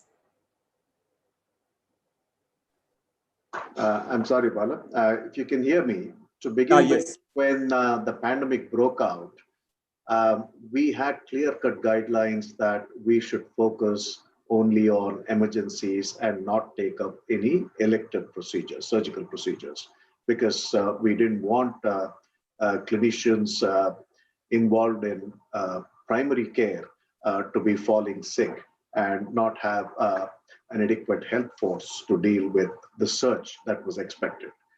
So we were limiting ourselves to emergency procedures that were secondary to falls, to trauma, procedures related to childbirth. And in my institute, we were also doing almost one carotid endarterectomy every week, because we cannot put it off. So in the pre-anesthetic checkup clinic, we always ensure that the patient enters with an N95 face mask. I'm talking of a COVID positive patient who is RT-PCR proven positive, or a person who is under investigation. So we take him to be a suspect, him or her to be a suspect. The anesthetist definitely also wears an N95 face mask, and we tend to cover the N95 face mask with a 3-ply surgical face mask. We don a face shield. We tend to use a plastic apron and also have a pair of gloves. we try to sit at least 6 feet apart from the patient. And in our PSC clinic, we've created a transparent fiberglass partition between the patient and the physician sitting on the other side. O2 sats at room air are important. We also record the temperature of the patient. We look at the basic labs. And these patients are on a variety of medications besides what they use for their comorbidities. Specifically with regard to COVID, they could be on antivirals, antibiotics, antihelminthics, steroids, certain supplements, and most important for us is anticoagulants, which could either be low molecular weight heparin or Novax. In our institute, our practice is to put these patients on twice daily doses of apixaban, which is Eliquis 2.5 milligrams for at least 14 days if they are fairly asymptomatic, and if they have severe disease for 35 days. So if these patients have been on anticoagulants, then we need to give attention to either stopping them when time permits, or to adopt a technique which will not cause too much problem to the patient if we go ahead and do it. And it's very important to explain in detail to these patients, because in addition to having to undergo surgery, these people are also dealing with the additional scare of being subject to the COVID virus. And attire in the theater, Sandeep spoke of. In the theater, without any iota of doubt, the patient must always be wearing an N95 face mask. Talking of oxygenation for the patient, if the patient's room air sats are above 96, and we are going to do a block which will not end up causing any sort of phrenic nerve palsy, I would prefer not to give the patient any supplemental oxygen. If the patient is already on oxygen support, then it would be best to continue it. Nasal prongs versus face mask. Evidence suggests that a face mask is safer, and you would place the N95 mask over the face mask. And do we judiciously sedate these patients during the procedure? Yes. We don't use the term conscious sedation anymore, because conscious sedation is an oxymoron. You cannot be conscious and sedated at the same time. So the correct term to use is procedural sedation and analgesia. So it would likely be minimal when the patient is lying supine, but if the patient is lying lateral or prone for a significant period of time, it would be good to sedate these patients. And my choice would be dexmedetomidine. I would issue a word of caution here. I would request all anesthetists, especially the juniors, to restrain themselves from using a cocktail of sedatives, because a restless patient following a cocktail of sedatives can be more counterproductive than a patient who's not sedated at all. And finally, to answer your question, Bala, what in case there is a block failure? When I say block failure, I think we are referring to a block that has been given for surgical anesthesia alone. And here you have two choices: conversion to GA versus performing a rescue block. Now, in a COVID operating area, typically we limit the number of personnel that are present within the theater. And we are supposed to keep with ourselves whatever drugs and equipment we need, so that we don't have to open the door that connects to the corridor. There is a runner outside, but we would try and carry off the procedure with what we have. So I think as a matter of abundant caution, when the block is not working as well as we think it should, it is best to convert to GA. It is just best to give some induction agent, a muscle relaxant, and place an endotracheal tube. I think that would be the safest measure in case of a block failure. So I think that is what we would do perioperatively while dealing with such patients. Yeah, thank you so much, Dr. TVS. And that was a nice depiction of what you have been doing. And I think these points are extremely important and valid, considering the fact that there are several patients who have been denied surgery and anesthesia because of the fear. And it's very pertinent that we move on in providing safe anesthesia to the patient, not saying no to cases which needs surgery. I think the viewers and all the delegates will probably take home these messages, because both Sancheti Hospital and the Care Hospital have been doing cases all through the pandemic, and they have shared with us their thought process on safety of the healthcare workers at the same time to continue with the surgical procedure. One of the other things which has been a part of a great concern in India has been pregnant patients who come for surgery. LSCS especially, and they getting a neuraxial block. And because there are two specialties involved, the anesthesiologist and obstetricians, and there has been great concern. And we know that some of the patients were denied a spinal, and it resulted in some maternal mortality as well because of the denial. This was in the early phase of the pandemic. So to clear those doubts on the neuraxial block in the new normal, we have Dr. Rakesh, who will briefly explain to us the important aspects to be covered when you give a neuraxial block to your patients in this pandemic. Over to Dr. Rakesh. Thank you, Dr. Bala. I would like to give a short presentation on that topic.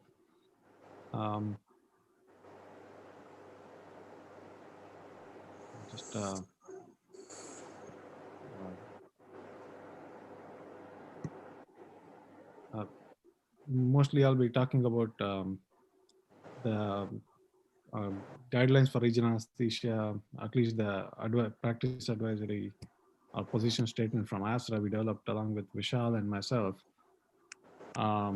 mostly to give some guidance to practitioners in the early part of the COVID pandemic. So we usually do mandatory testing for all patients, even if it's an emergency surgery. We tend to do rapid testing, assuming that this patient can be presumptive positive, so that we take all adequate precautions, assuming that this patient is COVID positive, and we can send the patient to the floor based on the results of the rapid testing, or send the patient to an isolated COVID ward based on the results of that rapid testing. If the COVID is negative and in that patient, we usually follow institutional guidelines, and if it's especially elective surgery and the patient has got a COVID test and it's negative, then we go with our routine institutional practice here. But if it's COVID unknown and there is community spread, we consider them to be presumptive positive and take all the adequate precautions. If it's COVID is not there in the community, there's no community transmission, then you can do screening protocols and then determine whether they are high risk or low risk, and then make the decision to treat them as presumptive positive or not.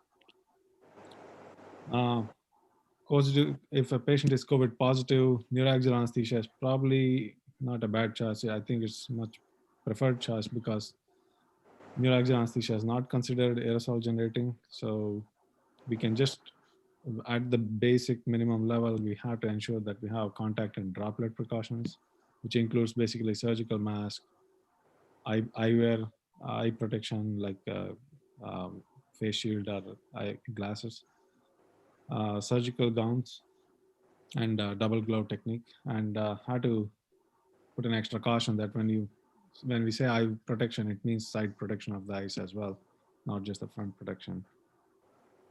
If you have adequate resources, you can always use PAPRs or N95 masks, especially if you have prolonged close contact with the patient, and which is usually the case for an anesthesiologist in the operating room. They're at the head end of the patient, taking care of the patient all the time. So if you have N95 masks or purified air protective mask, you can use that.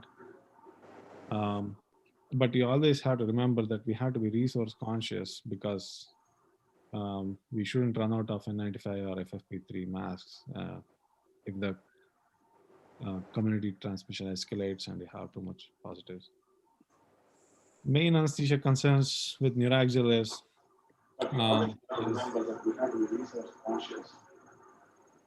there has been just one case series from China which said that there is excessive intra-op hypotension in patients undergoing spinal anesthesia. And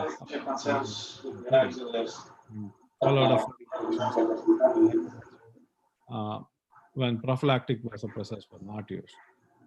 There's also recent concern that there can be coexistent myocardial involvement from the COVID virus itself. And if there is myocardial involvement, it can make neuraxial anesthesia a little bit more challenging, and anesthesiologists need to be cognizant that that can happen and there can be hemodynamic collapse and be ready to treat it.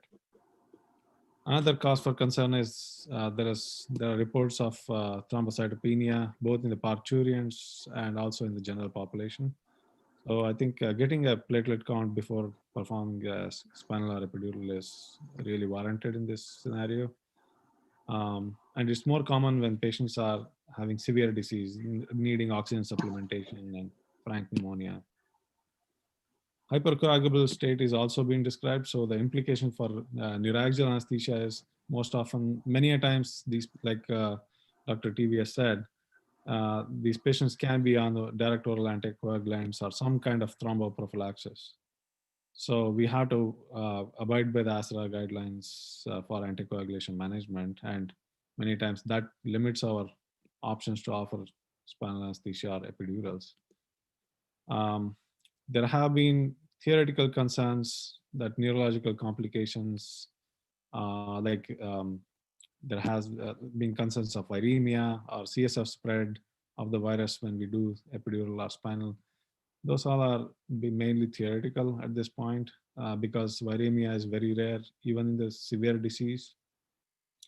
And viral RNA has not been recovered from even severely ill encephalopathic patients in these two studies earlier this year.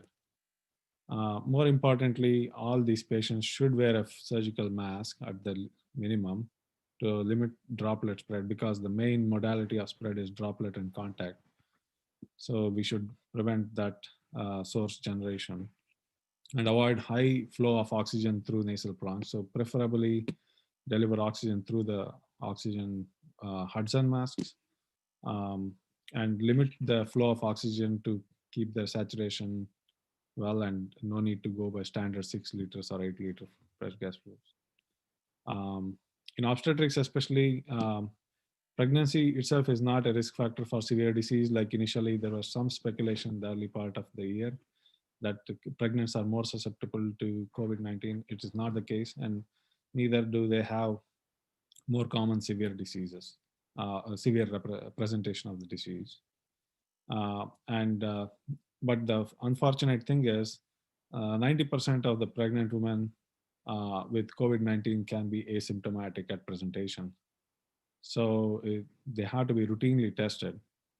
They can be asymptomatic, so they may develop symptoms 2 days later. So routine testing is mandatory, and higher level of PPE is not a bad idea in these patients. And in these patients, especially, benefits of neuraxial outweigh the risks, all those hypothetical concerns of like CNS spread and or severe hypotension. All those are less concerns compared to the benefits of neuraxials. And it's also beneficial to the healthcare team and the floor nurses who take care of these laboring patients when we do labor epidurals, because you are maintaining a healthy workforce at the same time by lowering the incidence of aerosol generating medical procedures like intubation. But when the patient goes for cesarean section, especially the ASRA practice, the position statement for obstetric patients also recommends use an enhanced level of PPE and provide grade level 3 PPEs in the form of N95. masks for all the team members in the operating room. Other efforts, what you can think of is, if these are elective C-sections, you can do a bit of an extension of social distancing in this scenario by conducting pre-anesthetic evaluations over the phone. We do that anyways for many patients in our institute by doing pre-anesthetic evaluations over the phone as much as, or telemedicine even. And also one more crucial thing is when you're doing COVID positive patients, ask somebody to look at you and tell you about your donning and doffing measures. So if they see something, if they see something being wrongly done, they can point out and correct it. It's not a bad idea to do some simulations, drills, and multidisciplinary planning so that you avoid delays in the system. It requires an organized effort from everybody, from the surgeons, from the nursing team, from anesthesiologists. Thank you.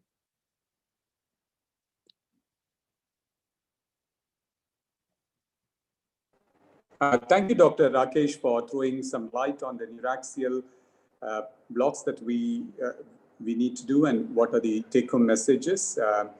Next, we move on. Before we actually go to the questions, we have the last thoughts coming up from Dr. Vishal Uppal. We spoke so much about regional anesthesia being better than general anesthesia. And Dr. Vishal, can you say what is the current evidence of the status of regional anesthesia in this pandemic based on what all we have learned so far? Kindly unmute yourself, Dr. Vishal. Dr. Vishal, can you unmute? Yes. Sorry, I was going to share a few slides. It's easier to present the evidence with some slides on. Can you see my slides at all, Dr. Bala? Yeah, yes, yeah. Thank you again, and thanks for the kind introduction and also having me here in this panel. It's an honor, really. It's about 4:30 here, so I'll be a little slow. So bear with me here. It's 4:30 in the night. Let's coming back to the evidence regarding regional anesthesia in COVID-19 patients. There's very limited evidence, and at least there is very limited direct evidence. A lot of things which I was going to talk about have been spoken by the other speakers already. So it makes my job a little easier. But I have only 6 minutes, so let's just dive into and see what we have there. So first, I was going to show you these two review papers. Luckily, the first one is by me and Rakesh as a part of it, and it's probably still one of the most comprehensive review on regional anesthesia. And I was reading this paper just before the conference, and a lot of things are very relevant over here. And the second paper, which was published in BJA, is more recent, but it covers a little broader view of evidence and to cover the perioperative management of the patients who are coming for surgery who are COVID positive. Both of these papers are free online, so they can be downloaded. I would highly recommend downloading both of them and reading them. They give you a lot of insight, but basically say the things which has been covered by all the panelists already. Jumping into the direct evidence. So when we reviewed the evidence throughout, and you can see here, there's a lot of case reports, case series, and expert opinion here. So we not have a lot of evidence, and it's spread between obstetrics, mainly obstetric evidence on spinal anesthesia, not much on actually nerve blocks here. And we probably never have it because it's hard to do a randomized controlled trial in a COVID patient and randomizing them to a G or regional technique, having so many distinct advantages of regional anesthesia.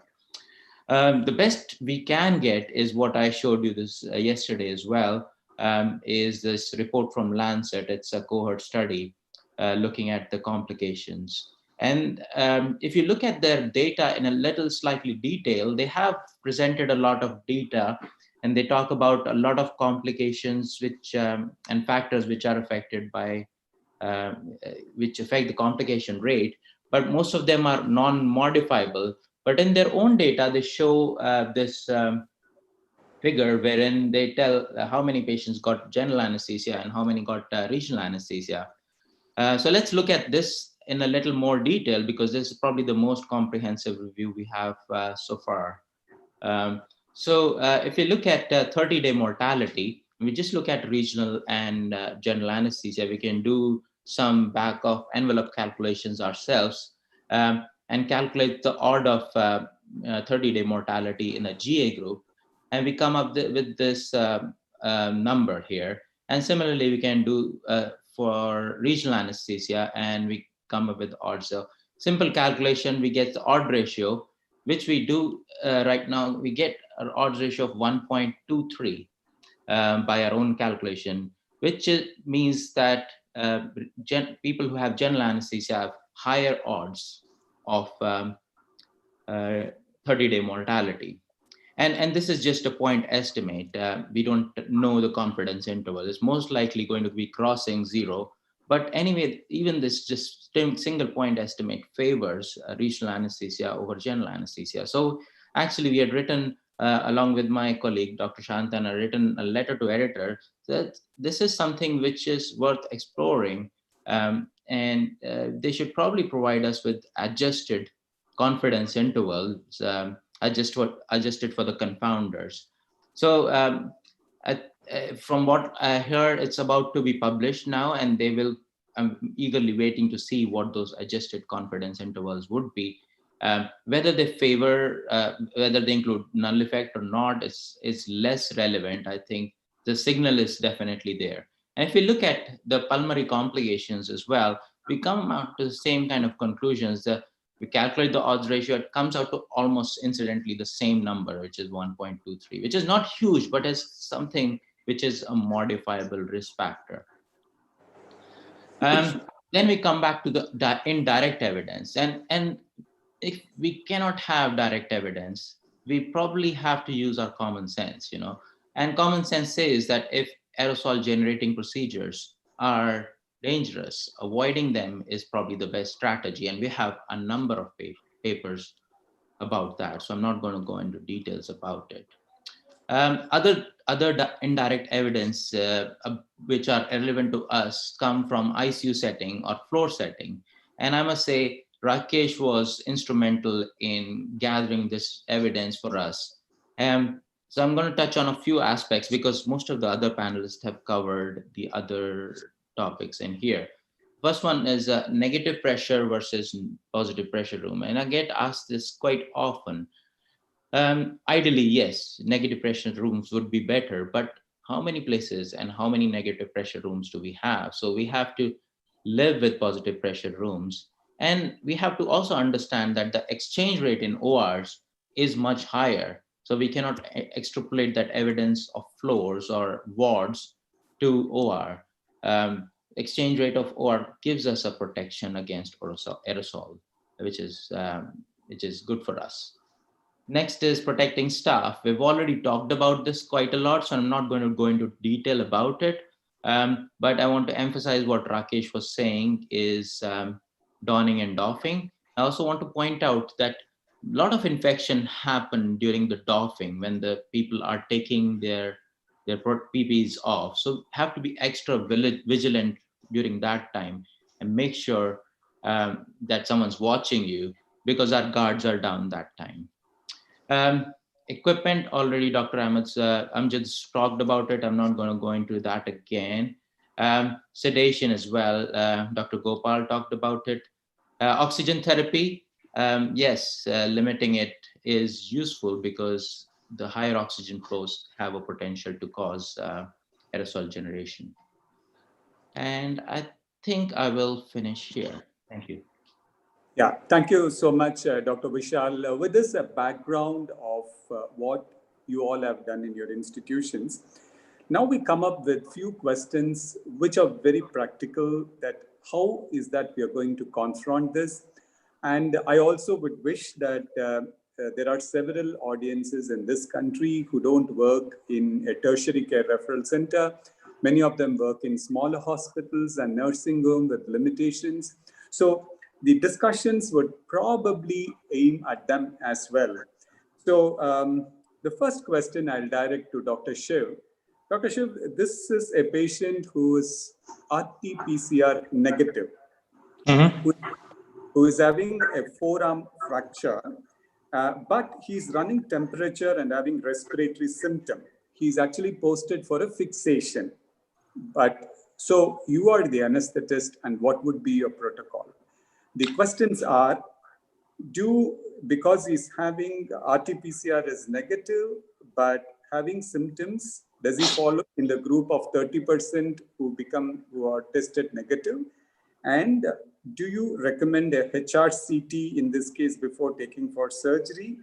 Or will you postpone the surgery, do a repeat RT-PCR, or do you postpone it for 2 weeks until the considering him as possible suspect because it's not an emergency? So these are the questions that were asked along with the primary question. Over to Dr. Shiv. Yeah, I mean, from our own experience and protocol here in UK, this is, if this operation can wait, then definitely no way we are going to operate on him. Even though the PCR test is negative, symptoms are clearly suggestive of infection. So we definitely are not going to touch this patient till his symptoms are sorted. In UK, symptoms are sorted, or we declare them symptom free if they have no fever for 48 hours. Cough is not a part of it. And then if whether it is test positive, negative, or irrespective, our preferred choice will be obviously regional anesthesia. For this gentleman, we will not do operation unless he's got compartment syndrome or something which needs immediate exploration for neurovascular bundle. Otherwise, no operation till he's symptom free and he's clinically better. Thank you so much, Dr. Shiv. Is there any other opinion that the panelists would wanted to say regarding this case? No further opinion, Bala. Just to reinforce that the sensitivity of RT-PCR when you do a nasal swab, these days we combine it with an oral swab also, is at best approximately 65%. So there is a 35% false positive rate here, false negative rate here. So if RT-PCR is negative and the patient is exhibiting the typical symptoms of the flu secondary to COVID, as Shiv said, I would agree with him. In the absence of a compartment syndrome, it would be best not to operate on this patient, put the patient on simple analgesics, splint the arm, and then bring the patient back when it is safe. One quick question. There is a practice in several institutions in this country to get an HRCT done. Do you recommend that, or do you think that's a kind of a confirmation when it is negative?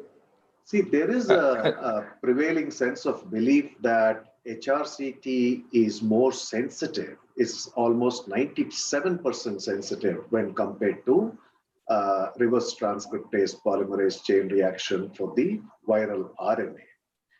But that said, I have seen quite a few patients whose HRCT was CORADS 1 as far as the scoring was concerned, and the RT-PCR was positive.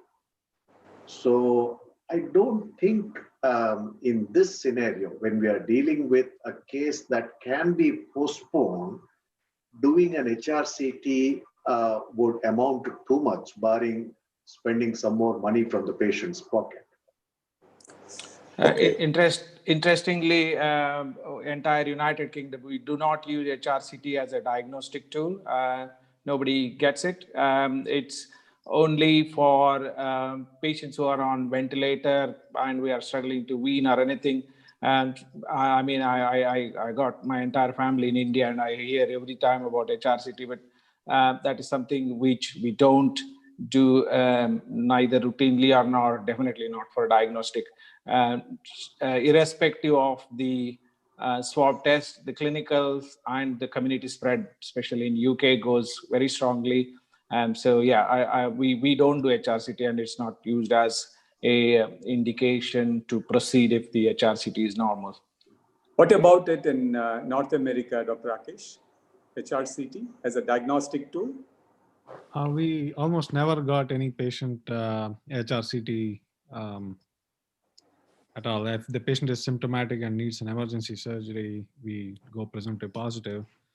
But if they turn out to be positive and it's an elective case, we just cancel, postpone the surgery. But we don't confirm it with an HRCT. Yeah. Okay. So thank you so much. I think the take-home message is... Bala, can I just comment on this? Yes, sir. I just wanted to exclude fever due to any other viral infection apart from the COVID. Pardon me? Can you come again? No, just to exclude the fever from any other viral infection apart from COVID. How do you do that in this particular case? I mean, for us, it is, we don't have to prove anything else. We assume it as COVID, and there is we don't, use any other resources to exclude or try to say, oh, it may be something else, because by default, all fever, all symptoms are considered as COVID in UK, and that's what we stick to. So we don't even look for further exclusions. I mean, this patient can wait, so there is no question asked. He will wait. If there is an emergency case, then we will assume it as positive and proceed with whatever is appropriate for that particular procedure. Well, in Century Hospital, one entire floor, the patient had fevers of 100 and more than that. We sent PCR, they all came negative and they were operated upon. So we thought that this was just a viral seasonal variation. Bala, especially with, just to add to what Sandeep said, since the monsoon was just over, during the monsoon, we were actually burdened with COVID plus other flus, plus dengue also. So that was a confounding factor. But I think in the interest of patient safety, in the interest of hospital personnel and clinician safety, whenever there is a flu, it is best to assume that it is COVID in a pandemic situation. Okay. So I think the message has been very clear, and I think slightly different practices, but as long as it's not an emergency, probably to wait for 2 weeks. So next, I move on to another very interesting case scenario. A 58-year-old hypertensive diabetic with a lesion in the spinal cord with an impending neurological possible injury. This patient is tested RT-PCR positive. The fever is 100 degrees. So now the surgeon is asking, the D-dimer is elevated. So the surgeon is asking, though it's a kind of an emergency, will operating this patient result in the patient slipping into more inflammation and a possible complication of COVID? So what should I explain to the patient if this patient has to undergo a general anesthesia? Should I tell him that the surgery is important, but at the same time, outcome, the need for intensive care unit is crucial? So the questions are, what is that we are going to explain? What are the risks? Number two, how much to give to the inflammatory markers in prognosticating the outcome if we do surgery in this case? Anybody can take this question. Okay, let me try.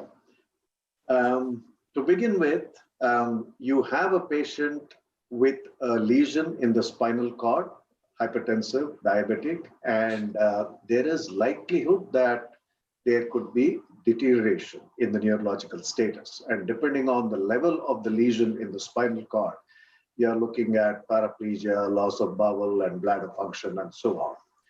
So in that sense, I don't think the surgeon can sit on it and wait for 14 days. So it becomes imperative that we operate as soon as possible. I think that is my view.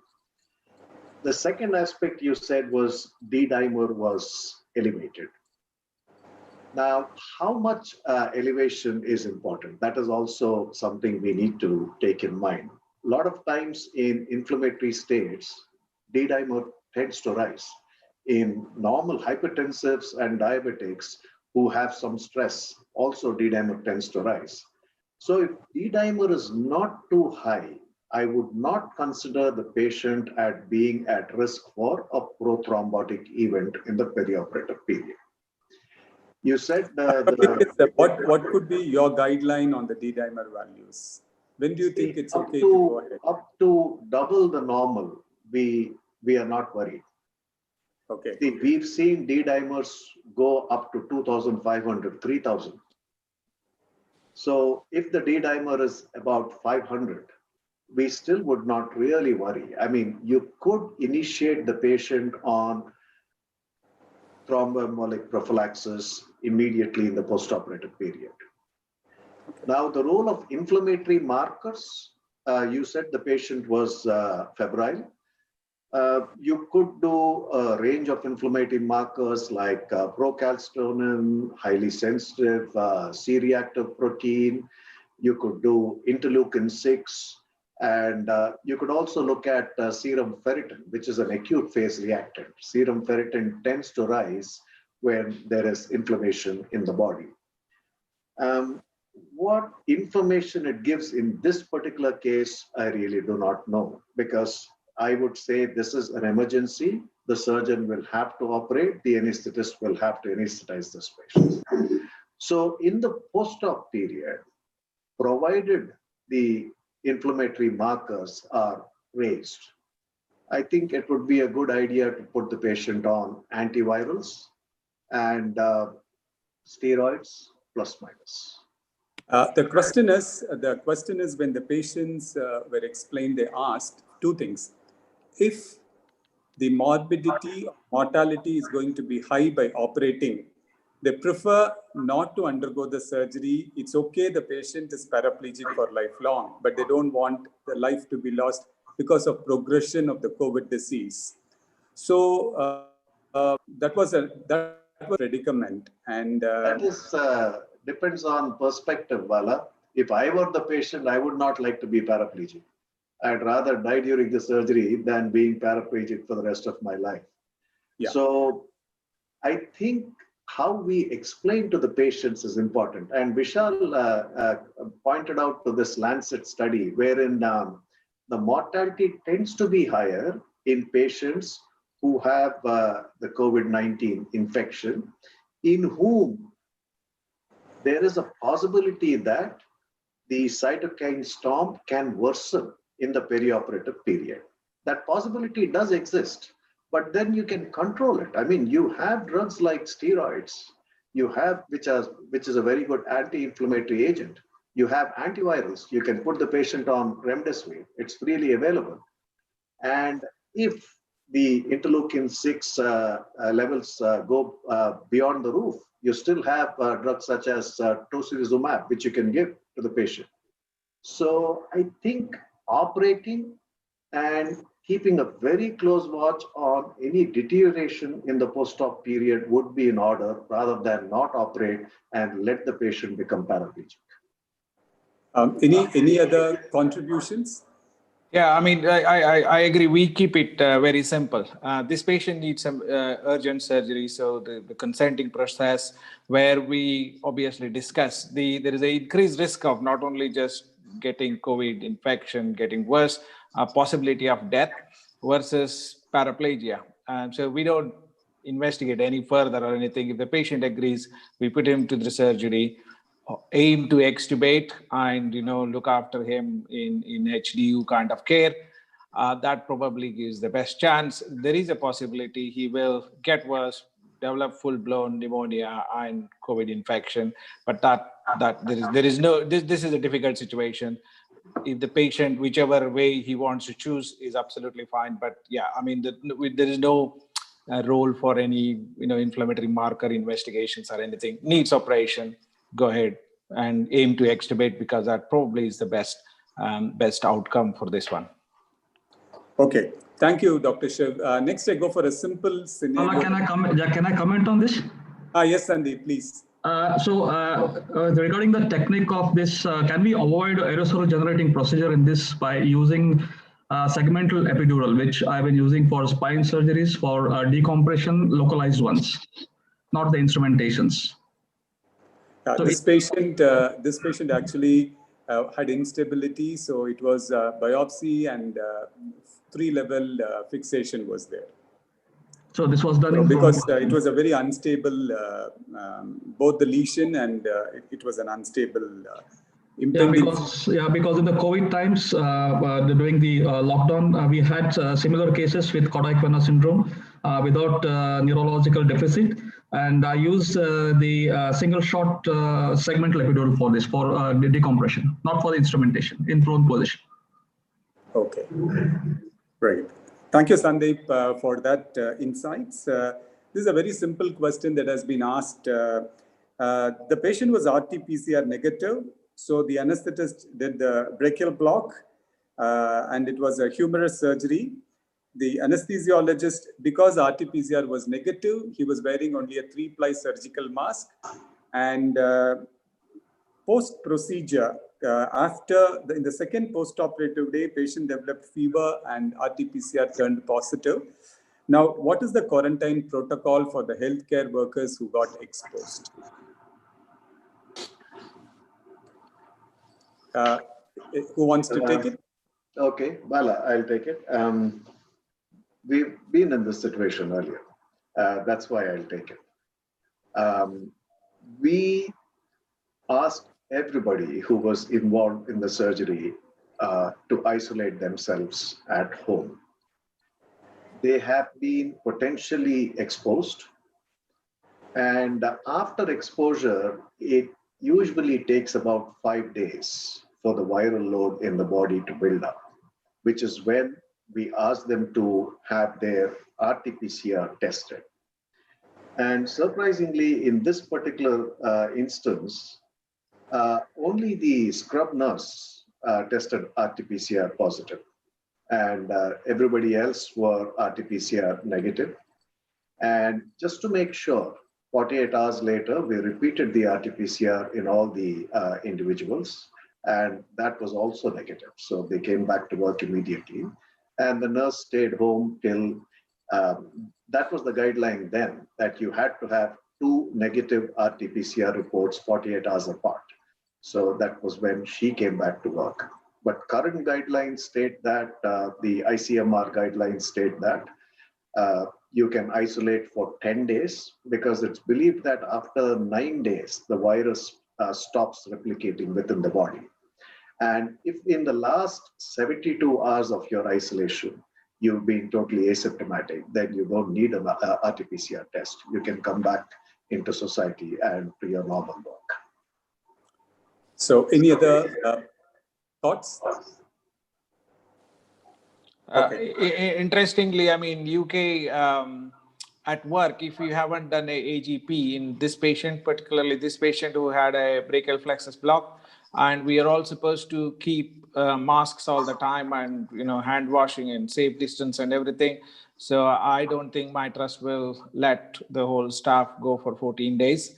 If it was a general anesthesia and which was negative and then turned out to be positive, then also we are all told to consider almost all general anesthesias these days, irrespective of the test, as full PPE, use full PPE. So in that particular scenario, our trust would say, unless we develop symptoms, to isolate, otherwise nothing, it doesn't make a big difference.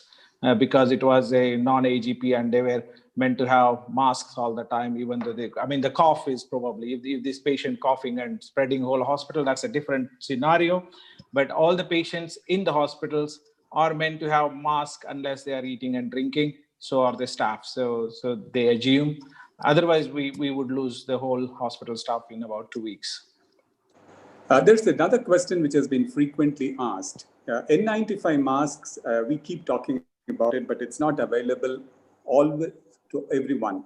So if it is not an aerosol generating procedure, for example, it's a neuraxial procedure or a brachial block, is it enough? If the patient also wears a 3-ply surgical mask and also the anesthesiologist wears a 3-ply surgical mask, is it okay? Because it seems in Denmark and in several parts of Europe, they do this. And is there any opinion on this? Can we ask Rakesh and Vishal to opine on this? Yeah, definitely. I'd like Vishal talk first, but I'll comment on it afterwards. But I had some Vishal, thoughts. can you unmute yourself? Yeah. Sure. So let me just repeat the question to yourself, saying that this patient's having a non-aerosol generating procedure, or she's having surgery and we're not doing an aerosol generating procedure. Is it acceptable that both patient and you wear a surgical mask and not wear an N95 mask? And that question, the answer to this question really depends on what is the urgency of the surgery and what is the risk of conversion to general anesthesia or aerosol generating procedure. If this is a procedure you're pretty confident that you're not going to need a general anesthesia, then I think it's a very reasonable approach that patient and you wear a normal surgical mask and not wear an N95 mask. And the reason I'm saying that is because if you say that you're not doing an aerosol generating procedure and you're wearing an N95 mask, then everyone who comes in the vicinity of this patient, everyone has to wear an N95 mask. You know, some of these patients are in hospital for quite some time. So the nurses who are looking after them see how much N95. And really still the WHO says that primary spread of infection is through droplet and contact. So I think it is, in my opinion, it would be totally acceptable. Rakesh, what do you want to say? Well, first of all, we need to know whether they are N95 fit tested or not. Otherwise, it's as good as wearing a surgical mask. And we need to know whether each and every institution or hospitals have that N95 fit testing policy and facilities to do that. Without which, it's just a N95 mask is as good as surgical mask. Second thing is, if it's not an aerosol generating medical procedure and everybody is wearing a mask and they're doing contact and droplet precautions, which most of us in the hospitals are doing anyways, we are wearing face shield, face mask, and we are trying to do hand hygiene, social distancing, all those things. It should be okay for him or her to return to work and self-monitor if there are any symptoms developing. That's at least my institutional policy. Especially because we have had scenarios where a laboring patient delivered a kid and then she developed fever post-op. They still thought it's chorioamnionitis, kept on treating her with antibiotics. 2 days later, she turns COVID positive. But are you going to send 2 days worth of nursing and physicians, whoever came in contact with that patient, to go and sit at home for the next 14 days? That will dwindle our workforce in an instant. Second thing is our residents got sick and we had to work with them when they were sick, but they were COVID negative for 1 week together at a time. And only when she developed pneumonia and full-blown severe infection, that's when she turned COVID positive. You might have come in contact with all our resident colleagues, a lot of staffs you would have worked with in the last 2 weeks. You cannot send all those people home and ask them to sit at home. So our institutional policy is simple: self-monitor and self-isolate if you're developing symptoms, for sure. But the key is to prevent rather than isolate and quarantine. What is the policy in, what would be in UK, Shiv? What would you guys do there? Yeah, I mean, it's again, it probably kept changing, you know, as the epidemic spread. So yeah, currently the hospital staff, just because they were exposed, don't get self-isolated. I was involved in a case of stabbing emergency laparotomy. So the swab was sent, but we have to rush to theater. About 5-6 hours operating, 10, 20, 30 surgeons operating, all kind of masks. Even though we were assumed to believe that he's, consider everyone as a positive, but unless they're tested positive, the behavior changes. And this gentleman was turned out to be positive later. And no, we couldn't send this. There were at least 15 different specialty people involved in this.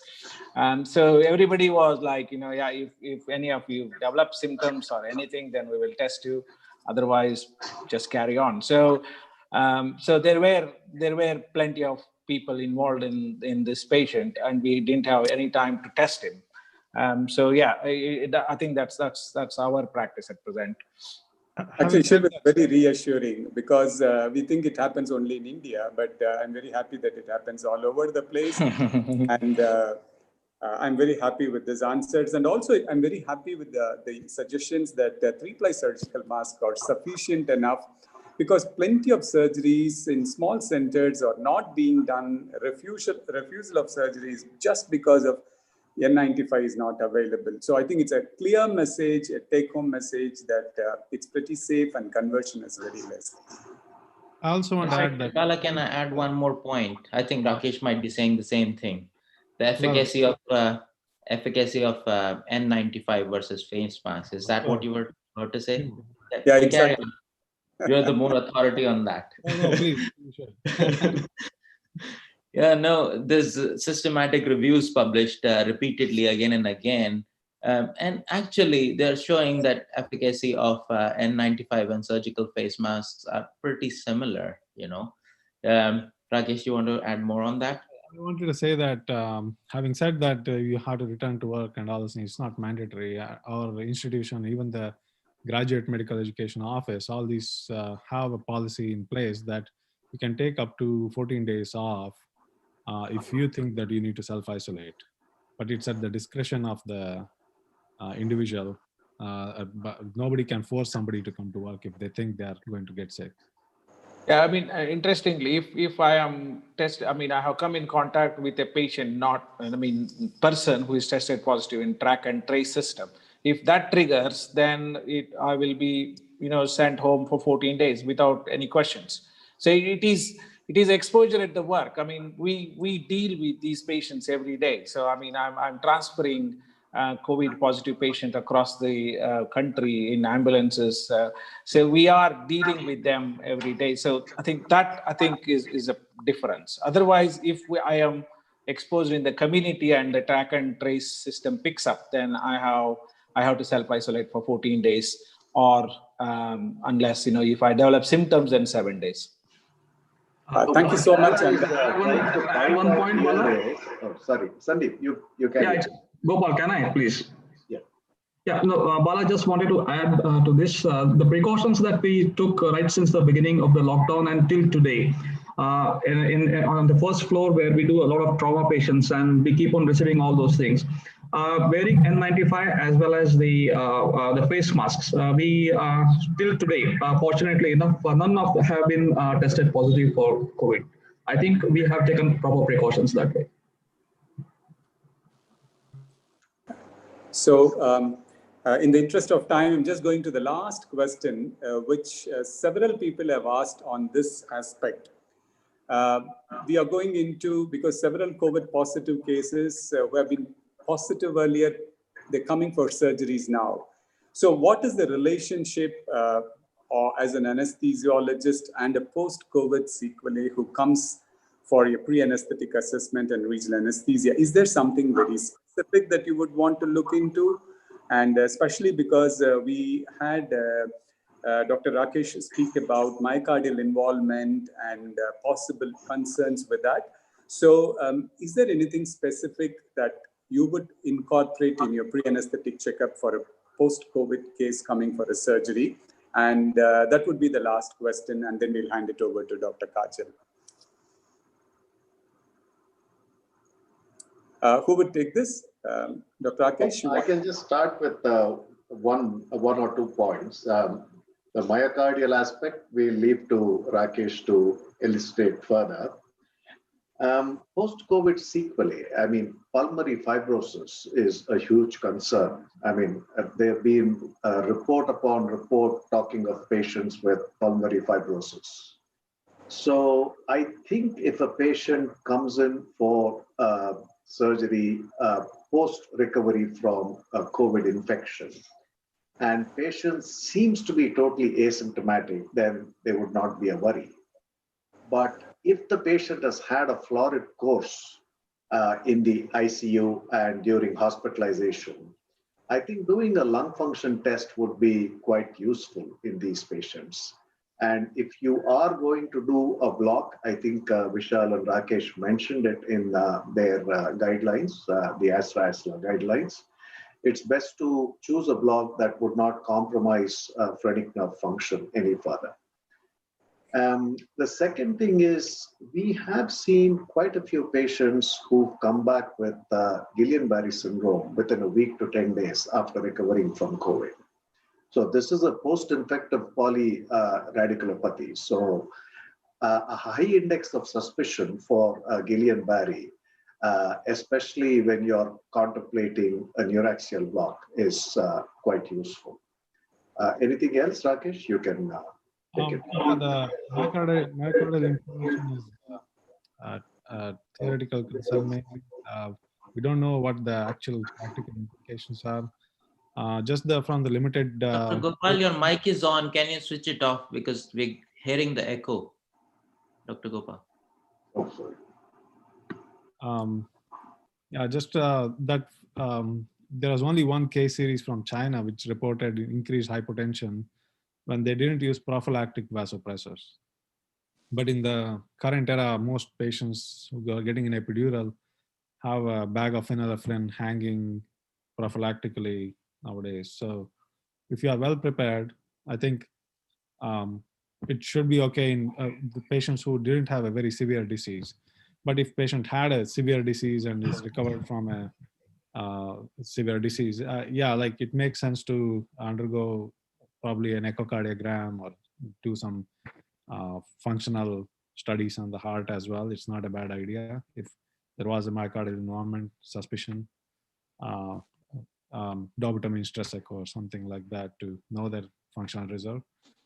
And definitely, yeah, like Dr. TVS said, lung function testing, or at least bedside lung function, if it's an emergency surgery, like bedside spirometry or something, to get an idea of their lung function is not a bad idea. Gopal, can I add to this? You have to unmute, Gopal. Bala, you have to unmute. Yes. Can I add to this, Bala? Yes, please. Yes, Sandeep. So we keep on getting now calls considering the pre-anesthetic evaluation for patients who were COVID positive in the past. Fortunately for us, we had a COVID floor in our hospital, and some of the patients who were admitted with interthroat fractures, they used to be sent after COVID positive tests. They used to be sent to the floor, and then used to get treated. So we used to track the outcome of this patient, and then we used to operate. So as Gopal mentioned about this, the pulmonary fibrosis, we had a couple of patients in whom we could not really perform a pulmonary function tests in patients aged over 80 years. And then we did a bedside blood gas analysis in these cases. So post-operatively, we did not find any problems in this particular group of patients. The next, because these patients were all also on low molecular weight heparins. Now, one thing I think is the low molecular weight heparins, they definitely give you some form of protection. And I think they optimized your patients more than what they were before. So I would like to ask Rakesh or Vishal whether these D-dimer values, which are, before the initiation of low molecular weight heparins, and after you initiate low molecular weight heparins, the values, because they do not suddenly come down. One of the patients had a value of 15,000 and then it came down to 8,000 and she was operated upon that value. So before you start the low molecular weight heparin, the value of D-dimer, and after initiation and completion of the treatment, the D-dimer. Is there any difference in these values?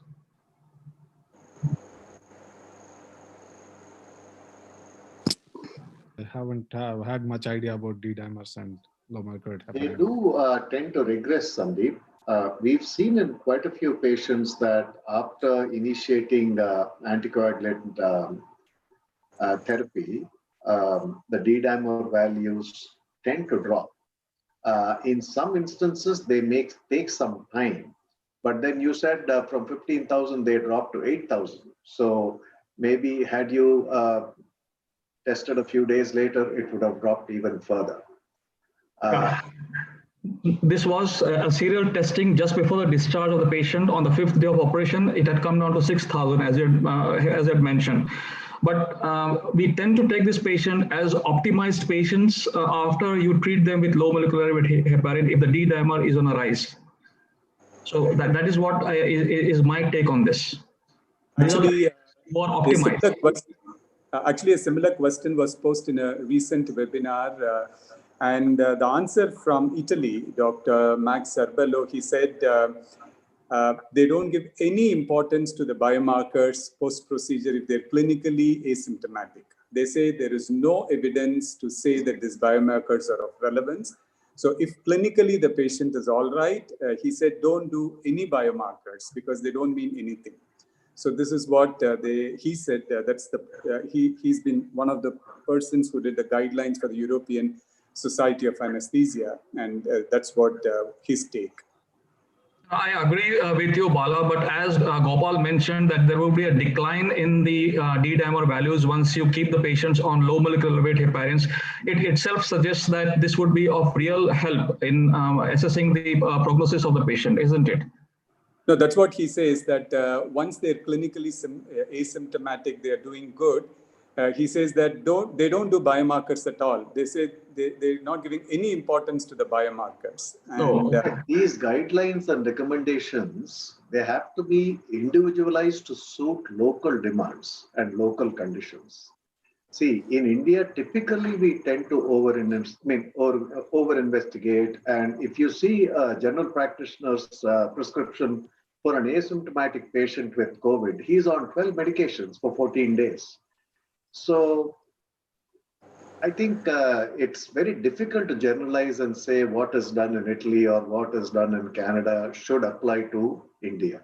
No, it's not a question of. I was just telling Sandeep the point that once the biomarkers are up and once the patient has become clinically asymptomatic, it may take a long time for the markers to come down. So markers as an indicator for what you need to do with the patient is what exactly meant.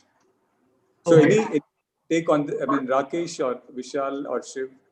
Yeah, what I can say Honestly, is I'm not an expert on this, so I'll pass this question to either of you, Shiv or all I can say is we don't do biomarkers testing before anesthesia in our, at least in my institute, and whatever I can speak to other colleagues in US, they don't do biomarkers either before anesthesia.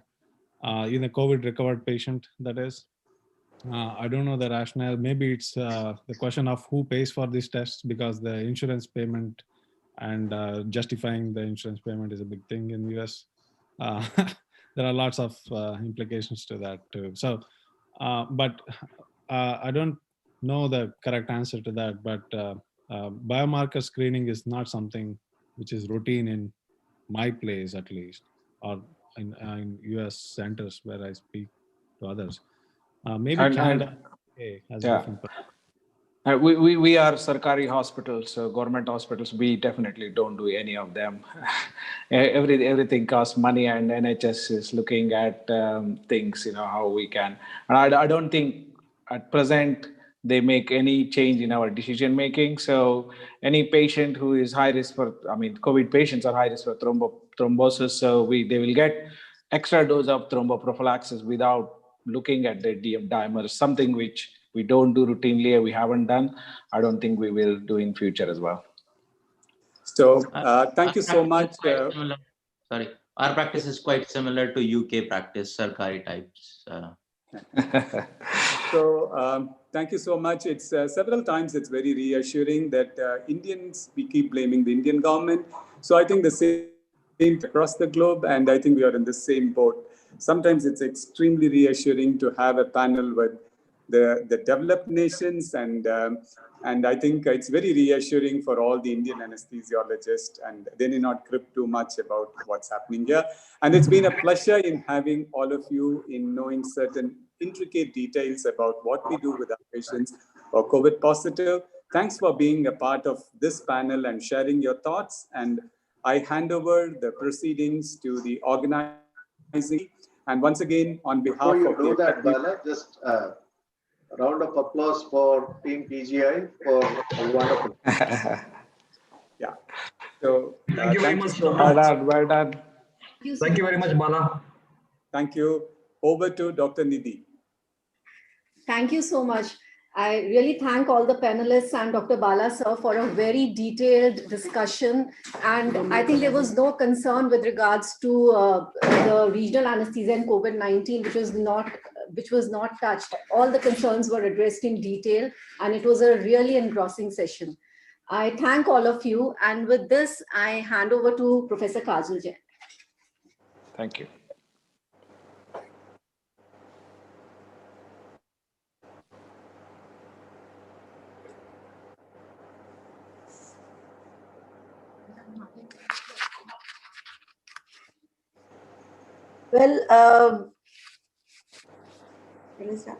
Well, we have come to the end of the session, and it's my very pleasant duty to propose this word of thanks.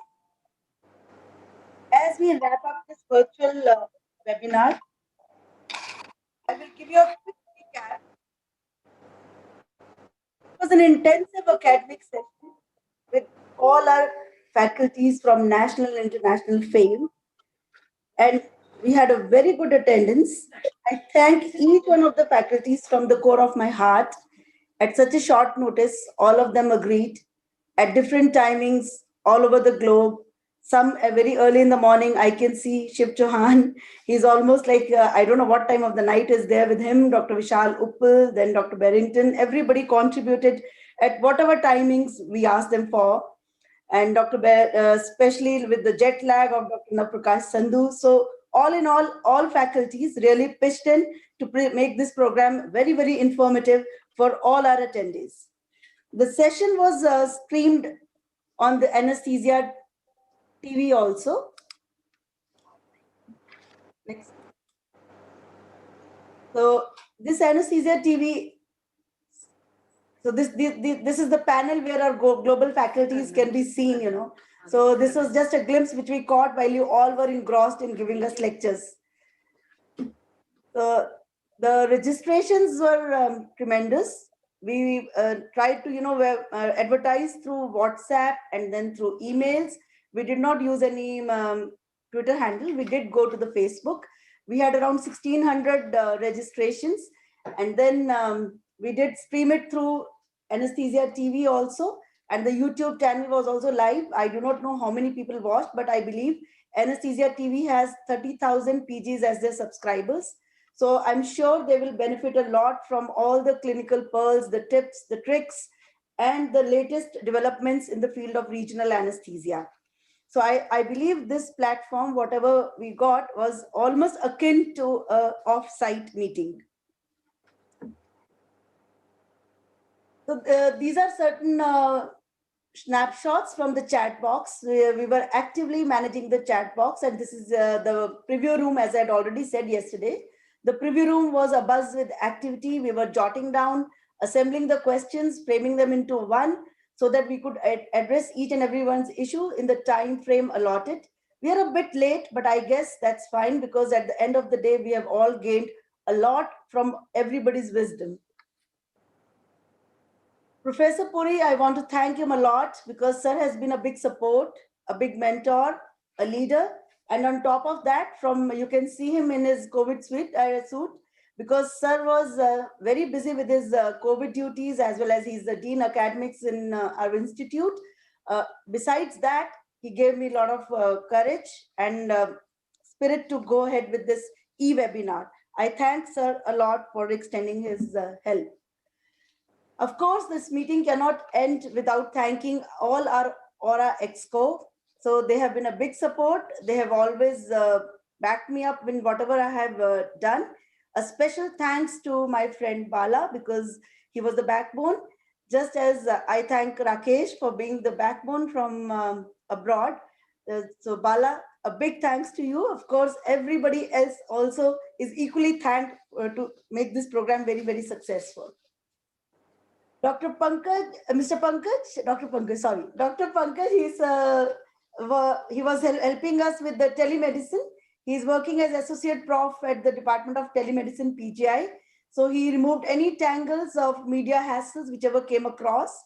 So he has been there with us since yesterday afternoon. I thank him a lot for being with us. The web platform was offered by Milap, and we also thank Mr. Darshak for making the flyers. Smith Medical, Bala is already thanked. I also thank Smith Medical for offering us this platform and enabling all our participants to watch this webinar free of cost. So at the end, I thank my organizing team, and I also wish to share the snapshot of the lovely feedbacks we have been getting all through our webinar. So I thank each one of you from the core of my heart. Once again, I would request all of us to rise up for the national anthem to conclude this webinar. Thank you.